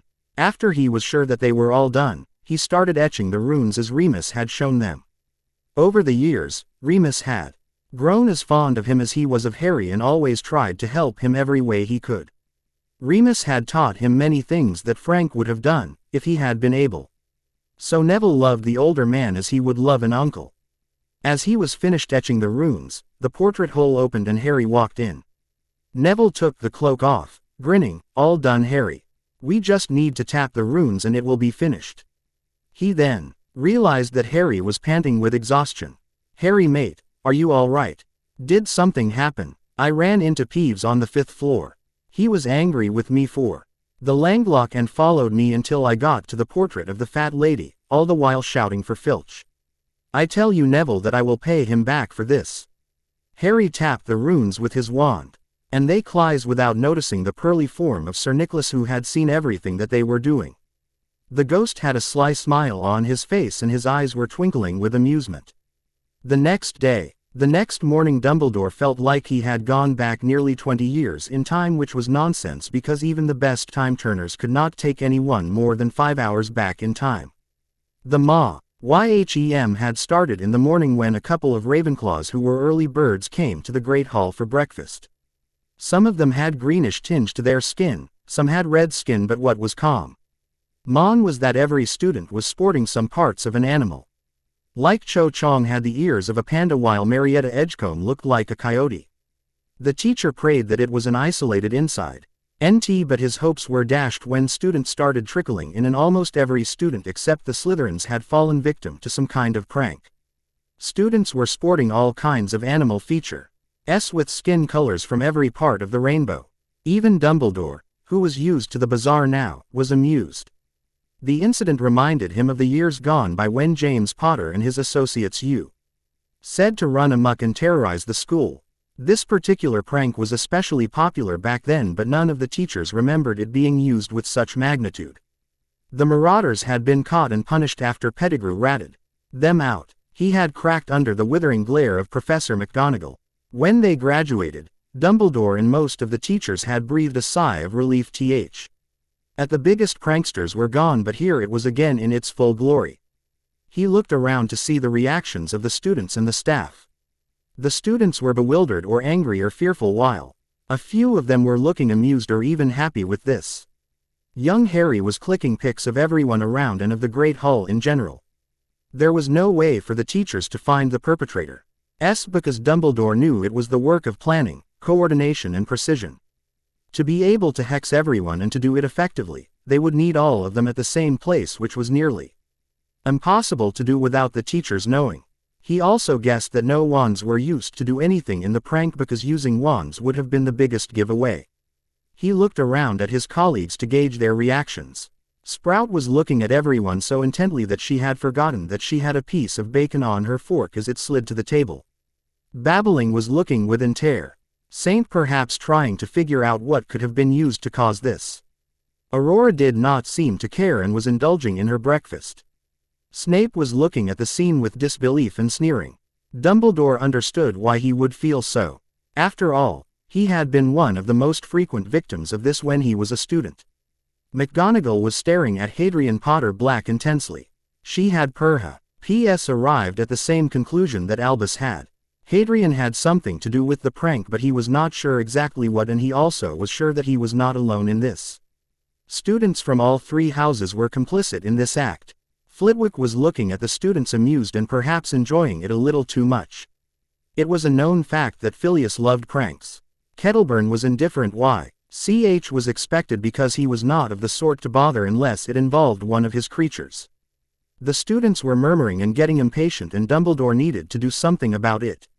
He stood. As I understand it, 3/4 of the school have been made the victims of a prank. Since it is not possible for students to attend classes in this mindset and make the most of their education, it has been decided that there will be no classes today. You all are to return to your dormitories or go to the library or do as you please. Meanwhile, the teachers will try to find a solution to this predicament of the students. Prefects, please join us in the staff room after breakfast. The staff room. The teachers had been joined by the prefects in the staff room. The head boy was a 7th-year Slytherin named Marcus Silianus. Dumbledore addressed him. What have you found out about the incident in question, Mr. Silianus? Headmaster, from what I have been able to glean after talking with other prefects, the changes happened to the students after they exited their common rooms. This did not happen at once, but almost everyone reckons that the changes happened 10 minutes after they exited their common rooms. Some of the prefects went back to their common rooms to ascertain if there was something which had caused the changes, but they were able to find nothing. Whoever did it knew a lot of complicated magic. I feel that it is beyond the talents of the prefects to get to the root of the problem. Dumbledore nodded. Astute observations, Mr. Silianus. You have already done more than I thought you would have been able to do. I will hear from the prefects now as to whether they have any ideas about how it happened. The Hufflepuff prefect went first. Headmaster, from what I have been able to find, it was done according to a careful plan. Whoever was behind it made sure not to leave any traces of their identity. I have asked the Fat Friar if he knew who had caused it, but he told me that he was not in the common room last night. None of the portraits which hang in the common room were of any help because someone had stunned them. When I enervated them, they told me some student had stunned all of them while she was learning the stunning spell. He had seen Cedric teaching Stupefy to Susan last night, but he knew Susan's family history. In his mind, Susan was the niece of the head of DMLE. It was unthinkable that she would be involved in such pranks. Perhaps, she also did not know that she could stun the portraits.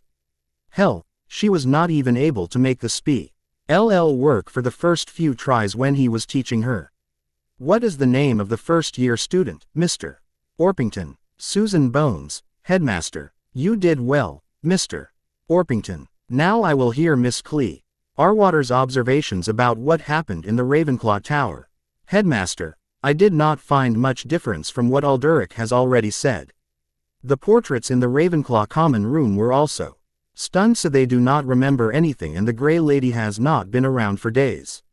When all the students had retired to their beds, a few first-year students were sitting in the common room working on their potions homework. They have reported to have seen or heard nothing. For Penelope, it was unthinkable that first years would be able to do something which many OWL students could not. He was a Ravenclaw 5th year and she could not even begin to ascertain what had been done to achieve this. Besides, the first years she had mentioned were very sweet and timid. There was no way they could do this. Dumbledore nodded. However, he asked, what were the names of the first-year students who were awake after everyone had gone to bed? Michael Corner and Lisa Turpin, headmaster. He nodded. Your report was satisfactory, Miss Clearwater. Now, Mr. Weasley, what did you find out? Percy puffed out his chest proudly. Headmaster, I did not find anything more than what has already been told here.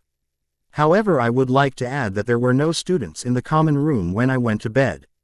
I did not hear any sort of commotion that warranted any investigation on my part during the night. The first thing that I realized this morning was that every portrait had been stunned. The house ghost Sir Nicholas de Mimsy Perpington Nick was present in the common room all night and he claims to have seen nothing. Dumbledore nodded while he inwardly was connecting all the dots together. True, it had looked like precision execution at first, but after taking together all the details the prefects had managed to unearth, it was clear that the perpetrators had made many mistakes. There were a few links still missing and he was reluctant to put them together. It has been a while had seen so much action. Perhaps he would sit back and enjoy these pranks with a bowl of sherbet lemons at his side, of course. He dismissed the prefects and then started talking to the teachers. I would like to hear what you all think about it. Kettleburn started. It might have been impressive, but it was just a prank someone managed. I would admit I am amazed by the magnitude, but honestly I do not care a bit about it. Dumbledore chuckled. Of course, anything less in magnitude than the debacle of the dramatization of The Fountain of Fair Fortune would not impress you, Sylvanus. Snape drawled. Ink Hadrian Potter Black is behind it somehow. This is a trick that his father would have done. McGonagall snapped. And what makes you think so, Severus? Do you have any proof to support your claims? How would you explain that he got entrance to the common rooms of other houses? How can you say that he was out of the common room when by the admission of the Gryffindor prefect, every student was in their dormitory by midnight? Dumbledore interrupted them. Severus and Minerva, please do not banter amongst yourselves. We have to find out who is behind this. However, I agree with Minerva, Severus. Mr. Weasley told us that every student was in their bed already by midnight. Or do you think that he is involved in it? That was a rhetorical question because everybody knew that Percy was the last Weasley one would expect to engage in pranks or to lie to teachers. He respected authority like he would respect Merlin. Flitwick squeaked, I do not care who did this. It was magic worth seeing. And to be able to execute it with such precision is more amazing. Dumbledore looked at Severus. So, it is agreed that we will try to find the one behind it. However, I would warn all of you not to try any unapproved measures in your quest for truth because the repercussions would be devastating. The prank went on all day long.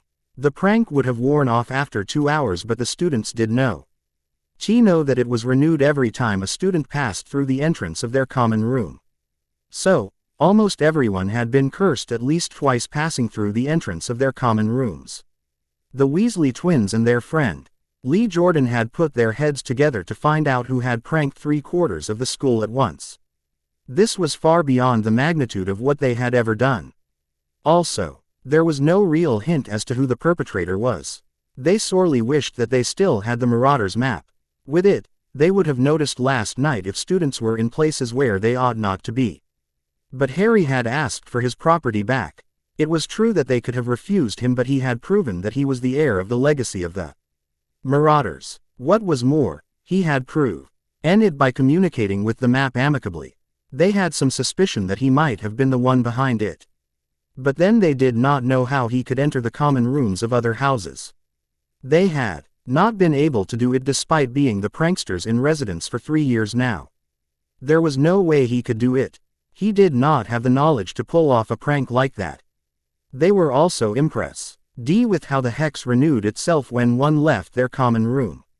They had figured that something had been done to charm the entrances to make the prank work, but even after a careful inspection and a lot of effort, they had not been able to find exactly what was done. Harry had chosen to spend the day outside on the grounds simply because he knew the prank would be renewed every time someone passed through the entrance of their common room. As it was, He expected that McGonagall would be inspecting the common room and making inquiries of her own. So would Sprout and Flitwick, but not Snape. Snape would not be bothered because his precious snakes had not been affected. Harry was sitting with his accomplices, discussing the fallout from the pranks. There had been several funny reactions to the prank. They had chosen a spot on the far side of the Black Lake where nobody could easily see them. As a precaution, Harry employed the device which concealed people's presence from others. They were able to talk freely, without worrying about eavesdroppers or uninvited guests. Michael was saying, "This was fun, Harry. We loved it. What is the next one?" Susan added, "You should have seen the looks on the faces of the Hufflepuffs. They were baffled, amused, angry and surprised. Some were openly appreciating the ones who did it while others were vowing revenge. We will have to be careful so that we are not caught." Harry turned to Lisa. "How was that for stirring things up, Lisa?" She grinned. "You have set the bar very high indeed.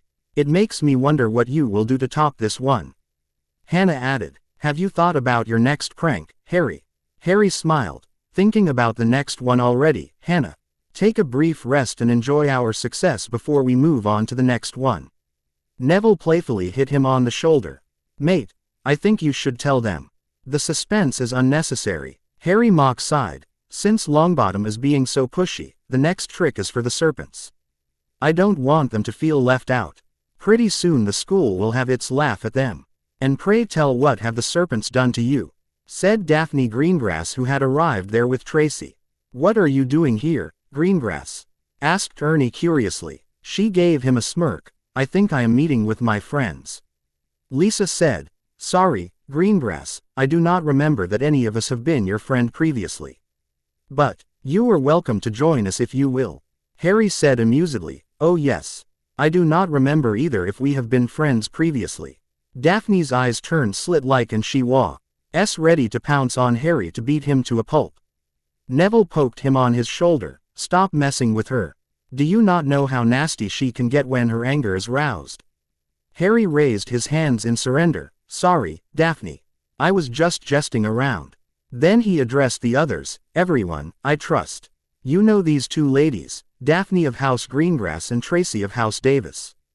Daphne is one of my oldest friends with Neville here.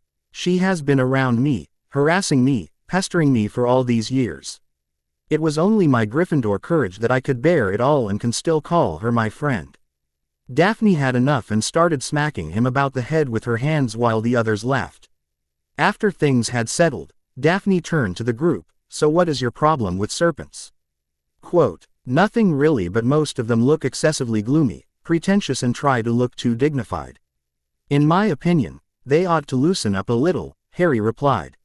"I would concede that you have a point there, Harry, but I trust that me and Daphne will be spared from this next trick, whatever it may be," asked Tracy. "Sorry, Tracy, that would be a bad idea. Snape may turn on you both, accusing you of being responsible for it. Why do you think Neville looks like a bull while I have antlers like a stag? Or Lisa is looking like a fox, or Michael is looking like an owl for that matter?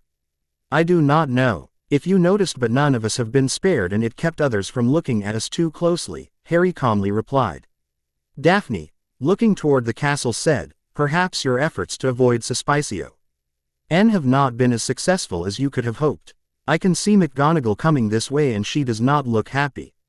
As the rest of the group followed Daphne's gaze, they saw Professor McGonagall coming their way. Daphne and Tracy made their escape. Harry decided that he would rather face Professor McGonagall now than try to run. When she came upon them, she observed every student and said, "It is good that I found you all here. Professor Dumbledore wants to see all of you in his office in 10 minutes. The password to his office is Sherbet Lemon." Harry spent the next 10 minutes, macking his way to the gargoyle at the end of the second-floor hall, trying to figure out where his plan had gone wrong. They had left no wand signatures. None when the spells took effect. There were no witnesses. They even fell victim to their own prank to avert suspicion. How could Dumbledore have found out? Somehow, he did. There was nothing to do but to face him now. Headmaster's office. As they walked to the headmaster's office, Harry talked to his friends in an undertone. "I do not know if any of you are adept at occlumency, but Dumbledore can read your mind like an open book. Without casting any spell, he can see the surface thoughts in your mind. You need to avoid making eye contact with him. Concentrate on thinking about one of your classes so that he can't read anything about the prank. After making their way past the gargoyle and up the moving spiral stairs, they were sitting before Dumbledore. Neville and Harry employed occlumency. Harry had his favorite Quidditch match playing in the forefront of his mind. Neville was reciting everything he knew about plants, herbs and fungi. The two of them regarded the headmaster with polite interest while the other four gave their attention to every portrait, book and curious object in the room. Dumbledore surveyed every one of them critically for a long time before he started speaking. I trust that you all know why you have been summoned here. I have received some information regarding the pranks that were done last night. I dare say that I did not had crucial information to find out who was responsible at first, however within the last hour, I have come into some information which points me towards all of you. Harry asked him, if I may ask, Headmaster, what is that information? He chuckled good-naturedly. There was a pattern to the pranks, Mr. Potter Black. For one, there were no witnesses. For two, all of the portraits in the common rooms of all the houses had been stunned so they saw nothing. For three, there was no house ghost who saw anything otherwise. I was completely befuddled until the prefects started reporting. Miss Penelope told me that Mr. Corner had been seen studying the stunning spell a few days earlier in the common room. As I understand, neither Professor Flitwick nor Professor Quirrell have taught it to their first-year students, so there was no reason for him to be curious about it. Similarly, Mr. Orpington reported that Miss Bones had been seen learning the charm from Mr. Diggory. In her enthusiasm to learn the spell, she had stunned all the portraits, but not once had her spells found a student. Imagine my surprise when I called Madame Bones, and here I will quote her. I have taught all the basic spells to her, Dumbledore. I again had to ask myself why she would pretend to not know about it. I received nothing from the portraits in the Gryffindor common room, so I was flummoxed about who could have done it when help came from an unexpected direction. Peeves, the poltergeist came to me to inform me that Mr. Potter Black had run into him on the 5th floor sometime around midnight. I recalled Mr. Weasley had told me that all students were in their beds by 11 o'clock, so obviously his information was wrong.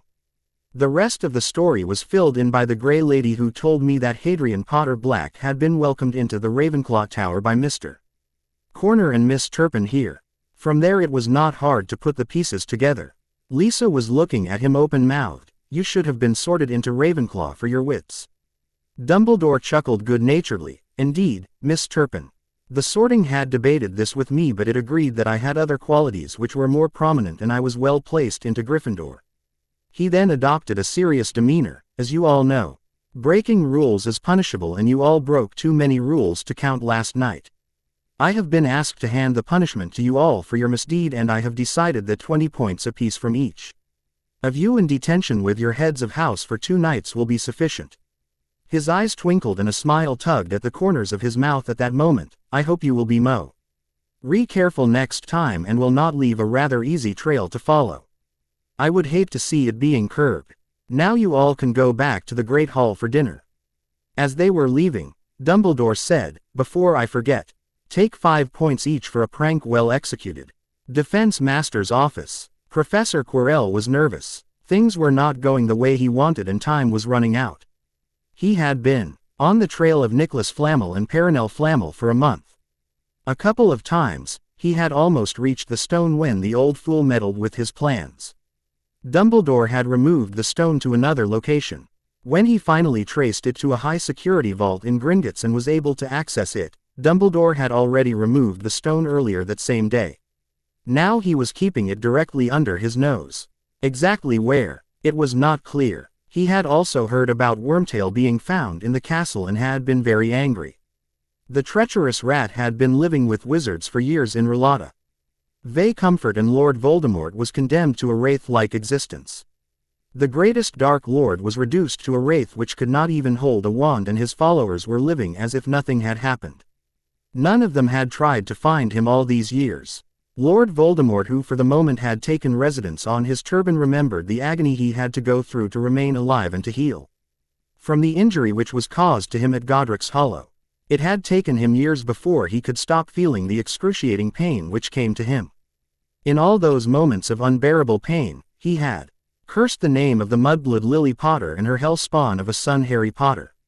He also rued the one time that he had shown mercy to one of his minions. He had granted a boon to Cerberus to spare her life when Cerberus told him that he fancied her. If only he had not given that boon or cast the killing curse at the boy without killing the mother, he would not have been reduced to this path. Tick form where everything he did was a mountainous task in itself. In order to be mobile and to stay alive in something more substantial than mere existence, he had possessed Nagini. Where she had come from, he did not know. He gave a part of his soul to her for safekeeping. That had been the second great folly of his life. His soul was already weakened from being broken into pieces far too many times. The strain had very nearly caused him to pass into the near non-existence where he was neither living nor dead. Not having died but never able to get a body, Nagini had been his final Horcrux. To create her, he had to kill a Muggle. Killing a Muggle was something he considered beneath him, but killing him had been onerous and he had almost died. After Nagini, he knew that he could not make another Horcrux. He had no followers either. In this weakened form, he knew that he could not trust any of them to keep him from the ministry. They had spent a decade free from his shackles and they would not willingly return to him. Lucius was a crafty businessman who only looked after his own interests. Barty Crouch Jr. had perished in Azkaban. The few, the faithful, Rookwood, Travers, Roll, Bellatrix, Dolohov, Rabiston, Rodolphus were all rotting in Azkaban, rather than living free as lying cowards. He would reward them when he returned into a body and broke them out of prison, but right now, his primary concern was to obtain a body, and for that he needed the thrice-damned stone. Another thing on his list was to kill the bane of his existence, Hadrian Potter Black. The boy had to be killed. To cleanse the taint that Lord Voldemort had been vanquished by a child who could not hold a wand. He will give the boy a gruesome death that the world will see, but right now, he wanted a body again. And so this is it for this chapter, folks. I loved your reviews for the last chapter and I await more. I will try to post more quickly for this story now. Please let me know what you think of the story yet.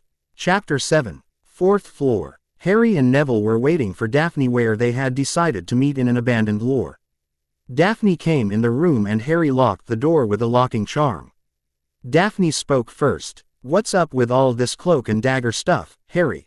"Daph, a few days ago, me, Neville and Ronald Weasley stumbled across the secret being kept on the 3rd floor which the headmaster had warned us about at the welcome feast." He did not speak for a few moments, trying to get a rise out of her knowing she would snap at him. She did not disappoint him. Her eyes had turned slit-like, her forehead scrunched in anger, her wand twirling. She said in a cold demanding voice, "Will you speak further or do you need to be persuaded?" Harry chuckled. "Don't start, Daphne." He turned to Neville. "Minion, would you do the honors?" Neville mock scowled at him. "Minion? Me? I thought it was your turn to be the minion today." Harry chuckled. "Sorry mate. With her, you are always going to be the minion." "Oh right." Neville drawled and suddenly noticed color rising in Daphne's cheeks. Hastily he said, "All right. As you know, Malfoy challenged Harry to a wizarding duel and I was his second. We went to the trophy room and Ronald tagged along out of morbid curiosity, I suppose. Just like you told us, Malfoy did not turn up. Filch and his infernal cat did. We had to run for it. We wound up cornered at the end of a corridor with no way out but a locked door. I unlocked the door and the three of us got through it before Filch and his cat could get around the corner to spot us.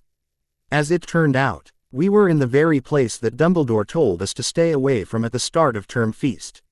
That was when we realized that we were in the same room as the biggest dog any of us have ever seen. And if that wasn't bad enough, the slavering beast had 3 heads." She gasped in shock. "What? A Cerberus in the school? What was Dumbledore thinking?" Harry took the narrative from there. "To answer your question, we still haven't questioned Dumbledore about what he was thinking. While Neville and Ron made their escape, I took one more look around and noticed that the dog had its massive paws on a trapdoor. I figured that whatever had been in that vault at Gringotts and Hagrid blurted out had been removed earlier that same day, is what that Cerberus is guarding." She listened to everything and then asked, "What do you think it could be?" "We don't know. We have brainstormed on this for a long time, but we don't have enough clues to even make a good guess. I feel it is not something we should concern ourselves with. I just wanted to keep you in the loop about what we have been up to." She nodded. "What about Malfoy? Did you do something about him? He forfeited a wizarding duel to you." Harry gave her his best lopsided grin. "I made him sign a decree for me. I imagine Lord Black will have some use for it." She grinned in response. Black Townhouse. Lord B.L. Ack was sitting for dinner when an owl knocked on the window outside the kitchen in the townhouse. With a flick of his wand, the window opened and the owl flew straight to him and extended its leg to him. Recognizing the Hogwarts crest, he opened the letter and started reading. "Lord Black, this is to inform you that your ward Hadrian Potter Black was found to be involved in mischief-making in the school in concert with students from other houses. Working with them, he broke curfew, accessed common rooms of other houses, and did a prank upon 3/4 of the school at once. This prank caused the students to have their skin color changed and display animal parts instead of their natural human ones. The resulting disruption forced us to cancel classes for the day. After an investigation in which the students involved were identified and proved guilty beyond doubt, the headmaster has penalized the guilty parties by deducting 20 points each from their respective houses and sending all of them to detention with their heads of house for 2 evenings. This letter is being written to you in the hope that you will discipline him for his behavior. Minerva M. McGonagall, Deputy Head Mistress, Heir, D. of Gryffindor House, Hogwarts School of Witchcraft and Wizardry." Arcturus read the letter in full and handed it to Remus. "Your nephew has already started to sow terror in the hearts of the teachers." Remus took the letter and read it through at once. When he was done, he was sporting an ear-to-ear grin.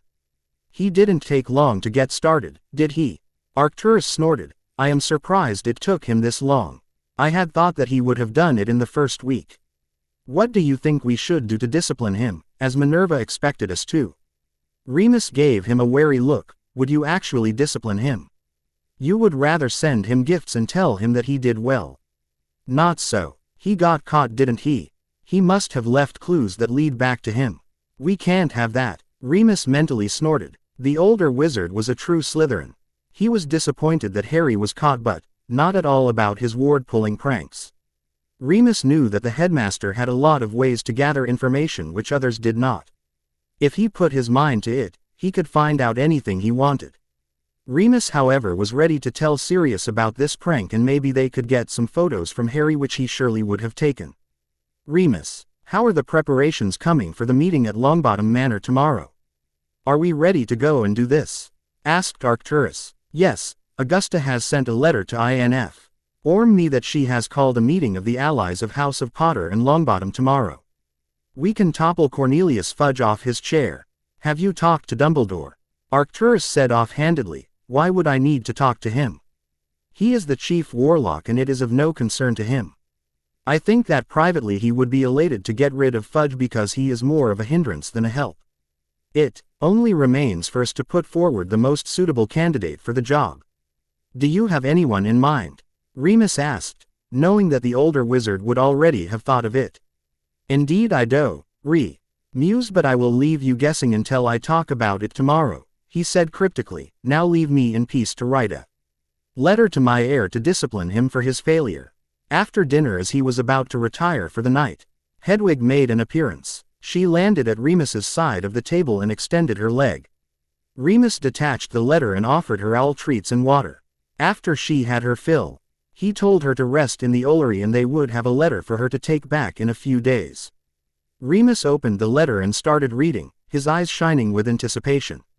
He inspected the other parchment which had come in the envelope. He passed both to Lord Black. "Here, this will be sufficient to quell your anger at him." Arcturus started reading the letter. "Dear Granddad, a few days ago, Draco Malfoy challenged me to a wizard's duel to be held at midnight in the trophy room. I accepted the challenge and made an appearance at the appointed time and place. He failed to come, or to send notice that he would not come. In addition to failing to honor his commitment, he also sent Filch so that he could catch me out after curfew. I was able to evade the caretaker and his cat. The next day, I made the formal demand of him to forfeit his honor for failure to honor his commitment or to pay reparations in the form I chose. He immediately signed the decree to make reparations in the form I choose, and I hereby commit the decree to you to execute as per your convenience on my behalf. Neville and Daphne send their respect and loads of love to you and Moony. Hadrian Potter Black, heir to House of Potter and House of Black. After he was done reading the letter, he looked at the decree, and after satisfying himself as to its contents, he started laughing. After a good 5 minutes, he was able to control his laughter. Remus, I think we have enough to make sure that Fudge is toppled off his chair. Thanks to this, he said, tapping the decree, Lucius too will play his part. Remus just grinned in response. Street. Mungos. Mr. Black, how are you today? Asked Healer Mareed's ward at St. Mungo's. Sirius looked up warily. I am sure I will be absolutely fine, Meredith, unless you are going to shove another of your disgusting potions down my throat and call it a nutrient potion. She chuckled, hardly serious. The potion regime is over and there is nothing more that we can do here. Your sessions with your mind healer are also at an end. Tomorrow we will make the final decision about whether you are ready to leave. Ready to go or not, you are to come in for periodic assessments for the next 3 months. Fail to show, even once, and I swear by Merlin that I will personally come and drag you back here. Sirius shuddered. You know I would do anything to be rid of this prison, Meredith. I have a godson to meet, friends to reconnect with, a grandfather to reconcile with, and a future life to plan. She chuckled. Looks like you have a lot of plans to pursue when you are out of here. I will leave you now to your recuperation. Sirius was content to be away from the Dementors even if it meant he was in a hospital. He was astounded to find his grandfather alive after so long, but was also relieved when Remus had told him that Arcturus had rescued Harry from the Muggles a decade ago. True that his grandfather had not looked after his interests when he was little, but he had come through when it was needed. He had scorned him and his family and ran away from home when he was 16, but now that he thought about it, he wondered if things would have been different if Arcturus had not left Great Britain soon after Melania had died. He could have changed a lot of things with the power that was at his disposal. He figured that they will have a long talk when they are face to face again. He also thought about his godson, who had grown up to be a wonderful boy and, as Moony told him, had the charms of his father and his mother's brains. He wanted to get out of the hospital wing as soon as he could, because he could not wait to see his godson and spoil him rotten if Moony had not already done so. It was a good thing that they were going to discharge him the next day, because it had already gone on as long as he could tolerate and not break under it. Hogwarts. Harry and Neville had been given a hero's welcome in the tower by many of the students. News was hard to contain in the school, with the rumor mill being what it was. Besides, the detention log, which contained details about detention of a student, was public knowledge, and by evening everyone had known who was responsible for the prank. The twins had snuck out of the castle to bring plenty of items for an impromptu party where Harry and Neville were treated as the guests of honor. The twins had been enthusiastic about the prank and wanted to know details, but Harry told them it was proprietary magic of the Marauders and part of his heritage as being the heir of their legacy. He told them that they could join in the next big one. Not everyone was happy with them. A few of them were scowling or grumbling about the pranks and that they had to spend the day sporting parts of an animal. Most, however, were amused and encouraged them to do more tricks like that in the future. Percy was one of those who was not amused or found the prank to be funny at all. Hermione was another one who huffed at them. Arnold had asked Harry as to why he did not include him in the prank. When Harry asked him if he could do half the things they had learned in classes yet, Ronald's red ears were enough to tell him that he could not. He had told Ron that if he applied himself to his studies, then Harry would think about including him in his pranks, because he was not ready to face the ire of his parents if he turned mischief-making like Harry and did not pay attention to his studies, letting his grades plummet. Later, Neville and Harry had conferred with each other about giving Ronald a chance if he showed improvement in his studies. He was a brilliant tactician and could be helpful to them in ways more than one. The next day, Harry was sitting for breakfast at the Gryffindor table with Neville and the twins around him. With the looks that he had received, he was sure that some of the students were still angry with him, and it was better to let them cool off before he made another move. Harry, is that Zeus flying towards you at breakneck speed? Quote. Neville asked nervously, pointing towards the ceiling from where the falcon was gliding towards him. Harry extended his arm for the bird, and when it landed, He butted its head against his for a moment before extending its leg. Harry relieved it of the burden and offered a piece of bacon, which the bird snatched up and flew out again. Harry noticed that the letter was sealed by the signet ring of House Black, meaning the letter had been written by Lord Black himself. Warily, he opened the letter. Hadrian Potter Black, I am disappointed with you, and I fail that all the lessons I imparted to you were for naught. Your deputy head mistress sent me a letter telling me about your prank and urged me to admonish you for your rule breaking. While she has the right to make requests, it is up to me to honor them or outright ignore them, and I have decided to ignore her for the time being. I extend my congratulations for your feat. I also express my disappointment that you were caught. Next time, please pick up associates who know the value of stealth, who will not leave a trail to follow. If, however, you are doing it to get caught, then it is another matter altogether. On a different note, I am extremely pleased with you for the way you acted with dignity and honor in dealing with Heir Malfoy and showed your Slytherin side in obtaining that decree. I surely will use it to great effect. How are Heir Longbottom and Heiress Greengrass? Give my love to both of them and take care of yourself. Learn magic and do whatever little wizards are supposed to do. Make me proud. Arcturus Orion Black Order of Merlin, First Class. Lord of Ancient and Most Noble House of Black. Everything all right? Neville asked him. Harry showed him the letter, which he read at once. I would have never expected that he would actually congratulate you for pranks well done. He looks like the pureblood lord who can tolerate no rule breaking and does not know humor. Harry snorted. You know him, Neville. For the world he is Lord Black, the perfect pureblood lord, but at home, he is just a grandfather who likes to enjoy life as much as we do while trying to think of ways to spoil his grandchildren. Neville, who was looking around, asked him, why is Hermione glaring at us? Harry looked at Hermione and sighed. She is a stickler for rules, maiden pride's Herschel. On obtaining points for the house with all the answers that she gives in the classes. I suppose she is peeved that we lost 40 points in a day. Neville chuckled. I had not thought about it that way. Things were quiet for a few moments before Neville asked him in a hushed whisper, are we ready for the next one? Next one? Gred or Forge asked him. What exactly do you have planned, Harrykins? Harry gave them his best lopsided grin. If I told you, you might try to steal my thunder. He turned to Neville. Oi, we are ready, but do not go out giving our plans like candy or I will find another minion. Neville slapped his shoulder playfully, as if anyone else can read you like a book the way I do. Neville made is that the Longbottom owl flying towards you? Asked George, pointing to a barn owl flying towards Neville. The bird extended its leg to Neville when it landed. Neville relieved it of its burden. To his relief, it was not a howler but a simple plain letter from his gran. Acting it to be a good sign that she was not angry with him, he opened the letter.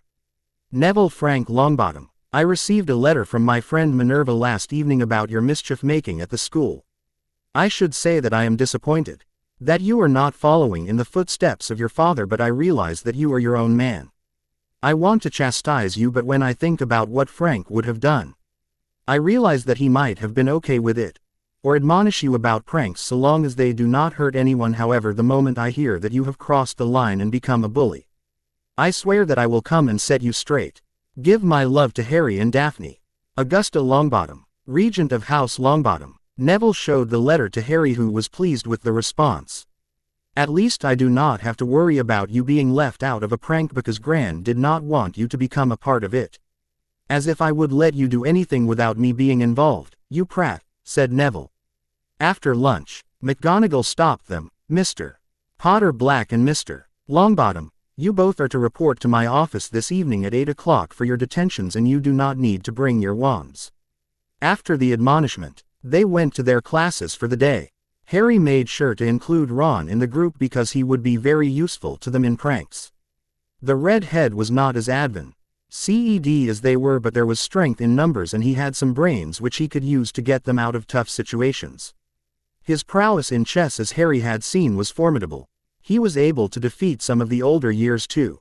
They only would need to push him to do his best in studies and at times help him here and there. Besides, they needed more friends, plain and simple, and the Weasleys were part of their extended family. Cladora, Doria and Cedrella were sisters after all. "Harry, come join us in the library today," said Ernie Macmillan, who had just come to their table. "There are a few students who want to meet you." As Ernie left, Harry said to Neville, "Come to think of it, I am related to him too. Grand Aunt Melania was his great aunt. I take it you are going to meet him?"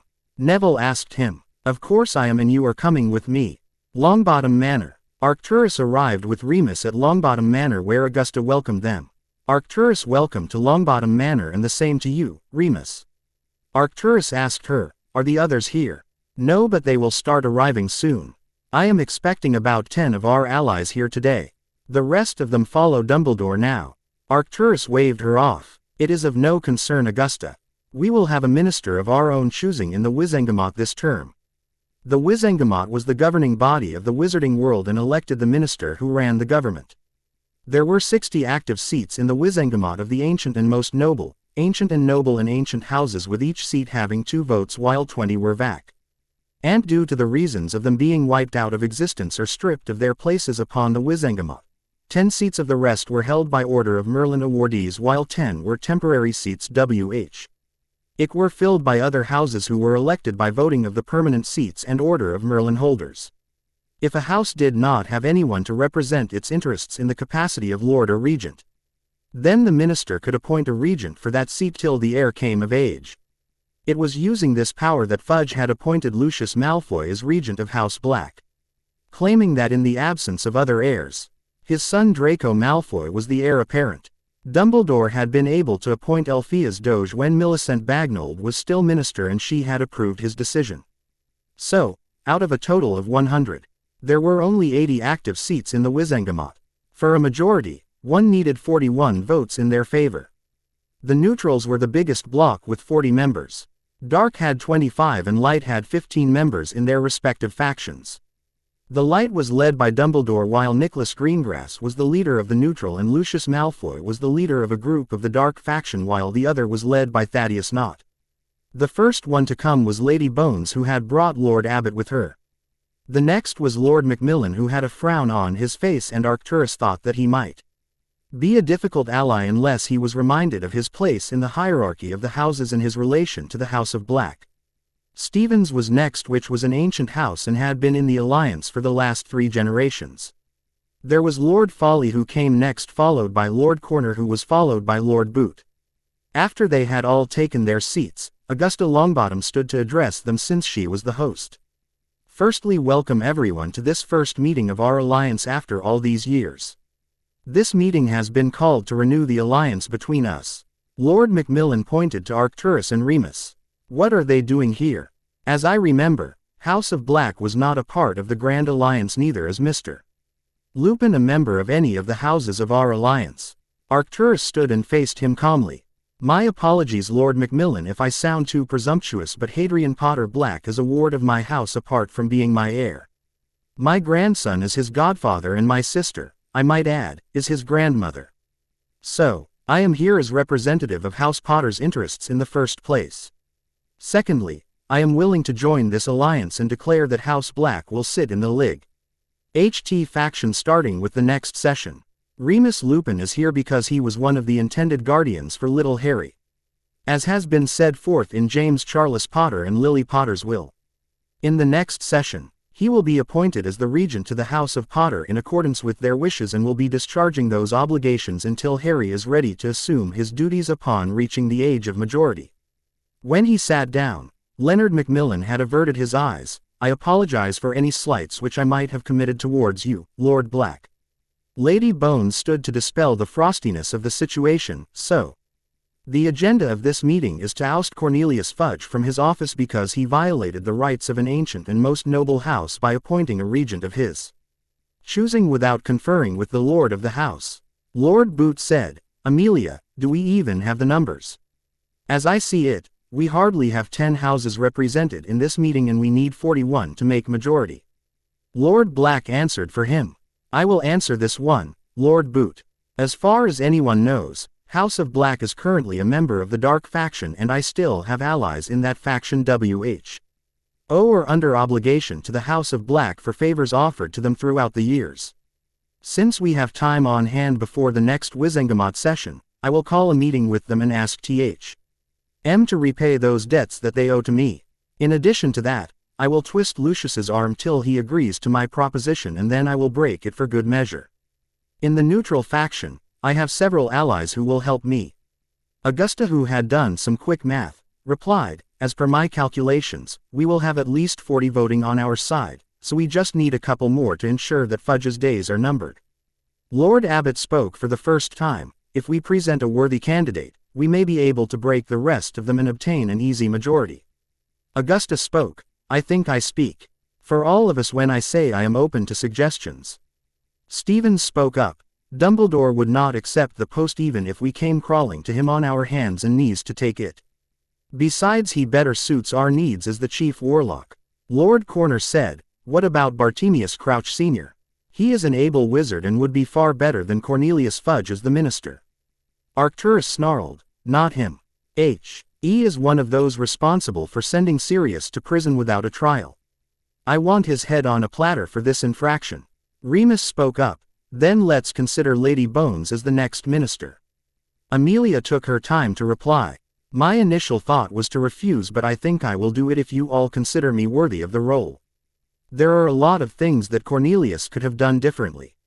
He would have been touted as a hero, but he failed to do it. Arcturus turned to her. I would implore you to start collecting evidence against him of financial misappropriation, of taking bribes from former Death Eaters and other offenses to him, and make him squeal on those who had done underhanded deals with him in the past. I am not in a mood to let him escape. It was agreed that Amelia would be proposed as the next minister by Lord Macmillan, and the nomination would be seconded by Lord Boot. But first, Lord Black would bring a non-confidence motion against Cornelius Fudge. Ministry of Magic. At the same time, Cornelius Fudge was sweating in his office. He had heard whispers of the grindstone moving again and of Lord Black on a warpath against him. When he had become the minister, he had to rush to Dumbledore for advice and generally do as he suggested. The big exception was when he appointed a regent for House Black.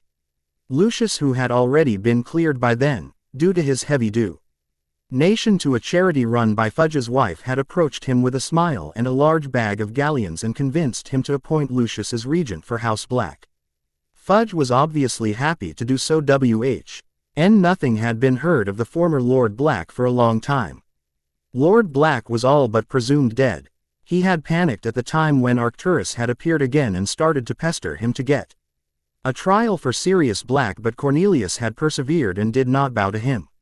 Arcturus had disappeared again shortly afterwards, and he had thought that the crisis was averted, but it was not. Now Arcturus was back and asking for his head on a platter. Minister, what has worried you? Asked Dolores Umbridge, his undersecretary.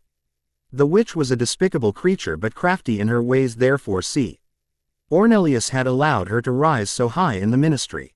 She had come in handy for him all these years. It is Lord Black, Dolores. Arcturus Black has sworn revenge on me. She simpered, but he is just an old fool like Dumbledore. He surely cannot expect to be able to cause harm to you, the Minister of Magic. Cornelius snapped. He is a Black, Dolores. They are one of the biggest and most influential families. Most of their influence has waned, but they still have enough. They are known Slytherins, and if they decide to achieve something, it is not out of their hands. He still has lots of influence and gold to get what he really wants. If he decides to oust me from the office, it is only a matter of time. Surely you don't really mean that?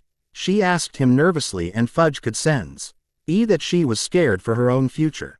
Well, Fudge thought, he could not give her any assurance when his own future was not secure. If I were you, Dolores, I would start to consider other career options. It is out of my hands now, he said wearily. Hogwarts. In detention, Professor McGonagall had them clean one of her bookcases full of old books on the first day without magic. It was a hard job and they had not enjoyed a bit of it. In the next, she had them clean a cabinet full of pictures and some awards which had been awarded to Gryffindor in the previous years. One of those showed the Gryffindor students of the class of 1968-75, where the Marauders were standing close to McGonagall and grinning stupidly at the camera, making Harry smile. There was another one where Frank and Alice Street oohed with Minerva and surprisingly Augusta. Classes were going well enough and the Quidditch practices were sufficient to tire him out every day that he had no energy left to do anything else. Oliver was a maniac when it came to Quidditch. Meanwhile, they had secretly met Lilith Moon and Blaise Zabini. They had been very positive towards him and said that they were looking forward to his friendship with them. As days passed, Harry had met heirs of many houses who otherwise belonged to the dark spectrum on the Wizengamot and were former allies during the war. Harry met all of them and marked some to keep his friendships with. The most notable being Adrian Pusey, who was from the ancient house of Pusey. His family had not participated in combat in the last war for either side but worked as information gatherers for both sides. Harry resolved to get that one on his side as soon as it was possible. There were other heirs too who otherwise belonged to the grey spectrum, i.e. the neutrals, like the Duvant family, the Abercrombie family, the Folly heiress and a few others.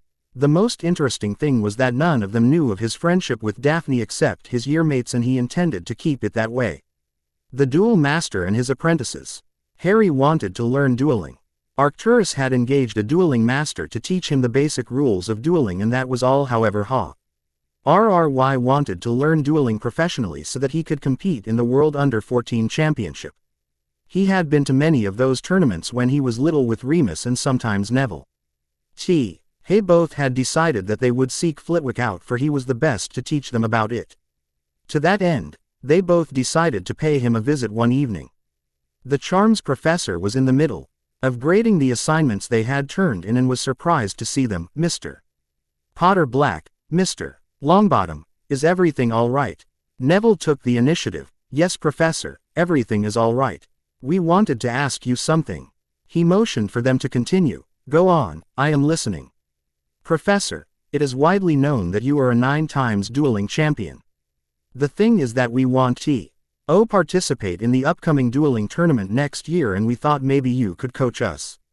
Flitwick contemplated what they were asking of him for some time before he started speaking. "Yes, it is true that many years ago I was a dueling champion. I have not stepped into a ring since then, nor have I ever attempted to coach before. The two of you are certainly doing well in class. You may very well have what it takes. I warn you, however, that dueling in competition is very different from practicing spells in a classroom. I will agree to coach you if you will abide by the rules. I will teach you the same way that my coach taught me." Harry asked, "Who was your coach?" "My father at first, but when I arrived at Hogwarts, the Transfiguration professor, who is now our headmaster, trained me." Flitwick grinned. After Harry and Neville had a moment to let that sink in, Flitwick continued, "Now, the rules. First, you will not use your dueling abilities to bully others. Second, you will never ever break the rules of dueling under any condition, and thirdly, you will do everything that I ask of you." They readily agreed to this. "We will do as you ask of us, Professor." Ted walking around them, noticing their posture and everything that he thought necessary. After a careful observation which lasted 5 minutes, he started, "I want you both to run at least 1 lap around the Black Lake every morning and use magic for any chores which you might do. It will ease you into using magic more swiftly, and your cores will become accustomed to the daily exercise, so you will not faint in the middle of a duel." He rooted through a drawer and pulled out 2 battered copies of a book titled, "A Guidebook for Beginner Duelists." These books contain all the spells which we can often expect in a duel, and I want you two to learn 1 spell at a time.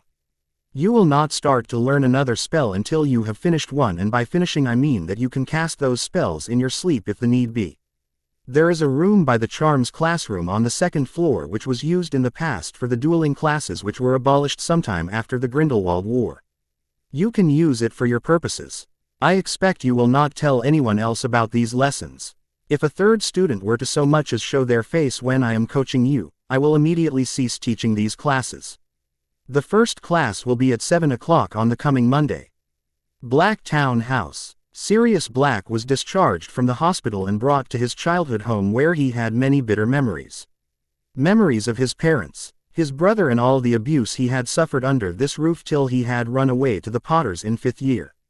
The door to the townhouse was still the same with the door knockerake. Moony tapped it with his wand and it opened a minute later. When he stepped inside, he found that the house had been transformed. The narrow entry hall was twice as wide as it used to be. The old-fashioned lights had been replaced with lights which had ever-burning fire in them. The carpet had been changed recently. There was a large chandelier hung in the entrance hall, the stairs WHAR all broader with ever-burning firelights and illuminating the paths. Most of the portraits looked like they sported new frames and had been recently cleaned. The drapes and curtains on the windows looked new. The walls were of neutral color. The walls of the meeting room were done in cream with hints of brown thrown in.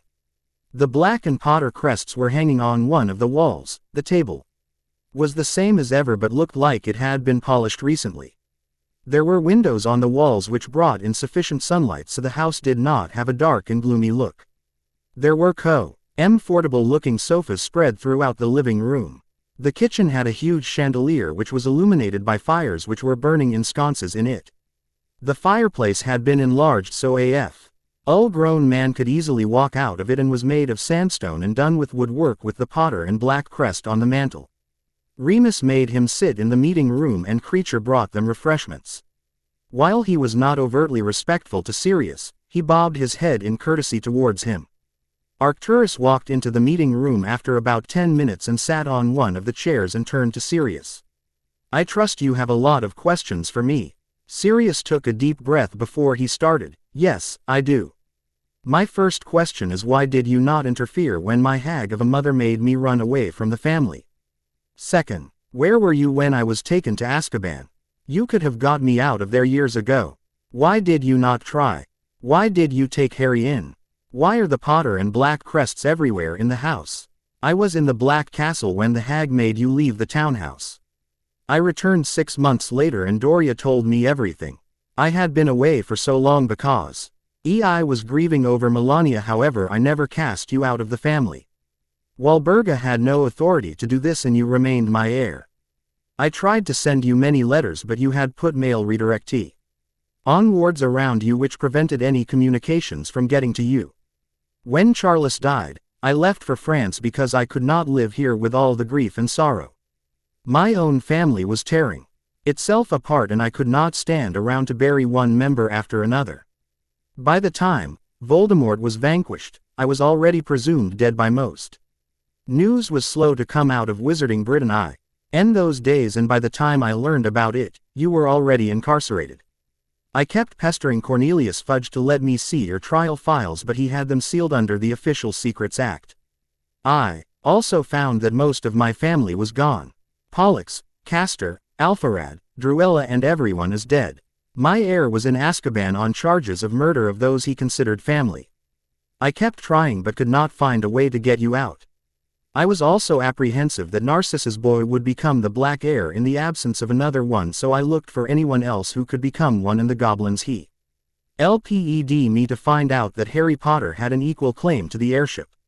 Dumbledore had left him to be raised by muggles who hated and abused him. I devised a plan where Moony agreed to act as my ward and rescued little Harry from the muggles. We lived in hiding all these years and returned to London when it was time for Harry to return to the wizarding world. He has friends to depend on, he knows of his heritage and his family history and he is already turning heads with pranks. As to why the Potter and Black crests, Harry is the heir of both the families. Do you have any more questions? Sirius asked innocently. Just one. What prank did he do? Arcturus stood. I will let Remus fill you in on all the details. I am off to do some work. The dueling lessons. Harry and Neville dutifully presented themselves before Flitwick on Monday at the appointed hour for the first dueling lesson. Since their meeting in his office, they had read the book which Flitwick had given them as he had asked them to. They were learning just one spell a week and even then it was tough work. This presented a real challenge but also made them acquainted with more spells that they were sure would only be taught in defense or charms in the later years. The books listed 10 spells which were all non-lethal spells, used extensively in the dueling circuits by amateur duelists. Remus had already taught them some of the spells. That sped the training along.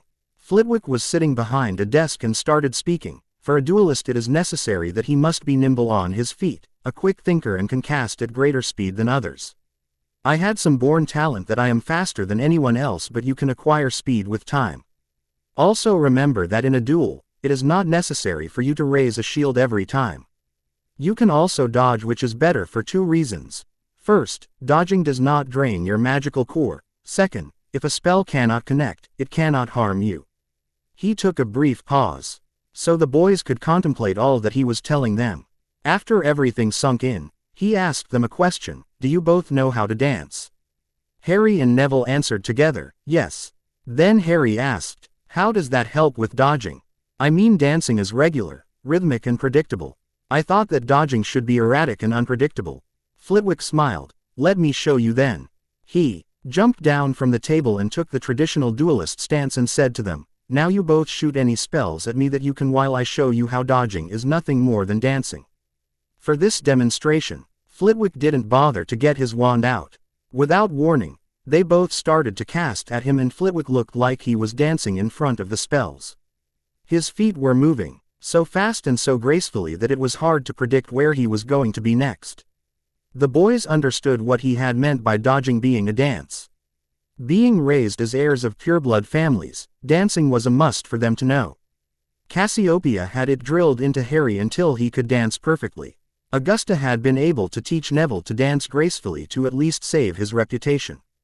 After 5 minutes of casting, they were not able to hit the tiny professor even once. When they stopped casting, the tiny professor again returned to his chair. Now you see how dancing is related to dodging. It is all about footwork.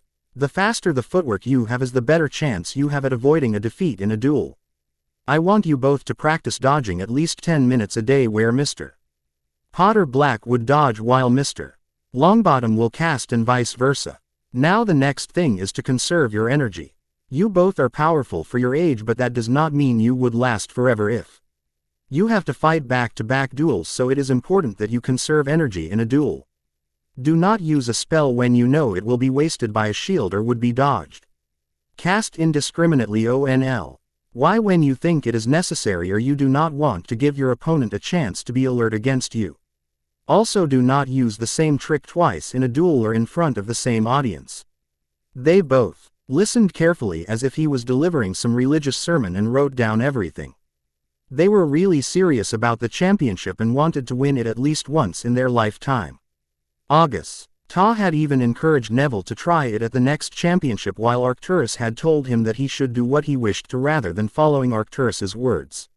Forfeiture of honor. Lucius Malfoy looked up when he saw an eagle owl tapping on the window of his study.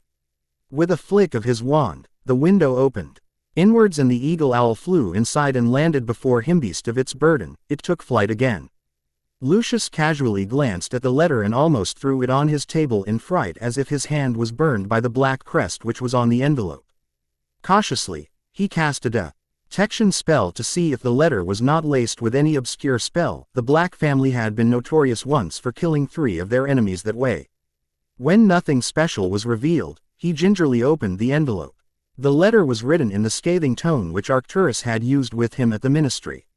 Lucius Malfoy, this letter is written to summon you to a meeting to discuss reparations which your heir has promised to make to the heir of Black under his hand for forfeiting a wizarding duel and consequently your family honor. You are hereby summoned to the Olive King in Diagon Alley this Friday at 6 o'clock in the evening. Failure to turn up on your part will be construed as forfeiting your family honor to the House of Black, and eternal shame to be yours as it is for your family on the continent. Arcturus Orion Black, Order of Merlin, First Class Lord of House of Black. Lucius finished reading the letter once and read it again, frowning. How the pretentious old fool thought to command him, a Malfoy, to do his bidding. He would show him. However, the next moment Lucius stopped his train of thought. Arcturus had staked the Malfoy family honor on this meeting, and by the way he wrote it seemed he had a decree signed by Draco for reparations. What had the foolish boy done now? How could he sign away the family honor to someone? Was he really so dense as to challenge the Black heir to a wizarding duel and not turn up? He would have to set him right soon. It was a pity he could not procreate more. He would have definitely disowned Draco if there was another issue of his running around. Lucius also wondered in that brief moment if the enchantments on the Sorting Hat were wearing off to have put his son into Slytherin. He would set his heir straight when he returned from school for Yule. In the meanwhile, he had no option but to go to this meeting and do as the old fool wanted, or the Malfoy name would be mud. All of his gold would not be enough to salvage it because the old fool had more. A whisper in the night. It had been a few days since the first lesson with Flitwick when Harry took it upon himself to explore the castle with Neville. They talked with other students but weren't including others in their activities as of yet because half of their dealings involved Daphne and half of their activities were fairly mundane. Harry had been able to persuade his prank associates to not talk about Daphne being his friend to anyone else. When they asked, he told them to think of it as a long-term prank, where they would have the last laugh whenever it came into the open. This night Harry was taking a walk in the castle to find the secret entrances out of the school. He wanted to know each of them so that they could go to the village without anyone being the wiser. When they were passing the statue of the Humped Witch on the 5th floor, they heard whispers coming from the classroom nearest the statue. They carefully stepped over to the room and put their ears to the door. Someone was in the room and by the sound of it was weeping. My lord, forgive me, my lord. I promise I will be successful. I will never fail you again, Lord Voldemort. Neville gasped loudly, but Harry had closed his mouth with his hand and dragged him away without making a sound. They returned to the common room as soon as they could manage. It was only after they were within the safety of the common room that Harry let go of Neville's mouth and Neville slumped into a chair while Harry himself sat in a chair with his heart thudding hard against his rib cage. His mortal enemy was alive still and someone in the castle was working for him. Lord Black would need to know of it. That was all Harry could do and hope that Voldemort had not returned to a body again. He also decided to try and find out who could be working for Voldemort. It was a sure thing that none of the students were working for him because he had never used a student to do his dirty work. It was a pity that he did not have the Marauder's map on him at that moment because the twins had borrowed it. He was a bit reluctant to part with the map, but he had decided to let things cool down before striking again, so he had given it to them. A few days later, they had also started to include Ron in things that they did. Occasionally Hermione Granger joined them. If Harry wanted information that he was sure was in their books, he subtly would let her know by discussing the thing vaguely. It was easy to get a rise out of her because she was always looking for a chance to read some new book or to find some new information, and she was sure to rub it in their faces when she had the required information.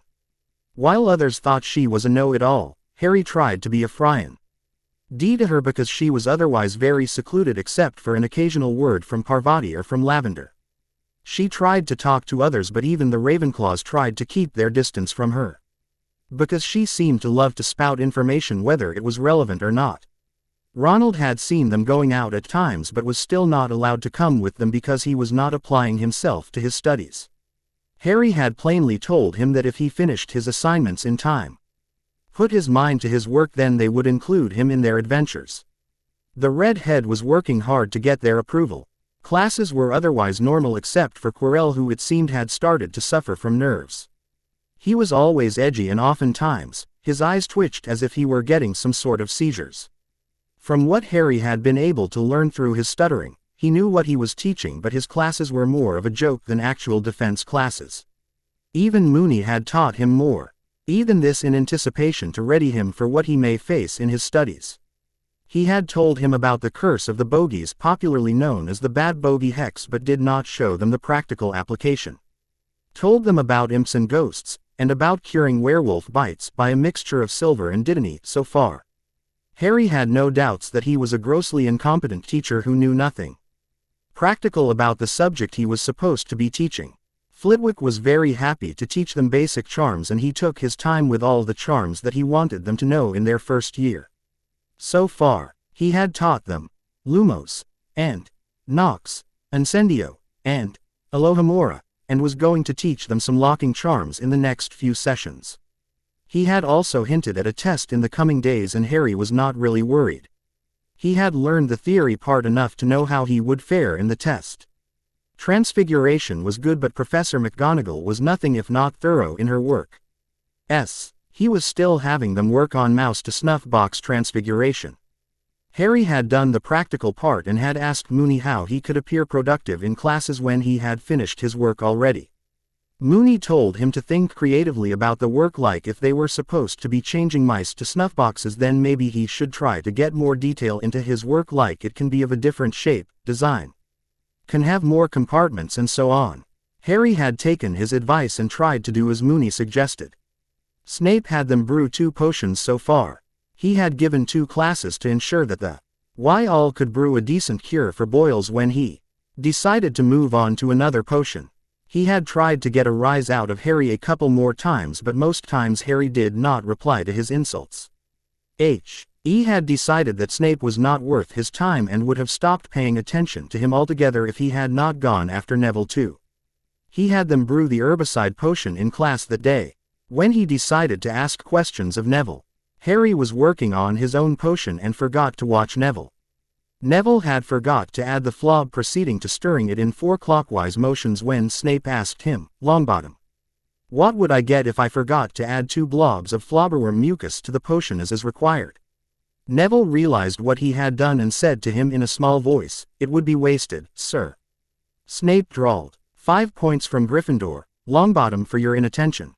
Perhaps if you did not sit with Potter Black, you could concentrate better on your task." Harry spoke up and said to Snape, "Professor, I trust you will also be taking points off Crabbe and Goyle. Their potions are sticking to the bottoms of their cauldrons and will have to be scraped off." Snape turned to him with rage on his face. "Do I have to remind you that I am the teacher? I know what I am doing here." 5 points from Gryffindor for talking back to a teacher. Harry seethed but decided to let it go for now. There will be chances later. For now, going to McGonagall would be more productive because she would know how to rein Snape in. Astronomy classes were pretty normal. They weren't much fun. A perfect place to talk if Harry wanted. Those classes ran late into the night. He could have prolonged conversations with his fellow students without anyone noticing. History of magic was dreadful. There was no other way to describe the experience. Binns was horrible. Harry did not even realize what he was talking about half the time. Some of the students even dared to sleep in his classes. Ari wondered if he and the other students played Exploding Snap, would Binns even notice? Perhaps not. Living in the tower was good. Some of the housemates that he had come to know were truly great. Some were stuck-up ponces that he despised. There was a 2nd-year McLaggen who was a braggart. He seemed to brag as if he could do everything better than anyone else. The boy had some skills and could be useful if it were not for his constant bragging and bullying. He even had the audacity to try and tell Olo Wood how to keep the goals better. The twins had pranked the hell out of him for that one. The Quidditch team was pretty cool. The Chasers, who were all girls, fawned over him since he was the youngest member of the team. They were also impressed with his abilities as a seeker and the moves that he knew. All those matches that he had seen were finally paying off. Ernie Macmillan, Susan Bones, Hannah Abbott were some good friends that he had made. There was also Justin, who was a Muggle-born and laid-back guy. Harry had also met Cedric Diggory, a 3rd year who was a seeker on the Hufflepuff team, and word was that he was the best seeker at the school at the moment. Harry was ready to test that theory and see for himself. In Ravenclaw, most of them were his friends. Some of them asked him about how he had done the prank. Harry was not telling. He himself did not know about it in detail and wanted to let it remain that way. He had another thing on his mind to do a day out in the village. It was on his to-do list for now, and he was not going to do it by himself but was going to take others with him. He had heard that the village of Hogsmeade was the only all-wizard village in England. He wanted to see for himself what it was like. Remus had told him so much that it was hard to contain his enthusiasm anymore. Sure, they would officially be allowed to go the village starting in their 3rd year, but that was 2 years away and there was no reason to wait until then. He just had to ensure that no one found out about them.